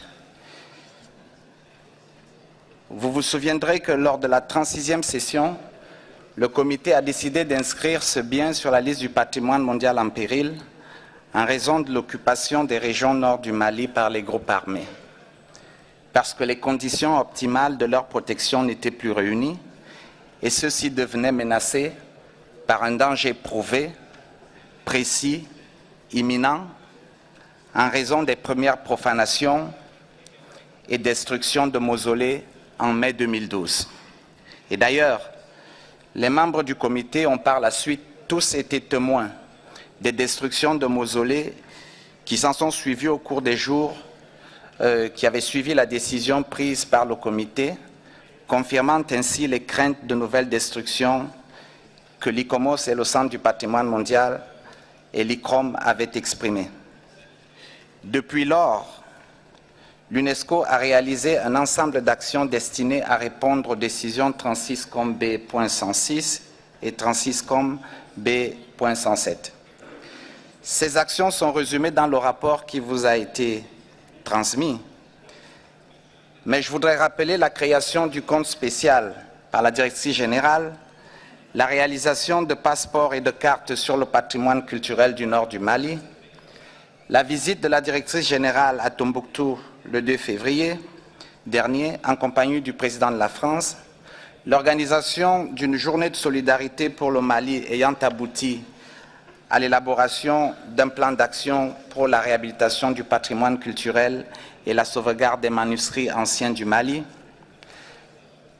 La seule information nouvelle qui n'est pas disponible dans le rapport concerne les résultats de la mission de l'UNESCO qui a été organisée du 31 mai au 8 juin dernier à Bamako et à Tombouctou. Cette mission a été organisée avec le concours du gouvernement malien, dont le ministre de la Culture, qui est arrivé ici à Phnom Penh, a personnellement assuré la coordination. La mission a également reçu le soutien logistique de la MINUSMA dans le cadre de l'application de la résolution 2100 du Conseil de sécurité des Nations Unies qui demande de protéger le patrimoine culturel en collaboration avec l'UNESCO. La mission était composée de 16 experts représentant les institutions et organisations suivantes: l'UNESCO, le gouvernement du Mali, le ministère de la Culture et le ministère de l'Enseignement supérieur et de la Recherche scientifique, le gouvernement de la France avec la Bibliothèque nationale de France et le Centre international de la construction en terre, cratère, l'ICOMOS, l'ICROM, l'IFLA, Aga Khan Trust for Culture, l'École du patrimoine africain, le Fonds pour le patrimoine mondial africain, la MINUSMA et l'Union européenne. La mission s'est rendue à Tombouctou le 6 juin afin de mesurer l'ampleur des dégâts. Elle a eu une séance de travail avec les leaders de la communauté et a visité la majorité des sites de mausolées, les 3 mosquées, les bibliothèques de manuscrits dont le centre Ahmed Baba et la vieille ville. Il ressort de cette visite les constatations suivantes. 14 des mausolées du patrimoine mondial ont été en réalité détruits. La violence des destructions et la détermination des destructeurs étaient encore perceptibles à la vue de tous les sites qui ont été rasés, que ce soit les abris ou les sépulcres. Toutes les 3 mosquées ont souffert de l'occupation car elles n'ont pas été entretenues pendant cette période difficile. La mosquée de Sidi Yahya est la plus affectée, non seulement parce que la porte dite secrète a été arrachée par les occupants, mais surtout parce que les problèmes structurels se sont aggravés, ce qui va nécessiter une restauration urgente des toitures et du mihrab. La vieille ville qui constitue le périmètre de la zone tampon est elle aussi très dégradée, avec des habitations qui ont pour certains été vandalisées ou qui se sont écroulées par faute d'entretien ou d'abandon par les habitants qui ont dû fuir la ville. Les données sur la situation des manuscrits sont désormais précises.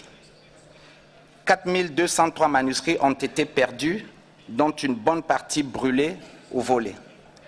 Près de 300 000 manuscrits ont été exfiltrés et transportés à Bamako, dont 27 000 du centre Ahmed Baba.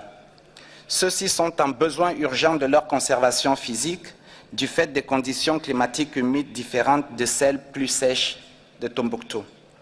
Le patrimoine immatériel a également été affecté avec l'interdiction de cérémonies traditionnelles telles que le mahalout, les cérémonies de pratiques traditionnelles de construction, ce qui a provoqué des troubles moraux caractérisés par la peur et le désespoir.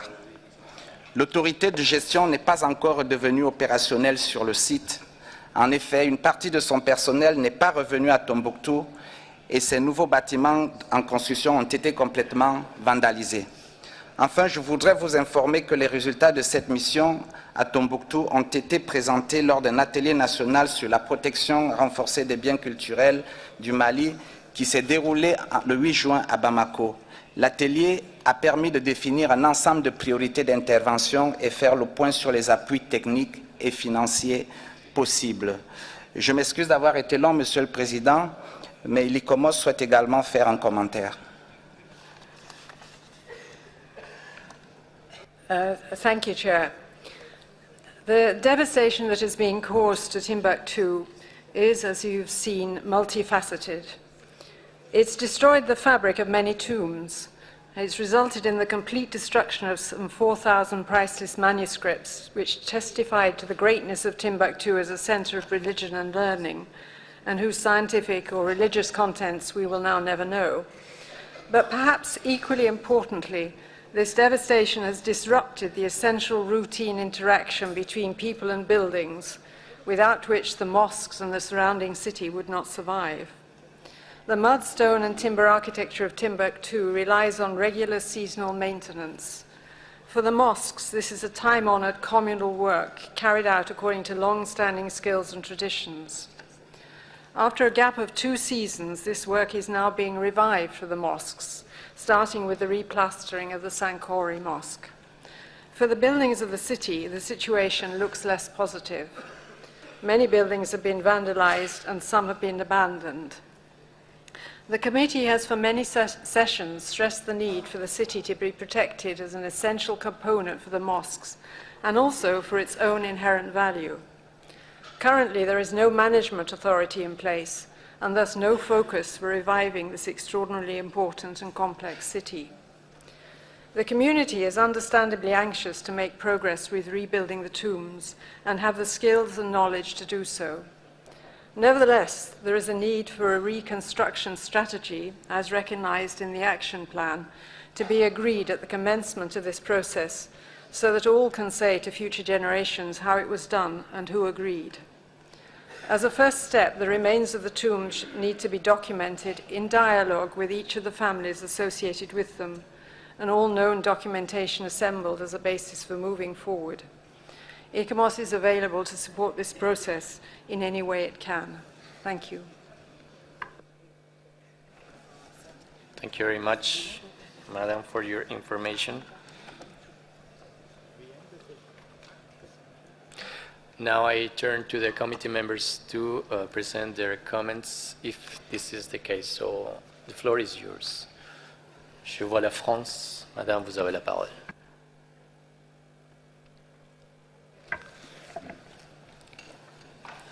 Merci, Monsieur le Président. Il n'est nul besoin de rappeler l'implication de la France au Mali. Vous la connaissez tous. Je voudrais tout simplement souligner que c'est un triple engagement. Un engagement politique, tout d'abord. Un engagement militaire, ensuite, pour lequel le Président de la République a reçu le prix Houphouët-Boigny à l'UNESCO le 5 juin dernier. Un engagement culturel, enfin et surtout, puisque la France a coordonné avec l'UNESCO la journée de solidarité pour le Mali le 18 février, qui a permis, comme cela a déjà été souligné, la rédaction d'un plan d'action pour la protection du patrimoine malien. La France a envoyé 2 experts dans la mission d'évaluation de l'UNESCO en juin, un spécialiste de l'architecture de terre, ainsi qu'une conservatrice de la Bibliothèque nationale de France, spécialiste des manuscrits. Dans l'attente des résultats, la France prend toutes les dispositions pour accompagner les recommandations qui ont été prises le 8 juin à Bamako. Je vous remercie, Monsieur le Président. Merci à vous, Madame, pour vos commentaires, tout à fait importants.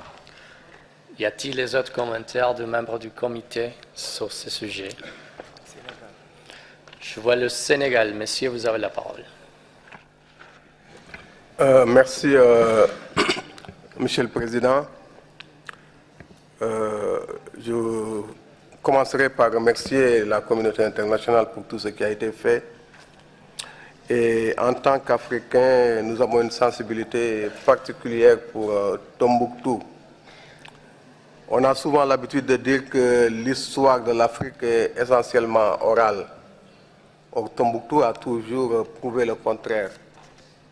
C'est l'histoire écrite de l'Afrique qui était en danger là-bas. Et je pense que les efforts qui sont en cours devraient nous permettre d'être plus attentifs pour la suite. C'est bon de conserver les manuscrits. C'est très important de les étudier et de les faire étudier. Et je pense que les programmes qui vont venir par la suite, à l'image de ce que l'UNESCO avait fait à l'époque pour l'histoire générale de l'Afrique, devraient avoir un volet spécifique pour la traduction et la transcription de ces manuscrits qui ne doivent pas être livrés à la critique rongeuse des seules souris.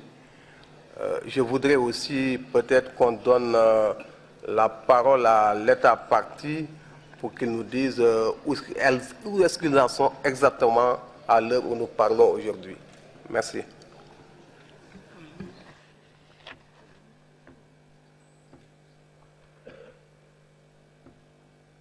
Merci beaucoup, monsieur, pour vos commentaires.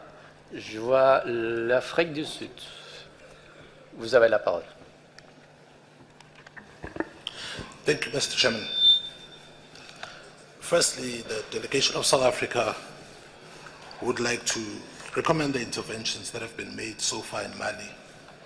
South Africa was quite deeply involved with the creation of the infrastructure for the protection of the manuscripts in Mali and remains concerned by the situation there. However, we support the interventions that have been made, and we would recommend the support of other state parties towards the reconstruction of the destroyed infrastructure in Mali, as well as the digitization of the manuscripts.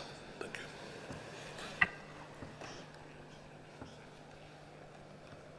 Merci beaucoup, monsieur. Y a-t-il des autres commentaires?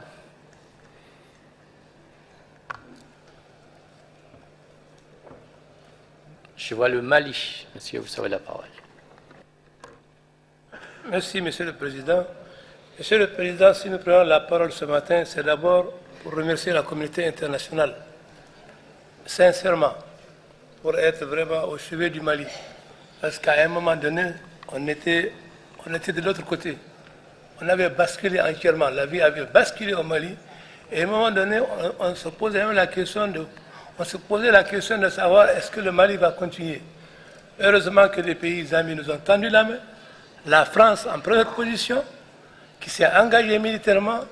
Le nord du pays a été libéré, mais beaucoup d'autres choses restent à faire.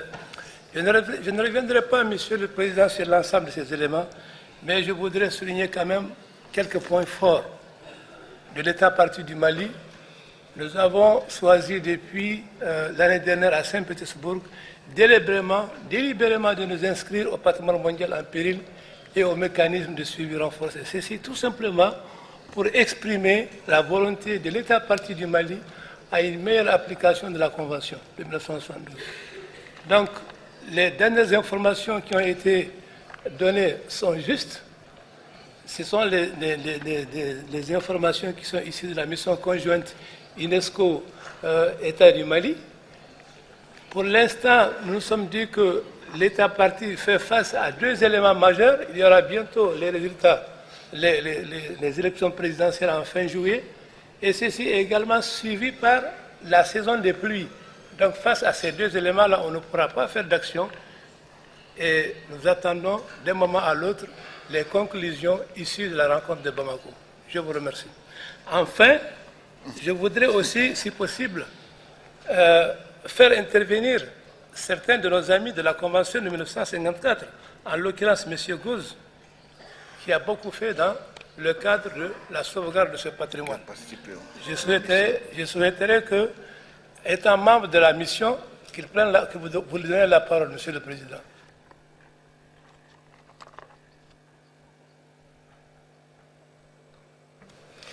Merci beaucoup, monsieur. Donc, je demande s'il y a-t-il les autres commentaires des membres du comité sur ce point. Sinon, j'invite...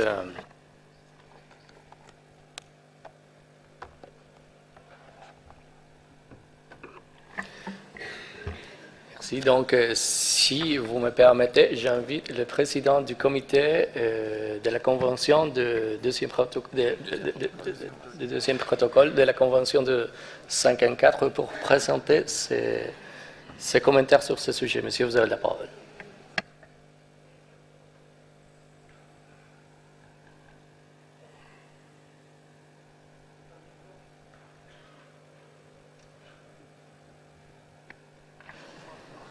Microphone not working, so.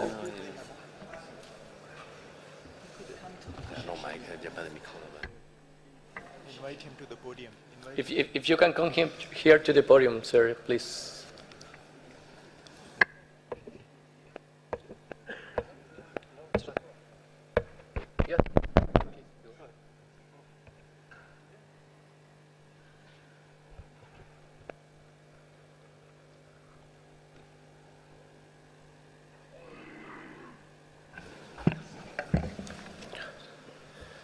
Merci beaucoup, Monsieur le Président.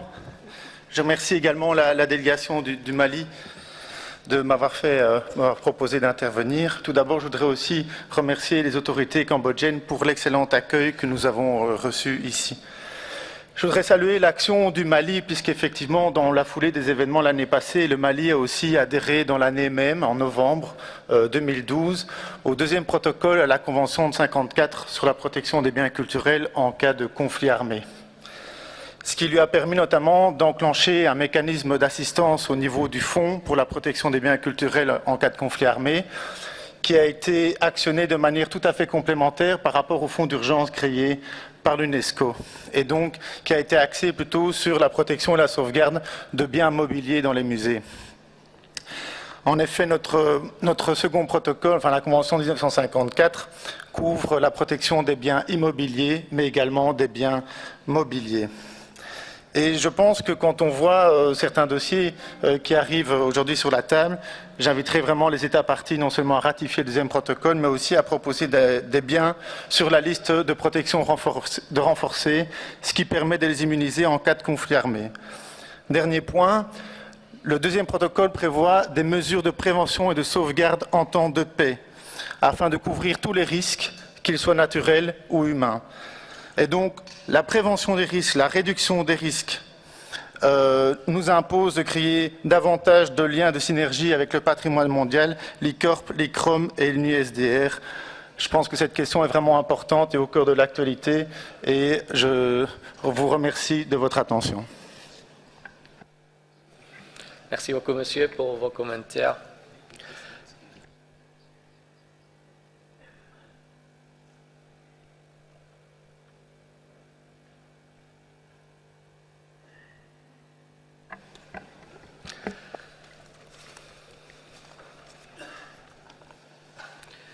Thank you very much for all the comments that have been raised. I now invite you, dear colleagues of the committee, to adopt the draft decision 37-7A-19, if we are all in agreement of this. Monsieur Lundu, vous voulez prendre la parole? Allez-y. No, thank you, Chair. This is just to bring to the attention of the distinguished members of the World Heritage Committee that the Honorable Minister of Culture of Mali arrived today and unfortunately had to go back to his hotel to rest and could not attend this and may want probably to save you a statement tomorrow if the distinguished World Heritage Committee wish to listen to him when he comes back. Thank you very much, Mr. Lundu. I think that, of course, all the committee members could be in agreement of this very important statement that we would like to hear from the distinguished minister from Mali. So if we are all in agreement, I would like to ask Secretariat to include this brief statement of the distinguished minister for the agenda of tomorrow. So tomorrow we will listen to the minister, having in mind, of course, the importance of this item. So now I come back to the adoption of the draft decision 37-7A-19. If there are no further comments on this, now I think the decision is adopted.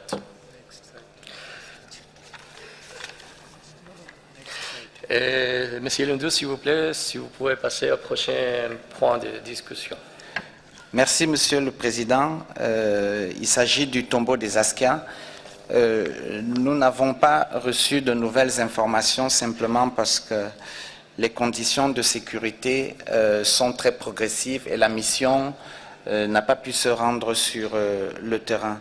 Donc, cette mission est prévue dans les semaines à venir après la saison des pluies afin d'aller faire le même travail que celui que nous avons effectué à Tombouctou. Mais je pense que l'ICOMOS souhaite faire un commentaire. Merci. Le représentant de l'ICOMOS, s'il vous plaît. Gracias, señor presidente. Unfortunately, we don't have latest information from this property as we have in Timbuktu, but we do have the preliminary state of conservation report from the state party that underscores that due to the armed conflict, we couldn't have regular maintenance, it couldn't be carried out, but apparently no acts of vandalism have occurred at the site. ICOMOS, of course, will support, as soon as the conditions allow, the detailed technical evaluation and the identification of priority corrective measures. Notwithstanding, we deem that now that security conditions have somewhat improved, the state party could consider the continuation of traditional maintenance practices. So while the definition of the conservation strategy is carried out, architectural elements do not decay further while the mission takes place. Thank you very much. Thank you very much, Madam, for your comments. Now I turn to the committee members to present the comments, if is the case, on this decision. The floor is yours.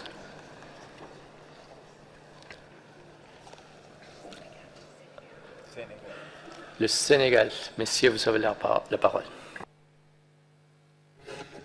Merci, Monsieur le Président. La question que je pose concerne d'ailleurs aussi Tombouctou.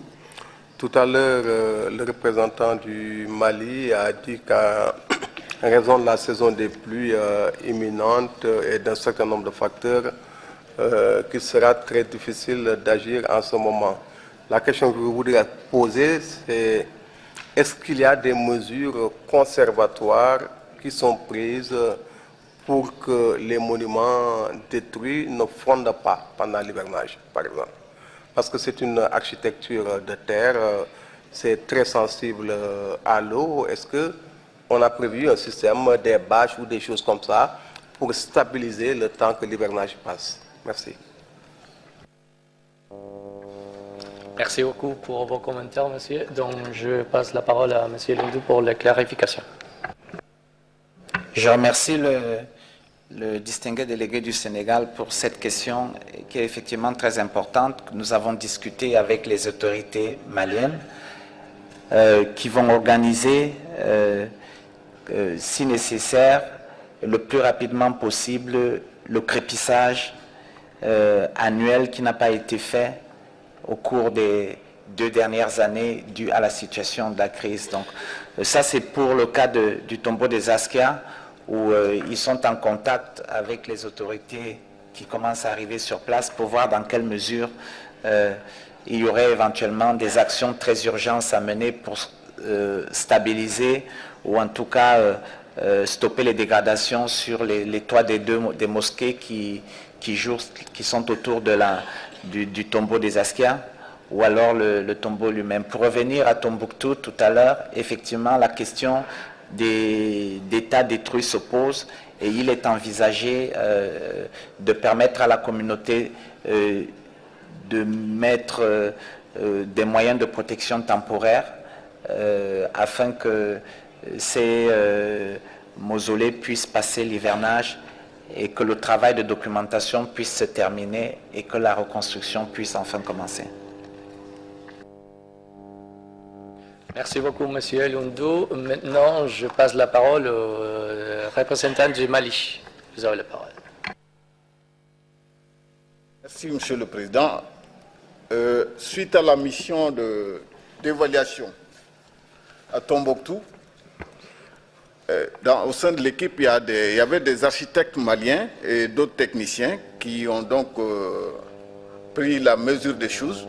Et les réflexions sont effectivement en cours pour prendre des mesures conservatoires, des mesures de protection de ce qui reste pour passer la saison des pluies. C'est la même chose à Gao. Le gestionnaire doit retourner cette semaine, le nouveau chef de la mission culturelle. Donc, apparemment, sur place, il va s'organiser avec la population, parce que même, je crois que même pendant la saison de pluie, parce que les pluies ne sont pas aussi fortes comme au sud, il est possible de faire quelque chose. Il est même prévu de faire le crépissage du minaret de la mosquée de Djingareiber, qui a été récemment restauré par Aga Khan. Les dispositions sont en train d'être prises dans ce sens. Ouais.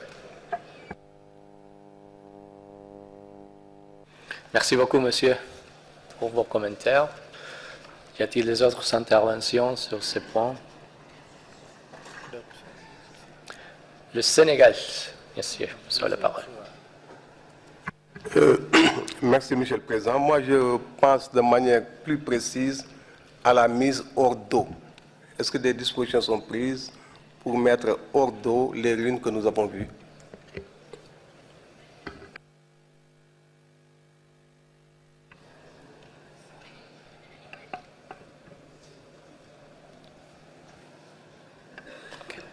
Oui, Monsieur Lundu, avant de vous donner la parole, je passe la parole au distingué représentant du Mali et après on revient vers vous.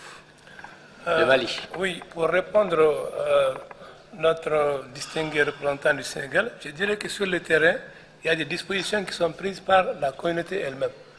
Il y a un engagement fort de la communauté locale de Tombouctou à sauvegarder ce qui peut être sauvegardé. Nous avons encore des éléments qui sont visibles sur les sites détruits et qui peuvent être récupérables.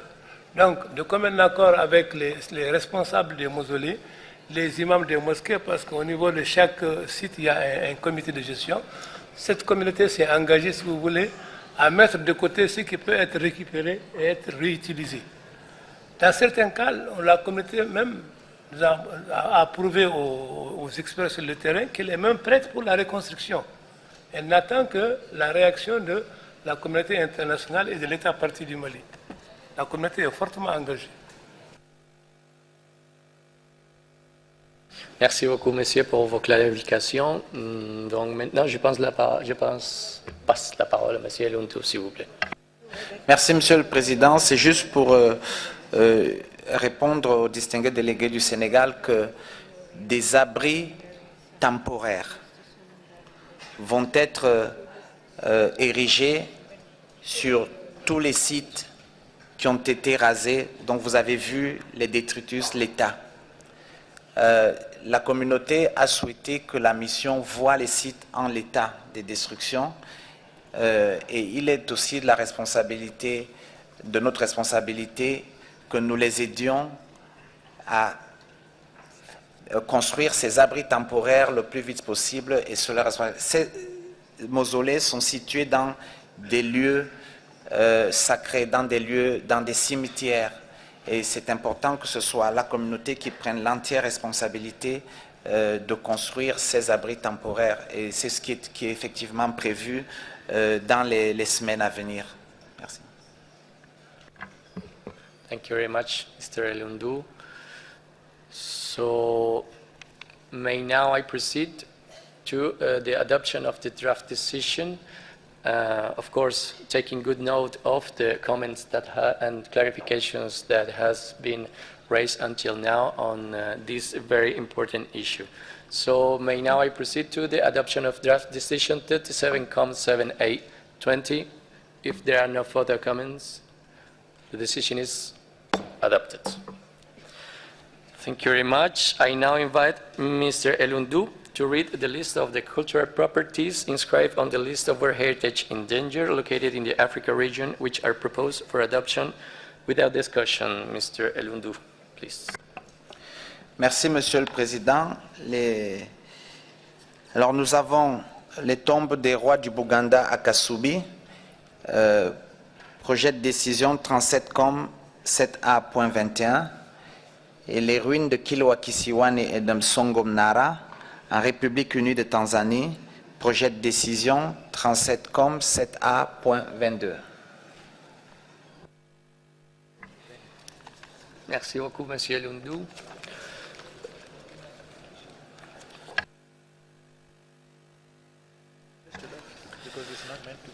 If there is no objection for the committee to take note of the state of conservation reports, I may assume that we can adopt the decisions as they were presented. So the decisions are adopted. Thank you very much. I now invite Mrs. Veronique Doge, excuse me for the pronunciation, from the World Heritage Center to present the reports on the state of conservation of the cultural properties located in the Arab States region and open for discussion. So, Madame Dosh, vous avez la parole. Merci, Monsieur le Président. Le site proposé pour discussion dans la région arabe est le site d'Abou Mena en Égypte, que vous trouverez page 63 du document 7A Ad en français et 60 en anglais. Le complexe historique monastique d'Abou Mena est inscrit sur la liste du patrimoine mondial en péril depuis 2001. Les recommandations des deux missions de suivi réactif de 2005 et de 2009 n'ont pas encore été mises en œuvre, à l'exception d'un très vaste programme d'assèchement de la zone. L'étude détaillée des vestiges, le programme de conservation et la préparation du plan de gestion n'ont pas encore pu être menés. En revanche, des travaux de démantèlement et de reconstruction ont été entrepris sur certains murs de la grande basilique, comme vous le voyez sur les images qui vous sont présentées ici, et qui affectent l'authenticité du bien. Une nouvelle mission de suivi réactif a eu lieu en novembre 2012, qui a constaté une aggravation de l'état général de conservation du bien. Outre ce début de reconstruction, les problèmes essentiels sont la montée des sels souterrains et la désagrégation des pierres très friables, la détérioration accrue des structures, la prolifération de nouvelles constructions à l'intérieur du bien et une absence de contrôle. Monsieur le Président, je crois que l'ICOMOS souhaiterait ajouter quelque chose. Je vous remercie. Merci beaucoup, Madame. Et bien sûr, je passe la parole maintenant à la représentante de l'ICOMOS. Thank you, Chair. Abou Mena was inscribed on the list of World Heritage in Danger in 2001, largely because of the devastating impact of a surrounding land reclamation program, which caused a dramatic increase in the water table of the ground beneath the archaeological remains of the property. In the intervening years, a dewatering project has been started to pump water out on an ongoing basis, and the first of 3 phases has been implemented. The recent mission reported on 2 crucial aspects of this problem. The process of pumping water is now seen as unsustainable in the long term and has also had devastating results in terms of the deposition of soluble salts on the archaeology. These salts in turn lead to rapid deterioration of the stone blocks. The dewatering project for the second and third phases has therefore been abandoned. On the positive side, the recognition of the impossibility of pumping water out of the property on a long-term basis has led to a reassessment of the agricultural regime in the surrounding area in order to eliminate the problem and through introducing a new drip-feed irrigation system that lowers the water table. On the negative side, the salt problem is now the most pressing threat to the property, and the mission recommended that the affected areas should be reburied as the only cost-effective way to treat the problem in that part of the property that has been dewatered.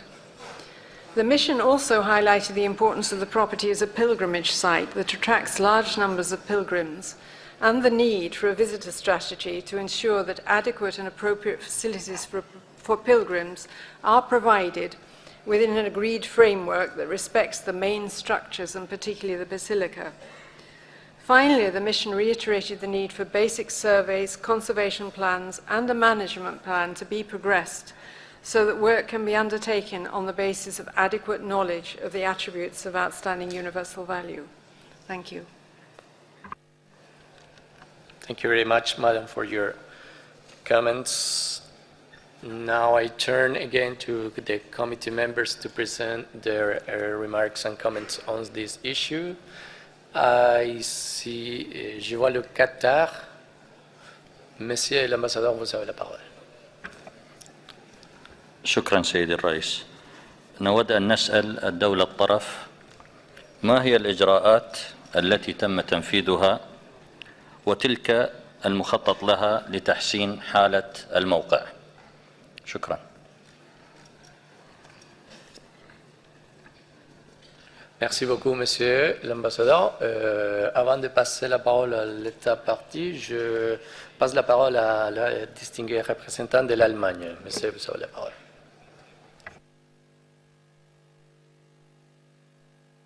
Thank you, Mr. Chair, for having given me the floor again. I would like to join the request of the distinguished delegate of Qatar. Our delegation would like to ask the state party to give its view on the developments, and to our knowledge there are also some positive developments to report to the committee. We would like to know it. Thank you. Thank you very much, Mr. Ambassador. If there are further comments on this from the committee members, if not the case, I will pass the floor to the state party. So the distinguished representative of Egypt, you have the floor.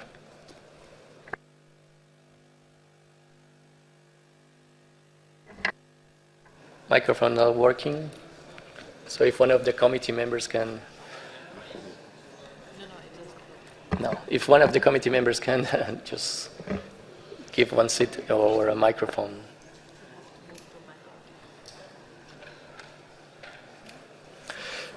Sir, Ambassador, you can come to the Emirates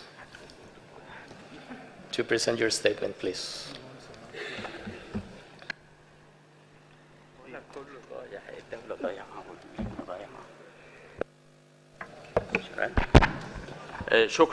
شكرا سيد رئيس.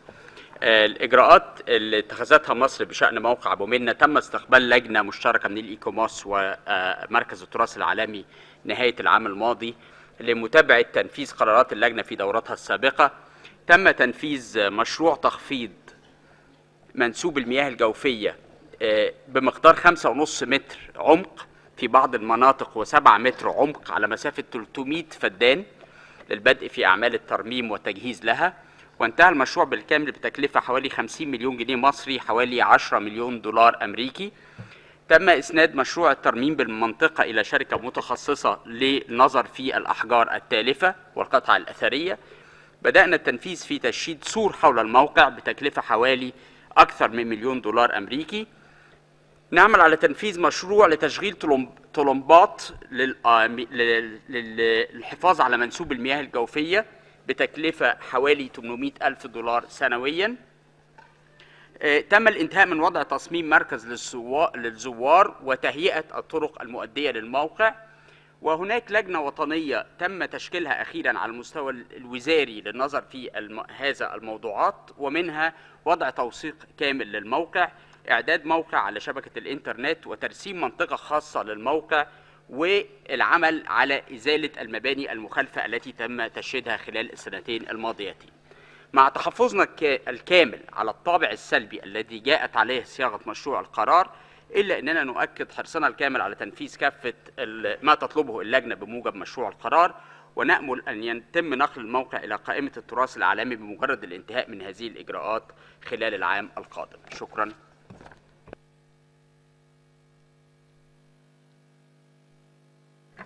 Thank you very much, Mr. Ambassador, for your comments.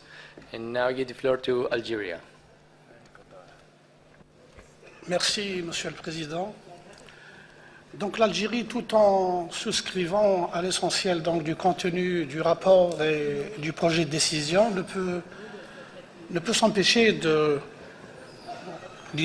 d'apprécier les efforts réalisés par l'Égypte dans les conditions difficiles que nous connaissons, et encourage et appuie fortement le processus courageux de sortie du site de la liste du patrimoine culturel en péril. Donc nous appuyons et encourageons l'État partie à poursuivre dans ses efforts pour sortir le site de la liste du patrimoine mondial en péril. Merci. Merci à vous, monsieur. Et maintenant, j'envie le Qatar à prendre la parole. Monsieur l'ambassadeur. شكرا سيد الرئيس لإعطاء الكلمة مرة أخرى.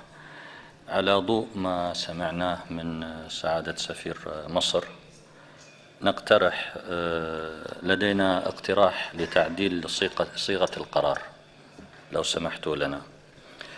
القرار الحالي يعني مشروع القرار الحالي تتسم بنوع من السلبية، ونعتقد أن الدولة الطرف قامت بالعديد من الإجراءات لحماية الموقع، أهمها سحب المياه الجوفية، وهذا ما لم يتم ذكره في مشروع القرار. ونأمل أن تضاف فقرة جديدة بعد الفقرة الثانية مفادها نص الفقرة: توجيه الشكر للدولة الطرف للإجراءات التي اتخذتها منذ اجتماع اللجنة في دورتها 36، وخاصة الانتهاء من مشروع سحب المياه الجوفية. نود أيضا إضافة جملة في نهاية الفقرة الأخيرة أو إضافة فقرة جديدة: أنه في حالة قيام الدولة الطرف بتنفيذ كافة الإجراءات الواردة في مشروع القرار، فيمكن للجنة أن تنظر في الدورة اللاحقة في الدورة التالية في نقل الموقع إلى قائمة التراث العالمي، وذلك على سبيل تشجيع الدولة لاتخاذ الإجراءات واستمرار اتخاذها استمرار اتخاذ الإجراءات اللازمة للحفاظ على وصيانة الموقع.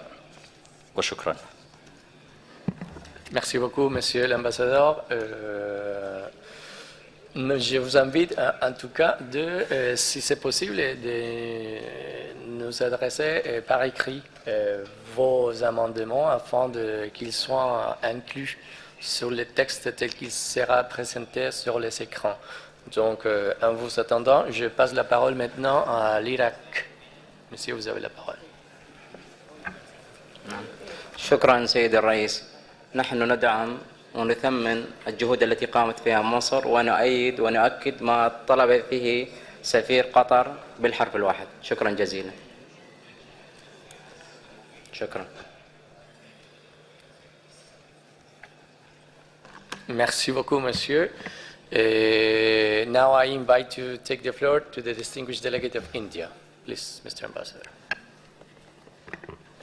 Thank you, Mr. Chair. I share the sense that the actions taken, the activities undertaken should get recognition in this committee, and that the note of optimism, which obviously is coming from the actions taken by the government of Egypt, should actually be a basis for a future consideration in the not too distant future of possible de-inscription from the list of danger. Thank you. Thank you very much, Mr. Ambassador, for your comments. Now I give the floor to the United Arab Emirates. Sir, you have the floor. شكرا السيد الرئيس. نحن نعتقد أن ونقدر العمل الذي قامت به اللجنة، والكل يدرك بأن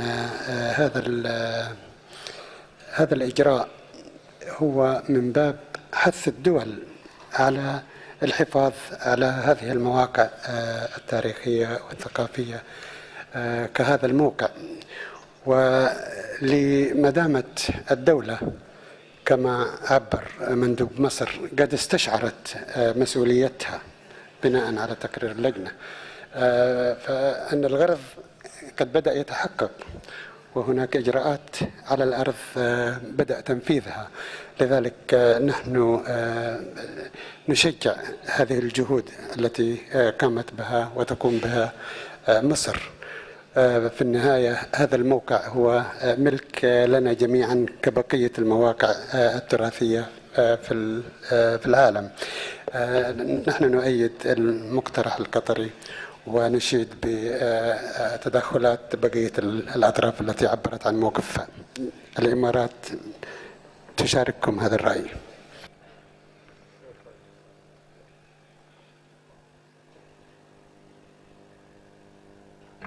Merci beaucoup, monsieur. Maintenant, je passe la parole à la délégation de France qui sera suivie par la Fédération de Russie. Madame, vous avez la parole. Merci, Monsieur le Président.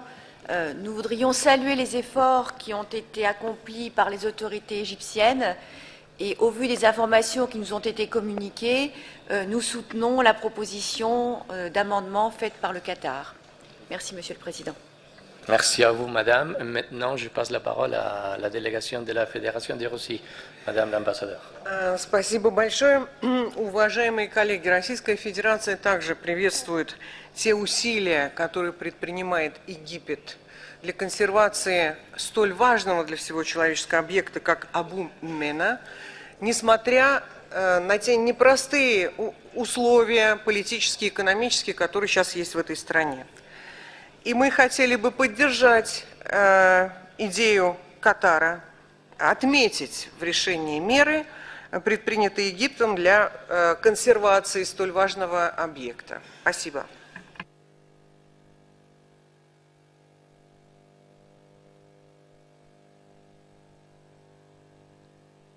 Merci beaucoup, Madame l'ambassadeur. Maintenant, je passe la parole à la délégation du Mali.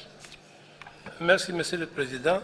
Vu les différents efforts consentis par l'État parti, la délégation malienne soutient la proposition de Qatar. Merci.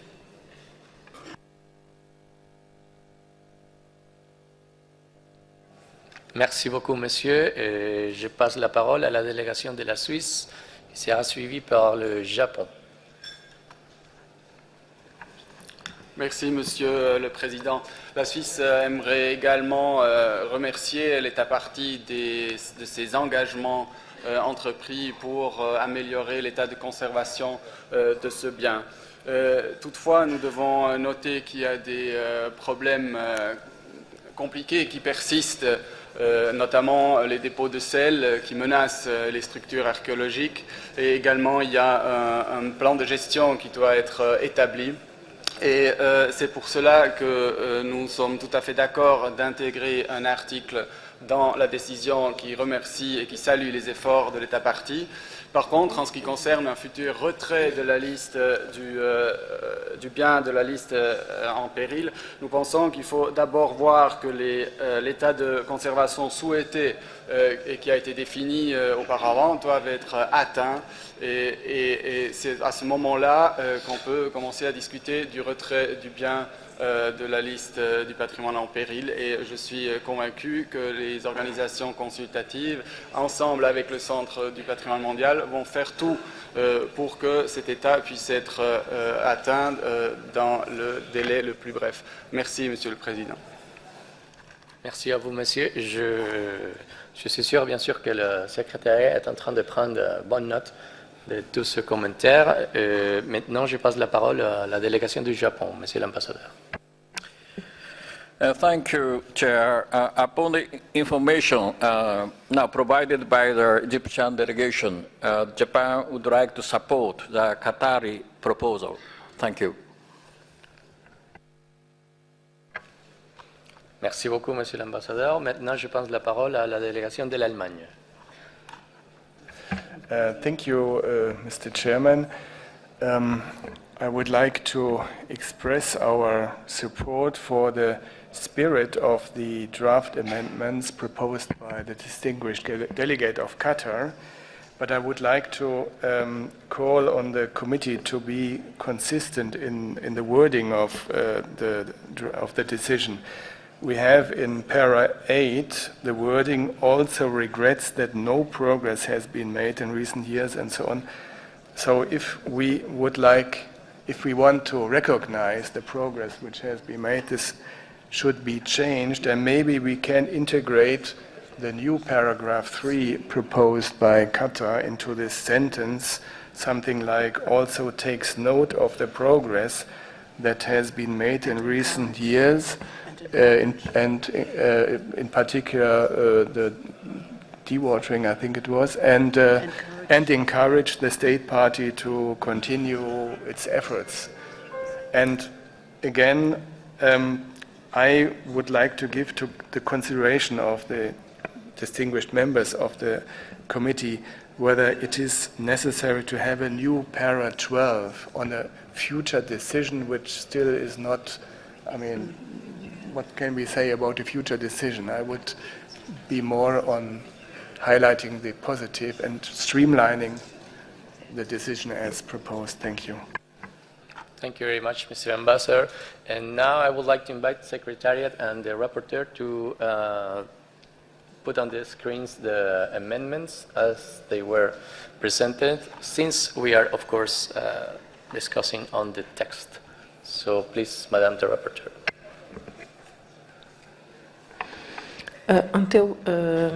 Until we were waiting Qatar to give us written, we did the right version, and I would like you to see, and I would like Secretariat just to add that it was supported by Germany and Japan, the proposition of Qatar, and now we are going to add. So if you can wait a little bit, or you can look what we did. Thank you.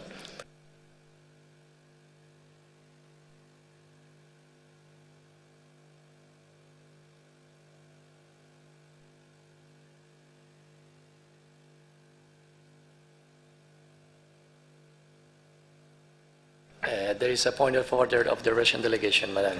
Уважаемые коллеги, вот мы с моим коллегой смотрим на экраны и не можем понять, что ИКОМОС показывает на этих экранах. Какой-то новодел, что нельзя было показать реально, как выглядит этот объект. Вы показали какие-то стройки, камни, и совершенно непонятно, о чем мы говорим. Если те, кто не знает, пожалуйста, это относится не только в данном случае к Египту, но и ко всем другим объектам. Вы всегда показываете что-то такое вот непонятное. Поэтому, пожалуйста, в следующий раз хоть немножечко, так сказать, покажите. Это же действительно великое место. Спасибо.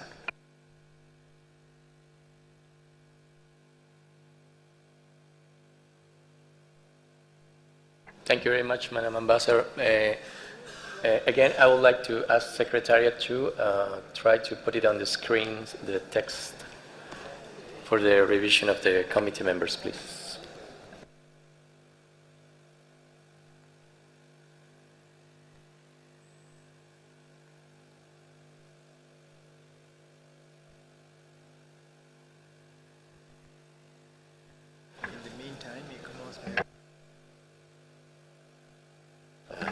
Je vois la délégation d'Irak qui souhaite prendre la parole, Madame.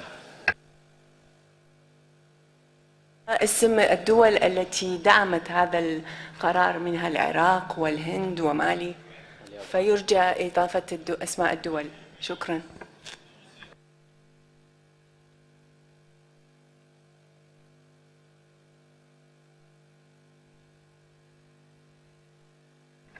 Vous avez tout à fait raison, Madame, bien sûr. Donc, j'ai pris aux collègues des secrétariats de procéder tel qu'il a été demandé. Et la France souhaiterait prendre la parole? C'était juste pour ça. D'accord, très bien.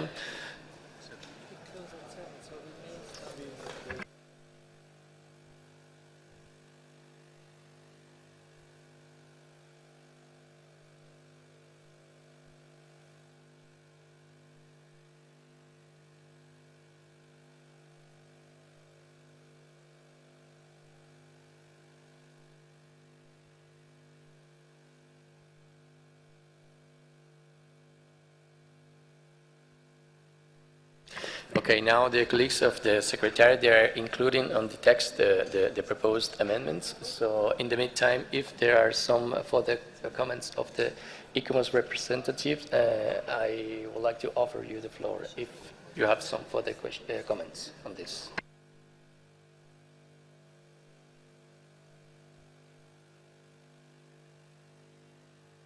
If not the case, I would like to offer the floor to the delegation of Mali. Please. Yes, Chairman, we have some countries who are missed here, and they've been supporting the proposal done by Qatar, like India, like France.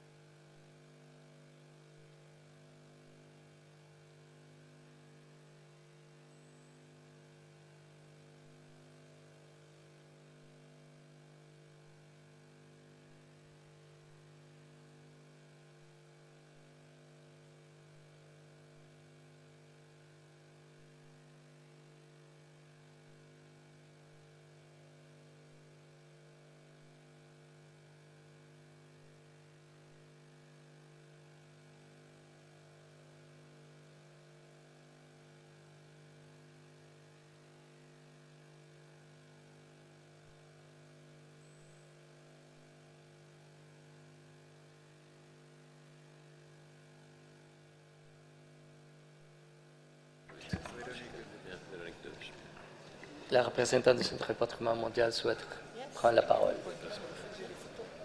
Oui, madame, allez-y, s'il vous plaît. But first I have a point of order of the Russian Federation. Уважаемые коллеги, я вот смотрю, мы опять требуем от State Party, чтобы они к 1 февраля 2014 года дали детальный отчет о прогрессе в применении вот этих вот рекомендаций. Ну, страна находится в непростой ситуации. Почему мы должны, значит, их сейчас заставлять вот через 6 месяцев опять предоставлять вот этот отчет? Может быть, здесь можно пойти навстречу и к 1 февраля 2015 года это сделать? Потому что я вот немножко не понимаю логику, почему мы так все время требуем каждый год одно и то же. Спасибо. Это же деньги стоит. Это все стоит деньги. Спасибо.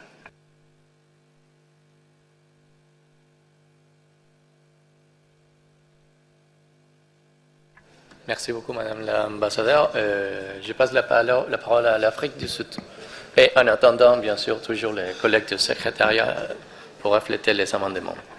Vous avez la parole, l'Afrique du Sud. Thank you, Chair. I support the recommendation made by Qatar. If you can just scroll up a little bit to back to that, I think it's number, yes. I support together with many other countries that have supported it. However, I'd like to say probably can we substitute the word thanks with commend the state party for and continue. Just change thanks to commend. Thank you.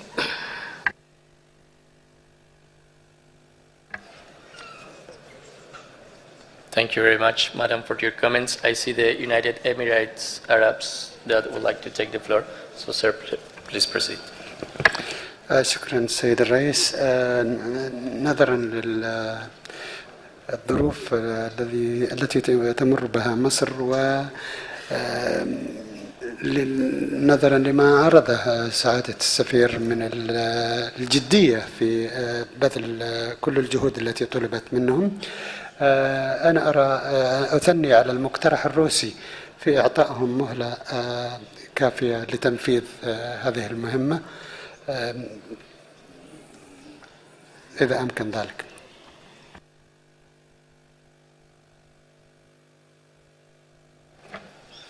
Merci beaucoup, monsieur. Je vois l'Algérie. Madame, vous avez la parole. Merci, Monsieur le Président. Je vous avoue que je suis un peu perdue, puisque je ne retrouve pas la proposition du Qatar, à moins que... Oui, je suis perdue, je ne la retrouve pas, la proposition du Qatar, à laquelle nous souscrivons pleinement. Bien entendu, il s'agit d'encourager l'État parti à poursuivre ses efforts pour accéder à la sortie du péril. Et nous espérons que cette sortie sera prochaine. Et je souscris également à la proposition de la République de Russie. Effectivement, il conviendrait de prendre en considération les conditions sociopolitiques actuelles de l'Égypte et de déclarer et de demander un rapport dans des délais raisonnables. On ne peut pas demander un rapport sur 6 mois à un pays qui connaît ce genre de problème. Et nous souscrivons à la proposition de la Russie, nous la soutenons. Et nous proposons qu'un rapport soit remis au moins en 2015. Merci Monsieur beaucoup, le Président. Madame. Je vois le délégué du Mexique qui souhaite prendre la parole, suivi de l'Estonie, le Qatar et la Suisse. Donc, México tiene la palabra. Gracias, presidente. Nosotros también nos sumamos a la propuesta de la Federación de Rusia y quisiera hacer un comentario en la redacción entre el punto 3 y 4.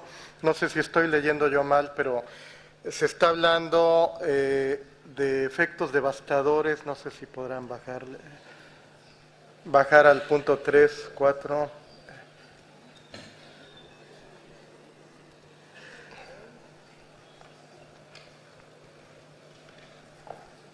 A ver.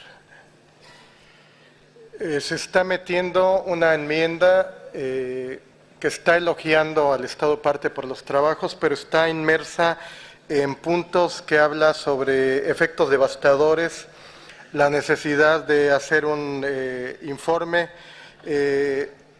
habla del desmantelamiento y de reconstrucciones inapropiadas. Creo que el 3.4 habría que ponerlo antes del 3, o que se convierta en 3, o reubicarlo. No sé si estoy equivocándome y estoy leyendo mal. Muchas gracias, delegado de México. Ahora ofrezco la palabra a la delegación de Estonia. Por favor. Thank you, Mr. Chair. Estonia would also like to welcome the efforts made by Egypt as concerns its property. But we also would like to note that the committee is bound by its own rules and regulations and operational guidelines. Paragraph 190 says that the committee shall review annually the state of conservation of properties on the list of World Heritage in Danger. And I would also like to say that the desired state of conservation needs to be reached before we can speak about delisting it from the list of World Heritage in Danger. Thank you. Thank you very much, Madam, for your comments. Now I give the floor to Switzerland, that will be followed for Qatar. So Switzerland, please, you have the floor. Merci, Monsieur le Président. Je peux être bref. La Suisse soutient pleinement ce qui vient de dire notre collègue de l'Estonie. Merci, Monsieur le Président. Merci à vous, Monsieur. Maintenant, la délégation de Qatar. شكرا سيدي الرئيس. بالنسبة لكلمة الشكر إذا أردنا أن نغيرها فممكن تكون recognize باللغة الإنجليزية، نقترح صيغة أخرى. وهناك أعتقد أيضا في المادة الثامنة في مشروع القرار، يعني المادة الثامنة نجدها أنها يعني صعبة أو صياغتها فيها يعني كلمات ممكن تغيير صياغتها لتكون مقبولة أكثر فيما يخص الدولة العضو. يعني نجد الفقرة الثامنة أنها شديدة نوعا ما، فيا حبذا لو نفكر في تخفيف صياغتها. شكرا.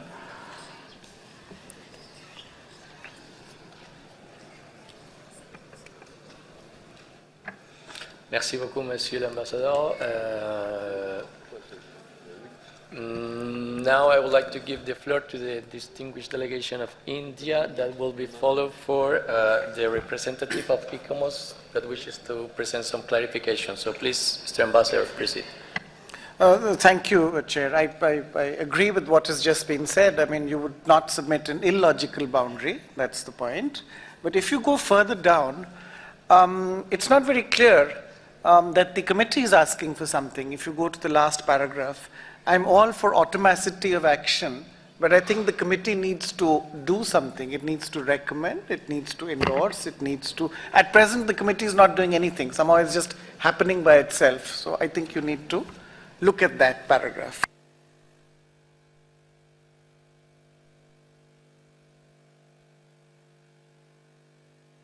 Thank you very much, Mr. Ambassador. And before giving the floor to ICOMOS, I would like to give the floor to the delegation of Germany. Please.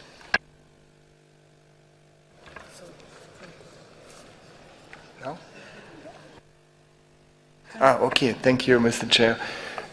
Just answering to the intervention of the distinguished delegate of Egypt, the wording... of India.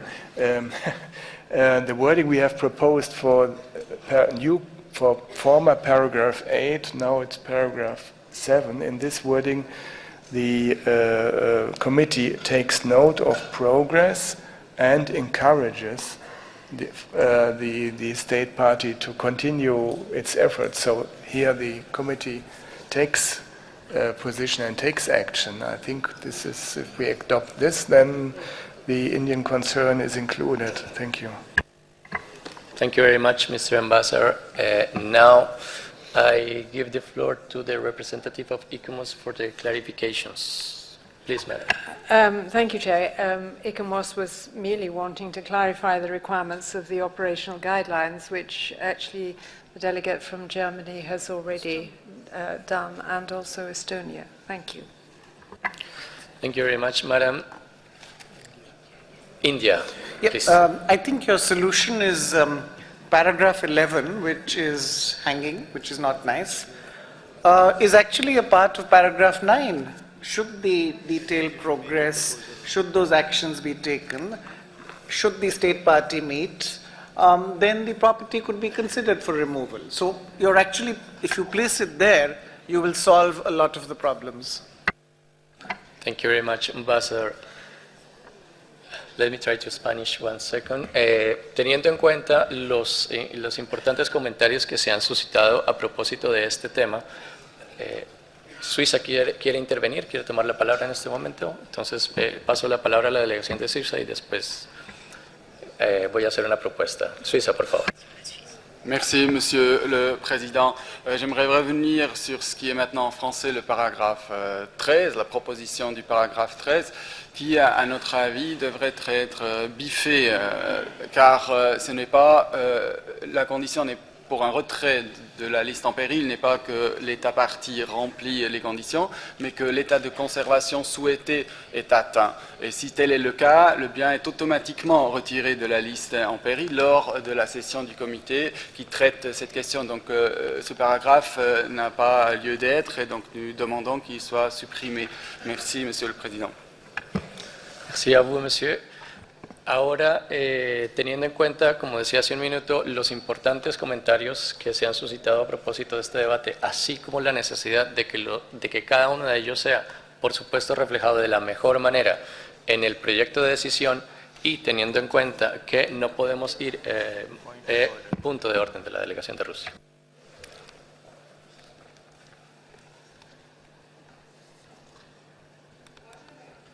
Уважаемые коллеги, я считаю, что 13-й пункт можно оставить, потому что это такой, своеобразная надежда, что вот когда все будет сделано, это очень хороший пункт для местных властей, что когда все усилия будут и все условия будут выполнены, они будут выключены из списка. Не более того, это не значит, что мы завтра, может быть, убрать next session.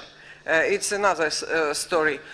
Но я бы оставила этот пункт и поддерживаю Катар, чтобы оставить этот пункт как поощрительный. Спасибо. Gracias, señora embajadora. Ahora paso la palabra a la delegación de India. Thank you, Chair. I do have to point out that there are at least 6 draft resolutions which will come up, where between the advisory bodies, thank you, and the World Heritage Center, they have suggested that if you don't do X, Y, and Z, you will be put on the list of danger. So if you have that approach, then you should certainly provide the encouragement as well. So you can't be one or the other, you have to be both.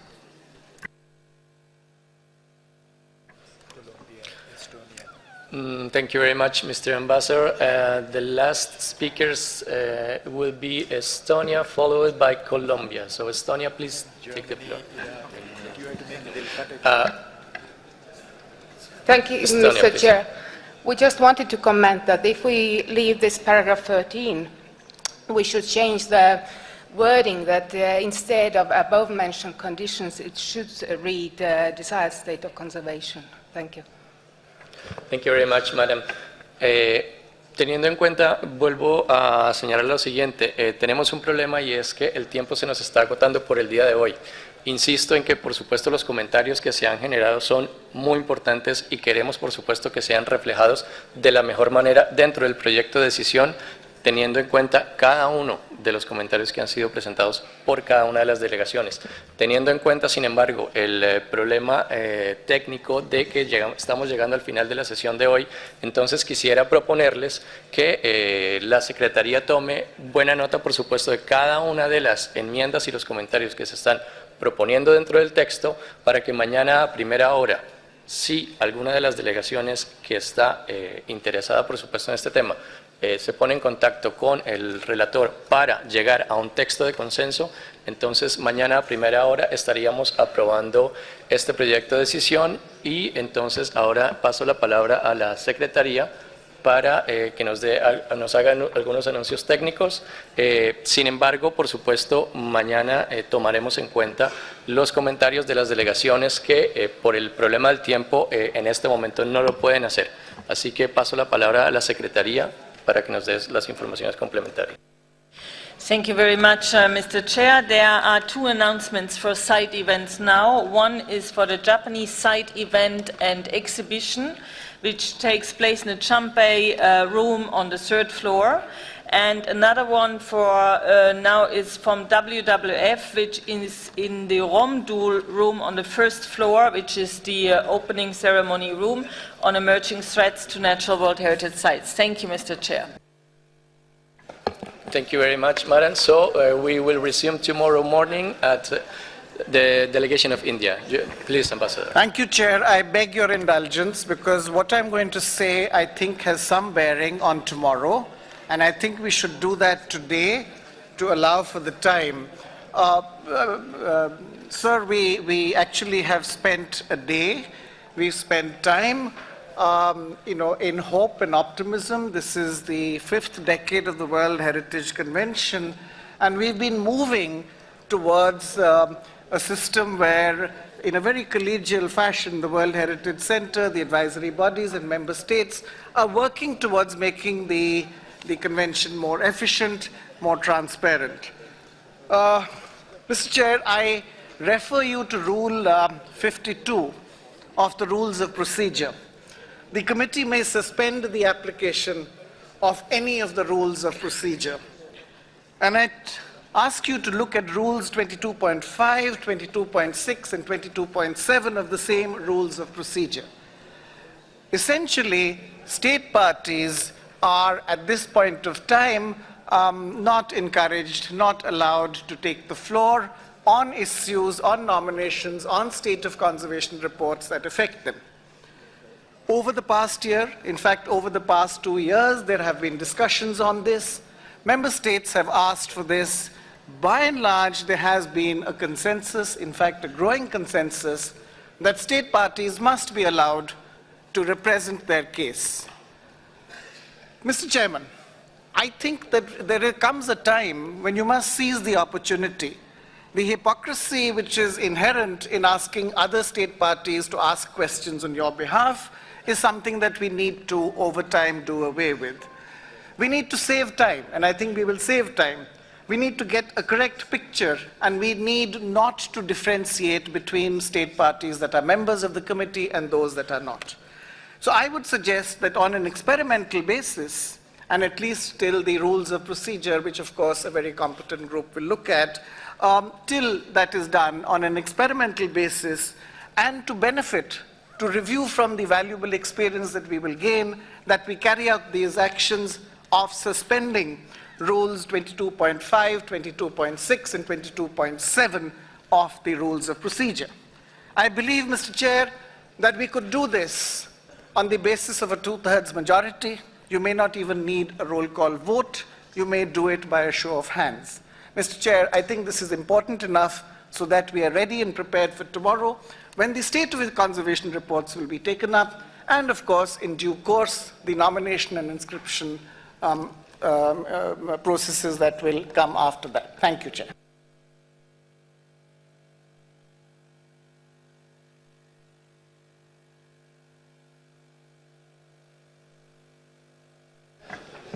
Russian Federation, please take the floor. Уважаемые коллеги, мы поддерживаем это предложение Индии. Мы это обсуждали практически в течение года. что мы действительно ведем какую-то странную игру. Мы заранее готовим вопросы, какие-то ответы, стране строго даем 1 минуту, когда он не может ничего сказать. Это весьма неуважительно к стране. Поэтому мы предлагаем в качестве эксперимента, на который потом по результатам посмотрит та же группа по оперативному руководству, насколько это эффективно, правильно или неправильно. Мы ничего не теряем. Мне кажется, что на 1 сессию мы вполне можем это себе позволить. Спасибо.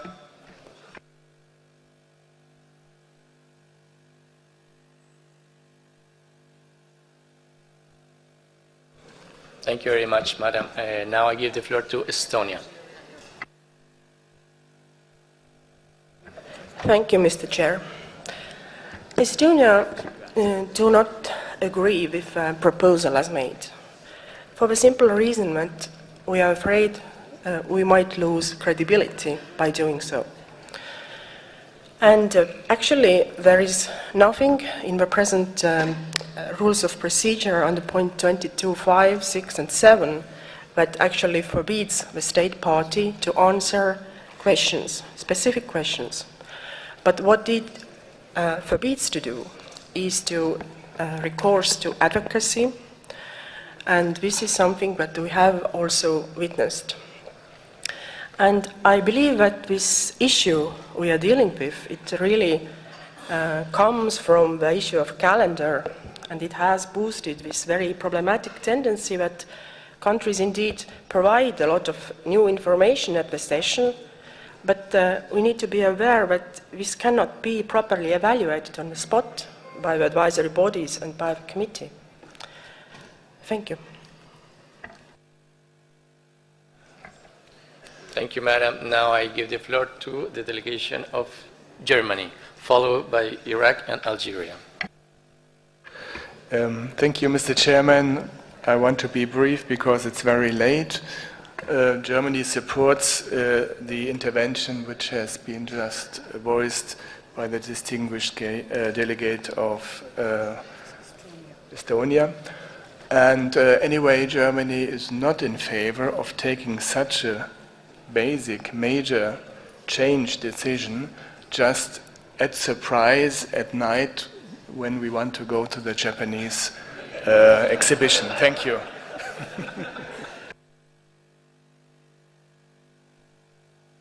Thank you very much. Now I give the floor to Iraq, followed by Algeria, Japan, and the last speaker on the list will be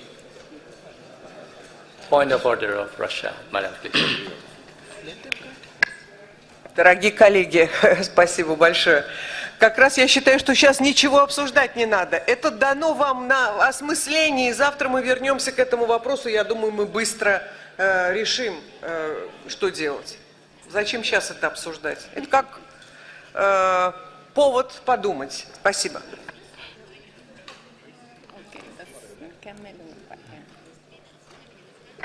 Thank you very much, Madam Ambassador. So, with the indulgence of the distinguished delegate of India, we take note of this very important, of your very important proposal, of course. So, I want to propose to the delegation of India, since I think we are getting a common position on this, to resume the meeting tomorrow, of course, and we will start with this proposal. So I thank you, Mr. Ambassador, if this is acceptable for you in the spirit of working for the committee. Mr. Ambassador.